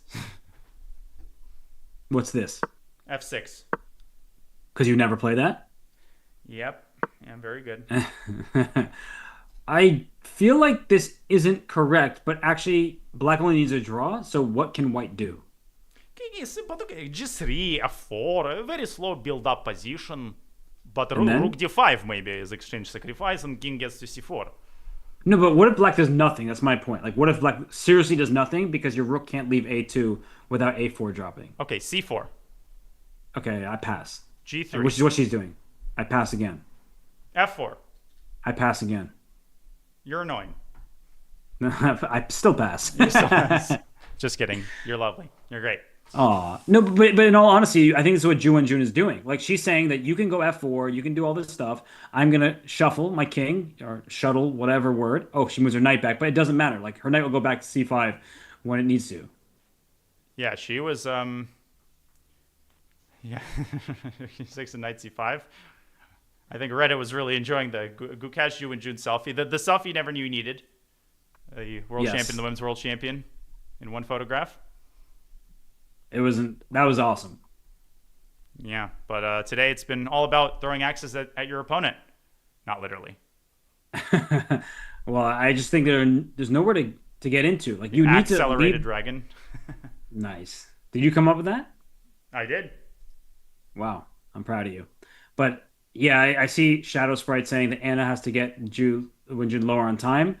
That's hard to do because it's easier to play for black. What's black doing? King f7, king e6. Knight e6, knight c5. Like, you just go back and forth. I didn't come up with that, but Axel Bachmann did. Talk about a name I haven't heard in a minute. Yeah, Very I lost strong it, grandmaster. actually, from Paraguay, I think. Did it hurt your feelings? Did it hurt my feelings? Paraguay? When you lost. Oh, to Bachmann, yeah. I mean, he was 2650 actually randomly when I lost him in Banask. I was already a GM though, so my What do you mean career randomly? He's a strong player. Yeah, no, I didn't say he wasn't, but I think we should talk about Axel Bachmann for another. Okay, Juwinjun's like, yeah, I'll take the repetition for 1,000, Alex. I didn't know if you were going to talk about Axel Rumbeldoni next. So anyway, the knight's on b3. It's rumbling into enemy territory. It's going to go back to c5. There's nothing that white can do. What was the Vocaturo pun that you made? Oh, Like, how did you? I, What was that? I can't remember. I can't remember either. Too many puns have been shared on these broadcasts. And then But I said Brunello, that I remember. But 20 seconds, and with a 1 second increment, this might be over. You're absolutely right, Robert. I was like, and somehow taken by this pawn attack. She'll have to try g5, but black is a full minute up. and are they? What move number are they on? Because they're probably gaining 1 second per turn. 47, but okay, g5 hg. What does that do? Nothing. Nothing. Okay, No, she has to take a draw. how many times have they repeated the position? Like 7 at this point. But Jun doesn't care. She's like, yeah, I think she just stopped the clock. No, draw. It is a draw. I mean, Ju played a great game there in the Armageddon, and on a Muzichuk, she's going to be probably upset because she had all the chances in classical, but Jun, a very strong and tough player to defeat. And we were told, Dinah, the word was provocaturo. Very good. Weak player, 1, 2, 3, 4. Oh, intermission. Or, the Russian word is interesting. It's entr'acte, and it comes from the French. Entre, between acts. Entr'acte. Ooh. That's a fun bit of knowledge to share with everybody. Thank you. 3 more Armageddons. I forgot we had 3. I thought we were only gonna have 2, and then World War 3, 4, and 5 will be fought with sticks and stones all at once. Well, all 3 open games are going to the Armageddon. Yeah, and which starts first? Was it Arjun and Hikaru barely? I have a feeling. I really hope they don't start all of them at the same time. That'll be a big L from the organizers. They need to stagger these games, but don't wait for one game to finish to start the next one, because we'll be here. We'll be here until the next bullet brawl if that happens. Yeah, that would not be ideal. Do I have time to go grab some more water? Because I've been sitting here for. Dude, go. Hours. I will be munching a little bit, but I'm also keeping an eye on the game, and we'll be right back when it starts. What are you going to be eating? Chocolate-covered raisins from Trader Joe's. Oh, that sounds good. It's also like dessert before. Actually, I'm going to get I'll tell you what I'm going to get, but I'll be right back. I need to shut up and grab it before the game starts. Okay. Enjoy your snack. So while Danya left, and he's gone, everyone compliment Danya again. Everyone compliment Danya. He really, can't handle it when he's seated there. So now is the time. I'm waiting for you all. There you go. There you go. So many nice words. He may not know movies, but he has good snack choices. We agree with that.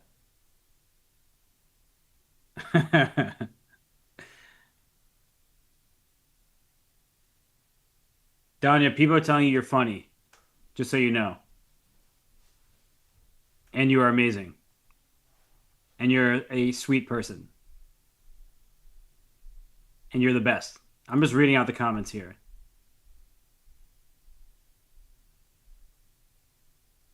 There's some comments I won't read out loud, but they are saying the sheer quantity of your puns makes up for the quality. And I'm going to have to consider that one a little more.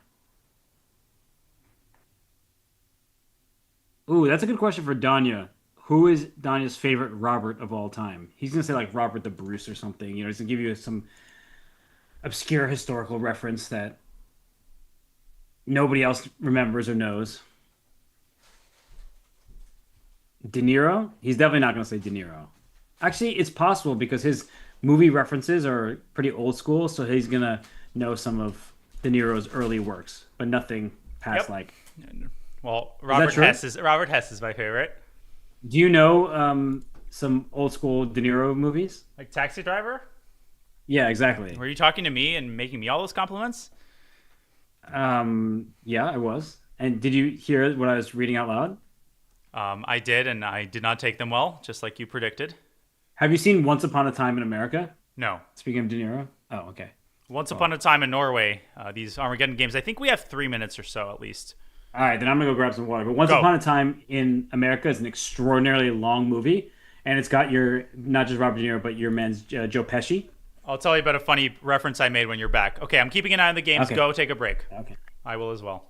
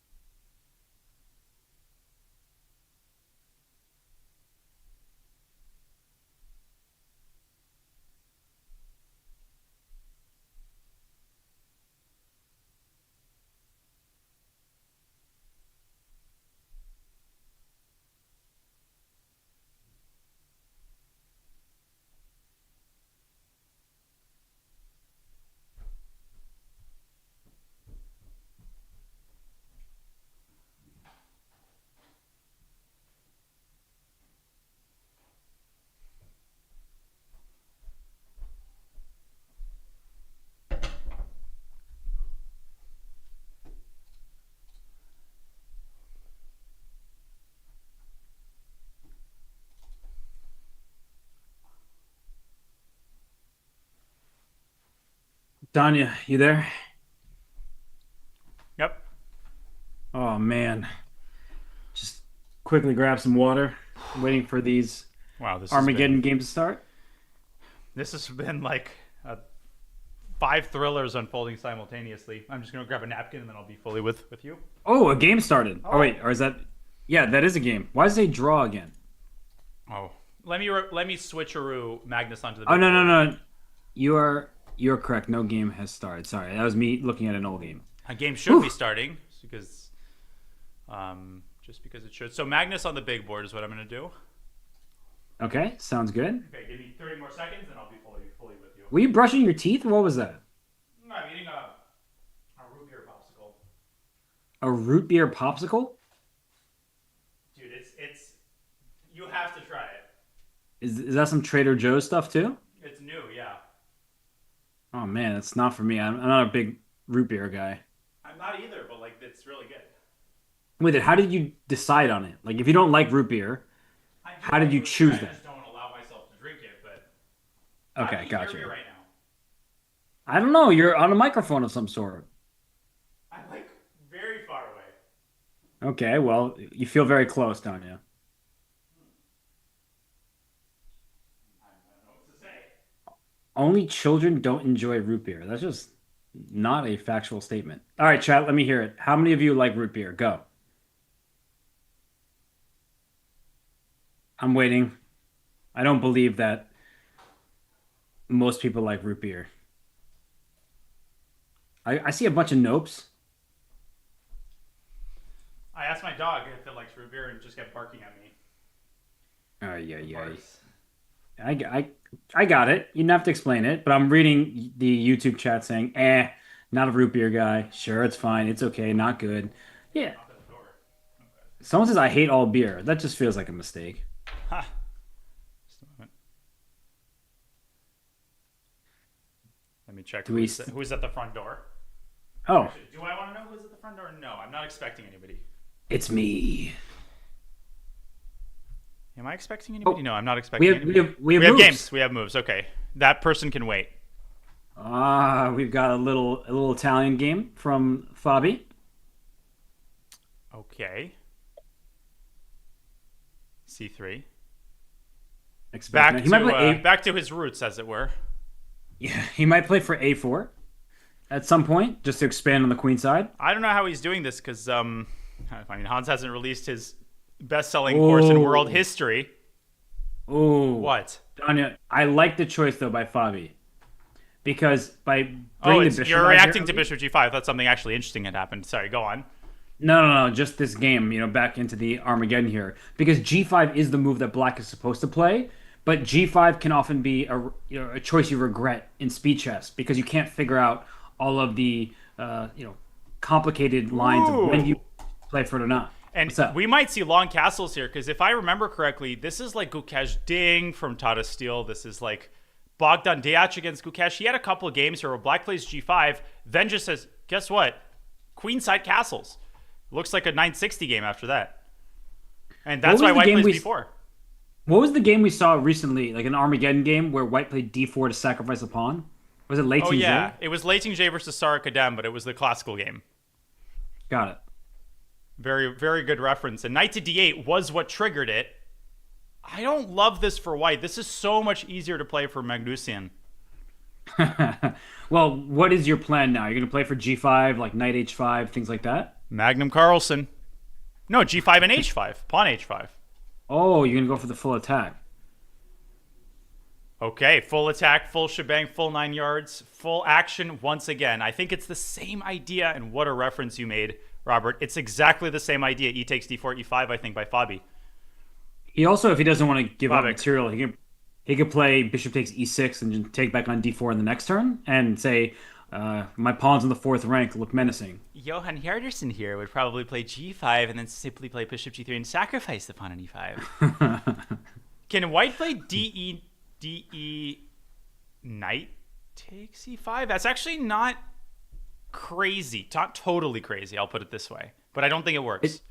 It feels like if it doesn't work, it's anti-Fabi because he always calculates to like the very end and he wants to be certain that it's going to pan out. But he plays Rook E1, which seems very smart in multiple ways. Like E takes D4 out of the question because now E5 looks brutal, and the bishop can slide back to F1 to defend the king side.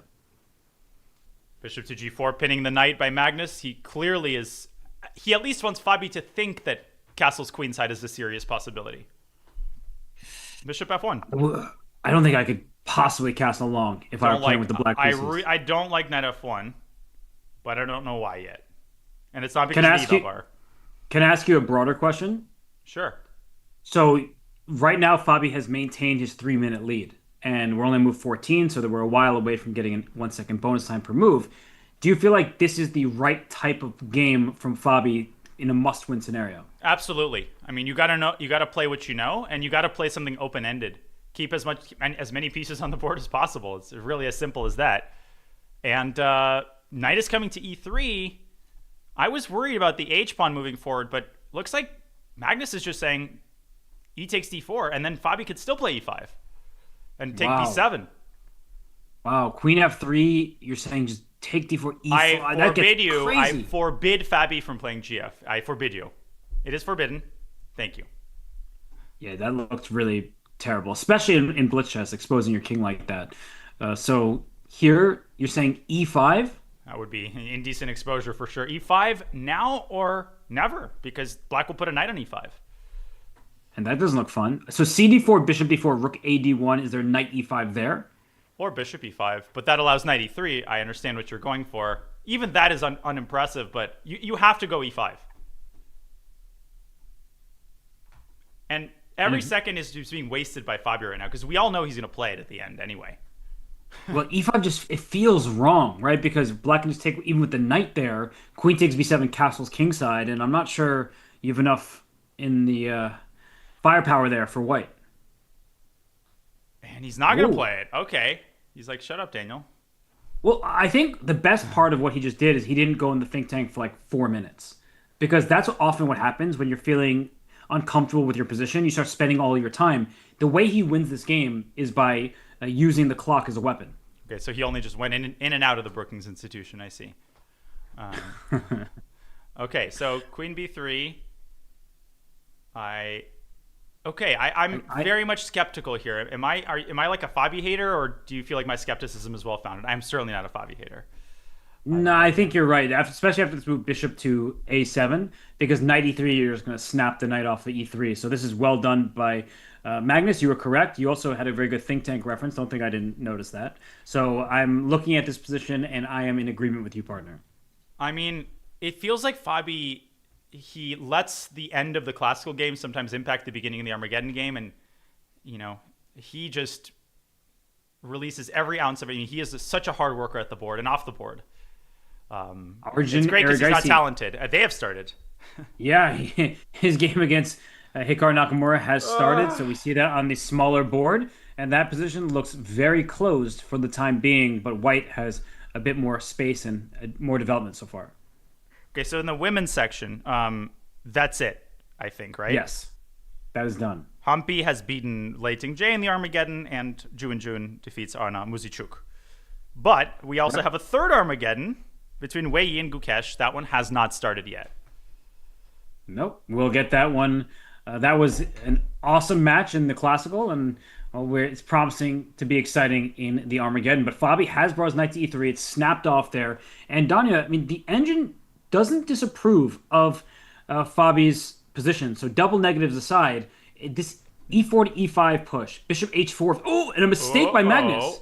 Is there something of the tactical variety that we are missing here? Bishop e5, d5, rook d3. Oh, shoot. And you're going to send the bazooka down the D file. Knight F6, Yeah. though. Oh, Bishop F7 and Rook D8. I didn't see that. I'll be honest. I just thought that there'd be compensation. And that is a huge line. Oh, what a line. Okay, how about them apples? Magnus actually fell for this in our last Blitz match. This exact tactic. Bishop F7 and Rook D8. And goodbye, Miss Sunshine. Wow. And what's wild about that position is if rook takes d8, rook takes d8, king e7, the rook on h8 is hanging at the end. And as you're showing, the rook sacrifice on d7 picked up a queen. He missed it. Ooh. He missed it. Uh-oh. And Fabi misses it. The king is shuttled to safety. And Magnus, you can sense the relief thousands of miles away. Well, that was not the easiest tactic to spot. It was always easier when the engine reacts, so I will give Fabiano some leniency. Absolutely. And I have to say, his position right now from the white side, for being a pawn down, it looks pretty good. Now, our engine is off. The eval bar, of course, is very helpful. You know that you have to look for something, and you're absolutely right. Let's not bury him. He's got 90 seconds extra on the clock. He's got the prospect of e5, and it's almost like their classical game. Wow, this is oh my goodness, what a crazy position this is. And I'm just trying to look at is Gukesh starting? Not yet. So we only have two games. You got them both on screen. And what? By the way, Danya, Magnus's clock under 3.5 minutes. And we know that he froze against Hikaru, but Fabi just giving up the c5 score without a fight. I think he's orienting himself toward e5. He probably is. He's also, I think, orienting himself for a long game so that he can try to use the clock against Magnus. So Magnus, he is the better blitz player between the two of them, and that knight on c5 is just, I mean, that's a stallion over there. But let's orient ourselves toward the Arjun game, and Arjun's up 4 minutes with a stable advantage. Speaking of stallions, very good. My voice You're is the one getting who... hoarse. Oh, I felt that a little while ago. The water is helping. But Danya, it looks like for Arjun Erigaisi, we typically talk about outposts with a knight, but on the board beneath my camera and your camera, there the bishop has an outpost on b5. The queen on f5 is Knight takes b6. Oh, is that... Also, takes DC, BC, and knight c3. How about that? Simple chess. That feels like the strongest plan because knight b6, bishop b5, knight c8, like queen c7. The knight might get trapped back there. Yeah, I'll put it on the board. And Arjun's a practical player. White is probably better after DC, but you will lose the knight. I think DC, BC, and the knight drops back to c3. Hikaru is under fire here on all sides of the board. Yeah, positionally, he's in danger. I mean, those hanging pawn structures are often difficult to maintain a hold of. And right now, it looks like Magnus would move c6. Why is that given a question mark? Yeah, hanging pawn structure. Now we know why it's named that way, because sometimes. Oh, and Arjun does go for this line, to my surprise, and he Oh, does go for DC. So I can understand this. Knight d4 b4, and you're gonna get Gukesh's pawns. it does make sense. When you're in a must-win game, sometimes you actually are not playing Oh objectively. You're God, the playing for third game is the. underway too. Oh, come on. But what I was going to say, Donna, quickly is that when you have to win, sometimes you make decisions you wouldn't make if it I was round one. But he's allowed a4. Arjun is just making incredibly uncharacteristic, unforced mistakes.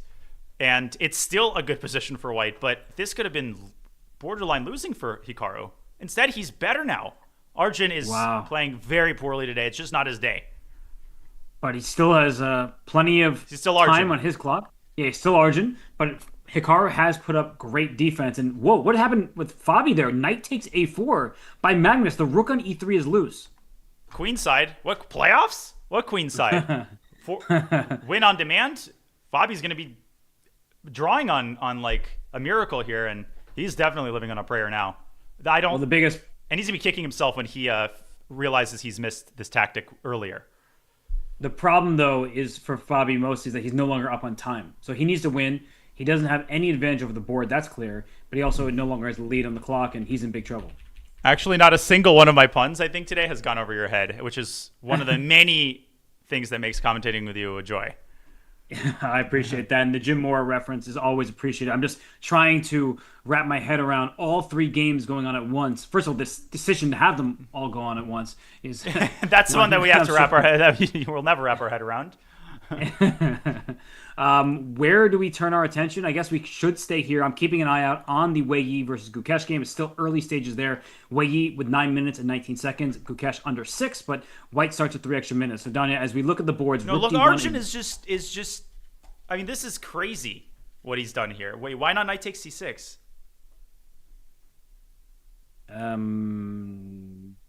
I have no answer for you. Hikaru's not even in a hurry. Like, White has paralyzed himself completely because you can never go before. Yeah, he's on till right now. And this time Hikaru will not let him off the hook, I think. And he had such a nice position that if he had paused, and I think he's playing a little bit too quickly, he would have found that just the exchange on c6, the exchange on c5, it was strategically almost winning for him at that point. He might have netted a pawn. So Fabi, by the way, he's drumming up some counterplay, but again, he's doing it too slowly. Great move by Arjun by the knight f5. Expecting... Oh, whoa, whoa, whoa, whoa, whoa. Fabi blundered. 97, rook d5, rook d5. Hikaru blundered the d pawn, I think. That's huge. What's because in the air in that Stavanger today? that destabilizes the black pieces. Whoa! Whoa, No, what that happened? no, that has to be Shit. a DGT slip, right? Shoot. Rook d4? It has No, to be a that slip. has- Must be. He couldn't Rook have... takes D. No. He couldn't... He... Don't tell me Arjun Erigaisi 2800 Miss Rook takes d5. Oh my goodness, that's a what do you call a bad collinear move, where you just don't take a free pawn. I mean, that's called garbage. That's a once in a lifetime thing for Arjun. I can't believe this. What's going on? That's really shocking that he wouldn't take And- that pawn on d5. As an ultimate Arjun fan, again, I'm not. I know people are very sensitive to criticism of the players, but trust me, Arjun is criticizing himself. I think we need to bring the Wei Yi game up if we can, just because it's getting. Magnus's game is over. Yeah, Magnus is just mopping up. Look at this position. Wow, I'm still like cannot believe Arjun just played Rook d4 because he had every chance after Rook takes d5. Yeah, it was a free pawn. There was a pin. I honestly thought your mic went away because you just froze there. And I'm looking at this. to respond to that, but okay. But look at this position with the queen on g3 for Wei Yi. He's up now 4 minutes, and he has an attack going, and he also is carving out every single dark square. Knight d2, knight f3, He's and that working black on the dark squares. knight's going to gallop in, and maybe bishop f4 to start. That way you don't allow black to play f4, but then bring the knight in over to the king side. Vroom vroom. That's it. And EOM. I just don't even know what to say. The missing rook takes d5, Danya. No, the game is over. He actually played it. His queen is pinned to f3, figuratively, and rook f6 is threatened. It's over. What the heck? Man. A number of mistakes from Arjun Erigaisi, and he is going to be kicking himself. H4 is not a bad try, though, because f7 can be captured. But after... Rook b4? Knight g5, maybe. At a minimum. I was wondering if queen takes f7 here for Arjun. Yeah, rook takes g2, I think is... And queen g4 takes c8. Oh, the rook on c8's hanging. Nice find by you. I was like, what are you doing? There's no check on d1. Lipido. Lipido. Whoa, he missed it! Oh! G3? G3. He plays it. He finds it. Oh my Players goodness. need to go on an anti-doping test today. What do they put into their breakfast? Rook c7 next? Hikaru's going to lose. You know what? It reminds me of that Humpy game against Vaishali in some ways. Oh my goodness. And also the Musicchuk against Vaishali game, where just like you miss one thing and the game's over on the spot. Dude, this is like Arjun's going to win the game and making me eat my words. What a satisfying victory that'll be when he, of course, spends 5 hours listening to our commentary today.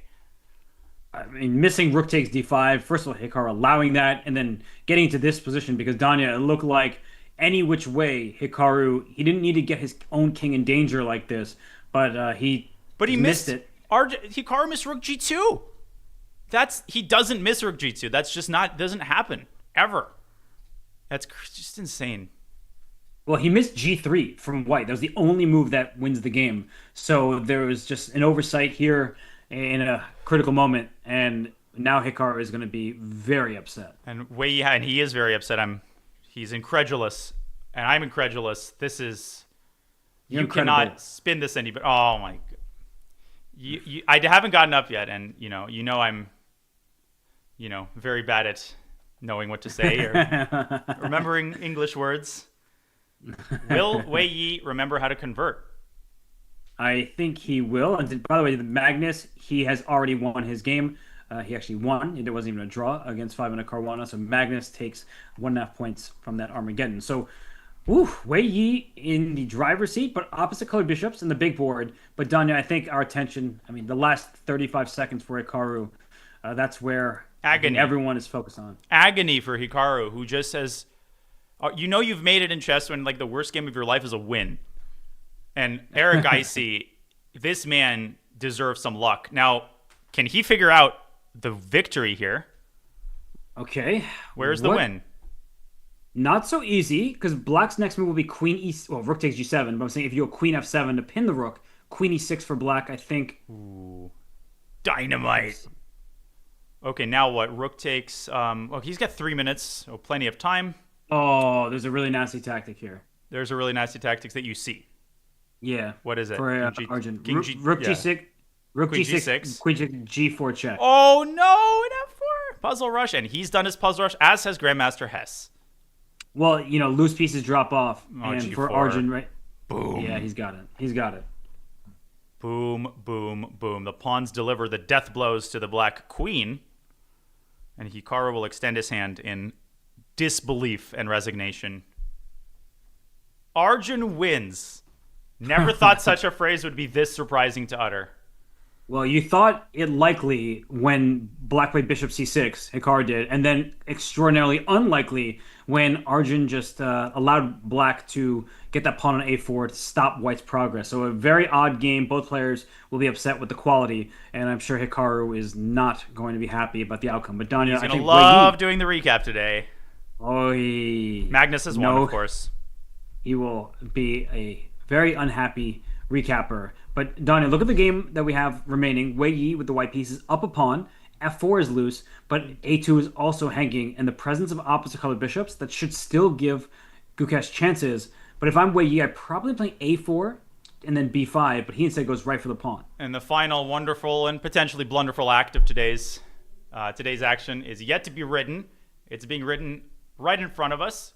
up upon is Wei Yi, and he is winning technically. I mean, he should be able to put his pieces on the right squares. This might be the least climactic of the finishes, and that's saying a lot. But how do you C4. actually? What about Okay, C4? C4. Yes. Well, what's the exact winning plan? I guess. C4 and B5. Okay, C4, maybe rook E2. Wait, let me pull up the game. We can actually analyze it now. Can you believe that? That's a shot. Wow, I can actually minimize this board and make it the live board again. Ooh. But we're not. Let's not pack our bags just yet, folks, because plenty of action left here. And Gukesh is being annoying, and I mean that in a complimentary way, pinning that knight on D2. There will be knight E4 at some moment, and knight F6 check, so tactically the rook is defended. But Danya, I think a rookless position, that makes the drawing chances higher for black. And, oops, sorry, I have 7 gazillion things pulled up here, so there we go. Okay, rookless position will make it easier for black, and of course, a knightless and rookless position will make a sleepless knight for Wei Yi. That would be immediately equalizing. But the good news for Wei Yi is he can move his rook. The bishop defends that knight over there on D2. Oh, knight E4 is a huge threat. Because it's a winning endgame after that, because the B7 pawn will drop. I would play B5 here. I think it's a practical attempt to freeze white's pawns. But I'm wondering after B5, knight E4, like if you trade rooks there and then knight takes bishop on E8, is that winning for white? I wouldn't go for it if I were Wei Yi because I don't know, but I'm just wondering how that looks. Probably was winning, and I think Gukesh doesn't want to allow it. And so he plays king E7, walking into bishop C5, but B6 there is some nasty home cooking. B6. Wow. What a concept. That would be suck for white. I mean, knight C4 there would save the game, but maybe not the win, which is But what you such need. B6 is such an easy move to overlook. You know, you think that, oh, bishop C5, king F7, the pin still exists along the D file, or at least the threat in air quotes of a rook exchange. But B6, that would be a cold shower. So let's not play bishop C5. And he doesn't. He plays rook to D5. What if black steps up with the king? Okay, I'm asking questions that are getting answered immediately. That's like it's like a wasp, you know, like an insistent wasp disrupting your picnic. That black king just keeps flying back up and stinging the rook. Knight F5 kind of traps the rook in there. That's awkward. Yeah, but then G4, Dubov would say. Well, like, yeah, I guess you could take on E3 as well. There's a lot to calculate here. And not a lot of time to do it in knight F3. What do you make of knight F3? I like it. I still think knight F5 is the response. Are you going to go knight D4 check? No, I'm going to go Out of G4. curiosity? I'm going to go G4 there. Right, but doesn't... Knight E3 rook E5 is my idea. You're a clever man. I can put this on the board, like knight F3, knight F5, and G4. And the point is, knight E3, I collect the knight in a very positive way, but not necessarily enough to win, apparently. We'll see. He didn't play it. Well, great winning chances for white, but objectively black, I guess with the bishop coming to C6, has... Oh, well, this is also a nice move, because knight C5 check is But not king, exactly... king F6, knight C5, like bishop C6. What is the actual construction here he's going for? So knight F5, you can still play this G4 move that we Although were talking about. knight E3 will have to take back with the pawn, and maybe he wants that. Yeah, he's saying my knight is very active on B3. Actually, wow, he goes for the knightless position, and I have to admit that with the time advantage that white has, he's got not just good winning chances. I would expect him to win. I would say 80-20 winning chances for white. Yeah, it's just very difficult to defend this move after move for black because maybe the idea is simple: put your bishop on C6 and then do nothing. But you have to do nothing while your opponent's got more time. But Wei cannot pause. Like, just move. You need a time advantage here. Like, the 20-second time advantage is like 40% of those 80% is because as this gets down to a time scramble, I had almost exactly this endgame against Dominguez in the World Blitz, and it was just like impossible to defend for him.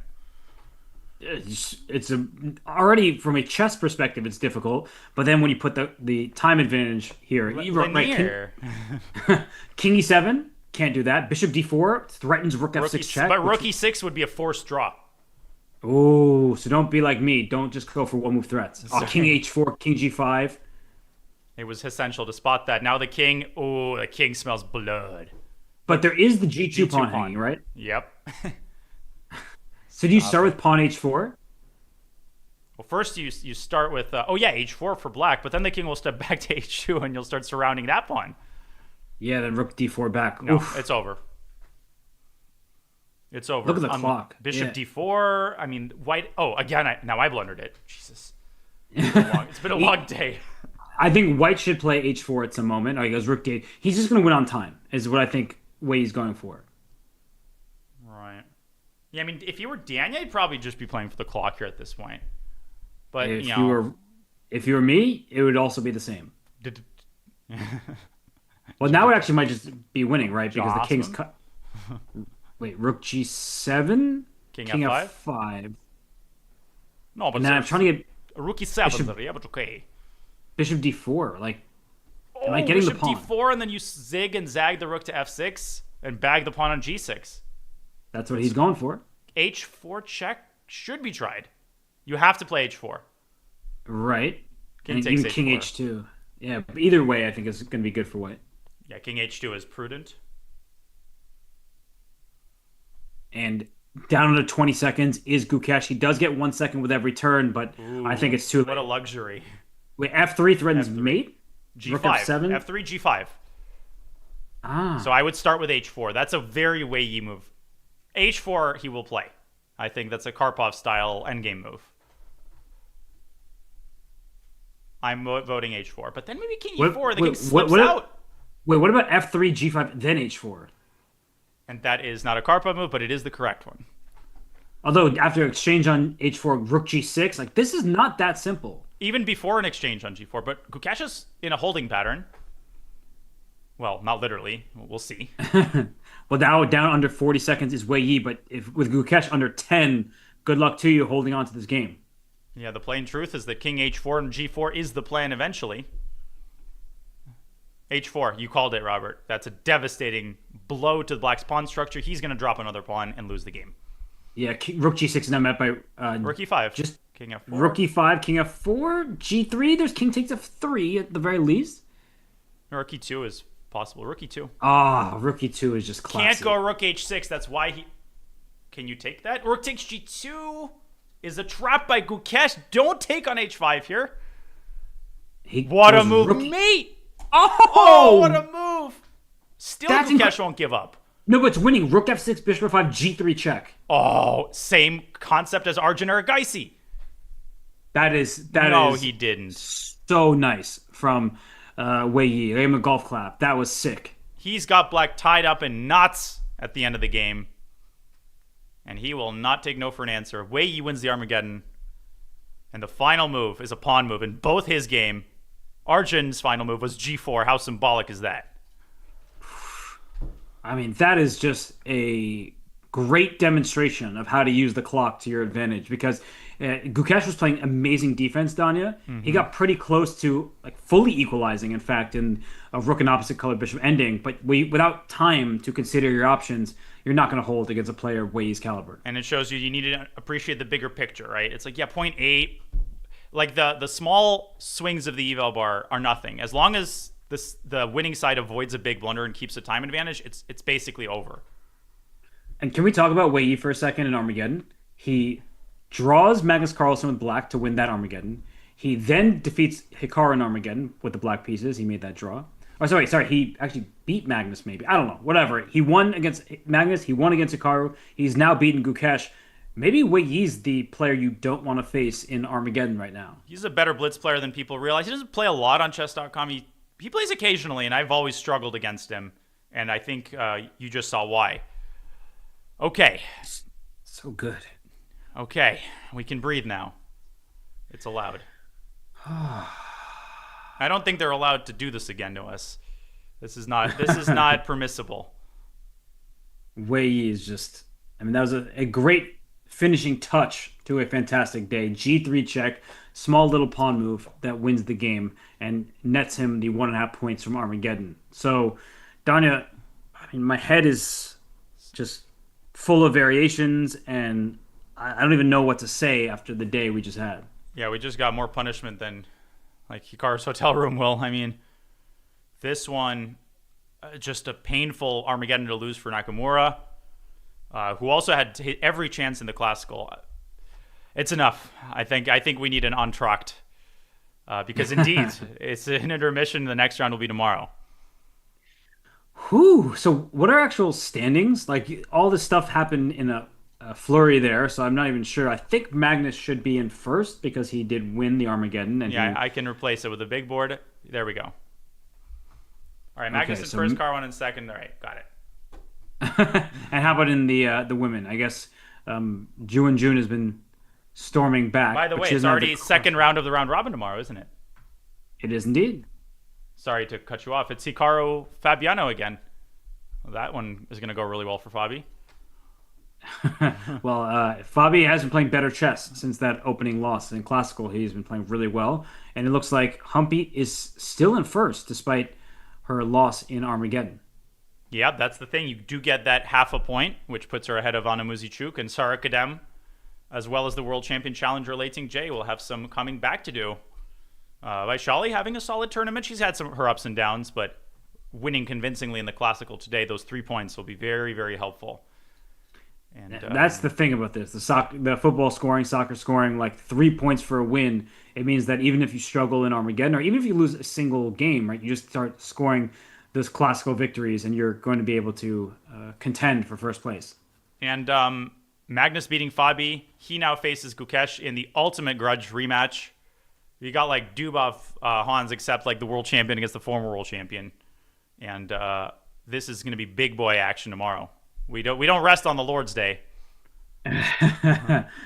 Sunday is fun day for us, and well, it's going to be another good one. Everybody, please just do yourself a favor, follow the channels. We will be back tomorrow. It's your weekend. You can enjoy a little bit of chess. I know you're not working, and if you are working, I'm sorry, but we will be working to give you the best possible breakdowns of Norway Chess 2025. We're officially halfway through the tournament. So, Danya, thank you again for another great day. And I hope that everybody sticks around and hangs out with us going forward. Yeah, this has been awesome, Robert. There's really nobody I trust as a co-pilot other than you. You're the man.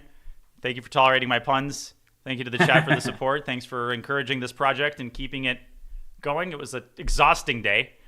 Yes, indeed. For the players and for us, of course, as we tried to keep track of all the action, which just seems to intensify. We'll be back at the same time tomorrow, 11 a.m. Eastern, for the start of the second round. I don't know how to phrase the second part of the round robin, where the players reprise the pairings from round one. You will not want to miss it. No. Happy Pun Day tomorrow. Happy Pun Day, happy Saturday, and happy let's get out of here. See you guys tomorrow.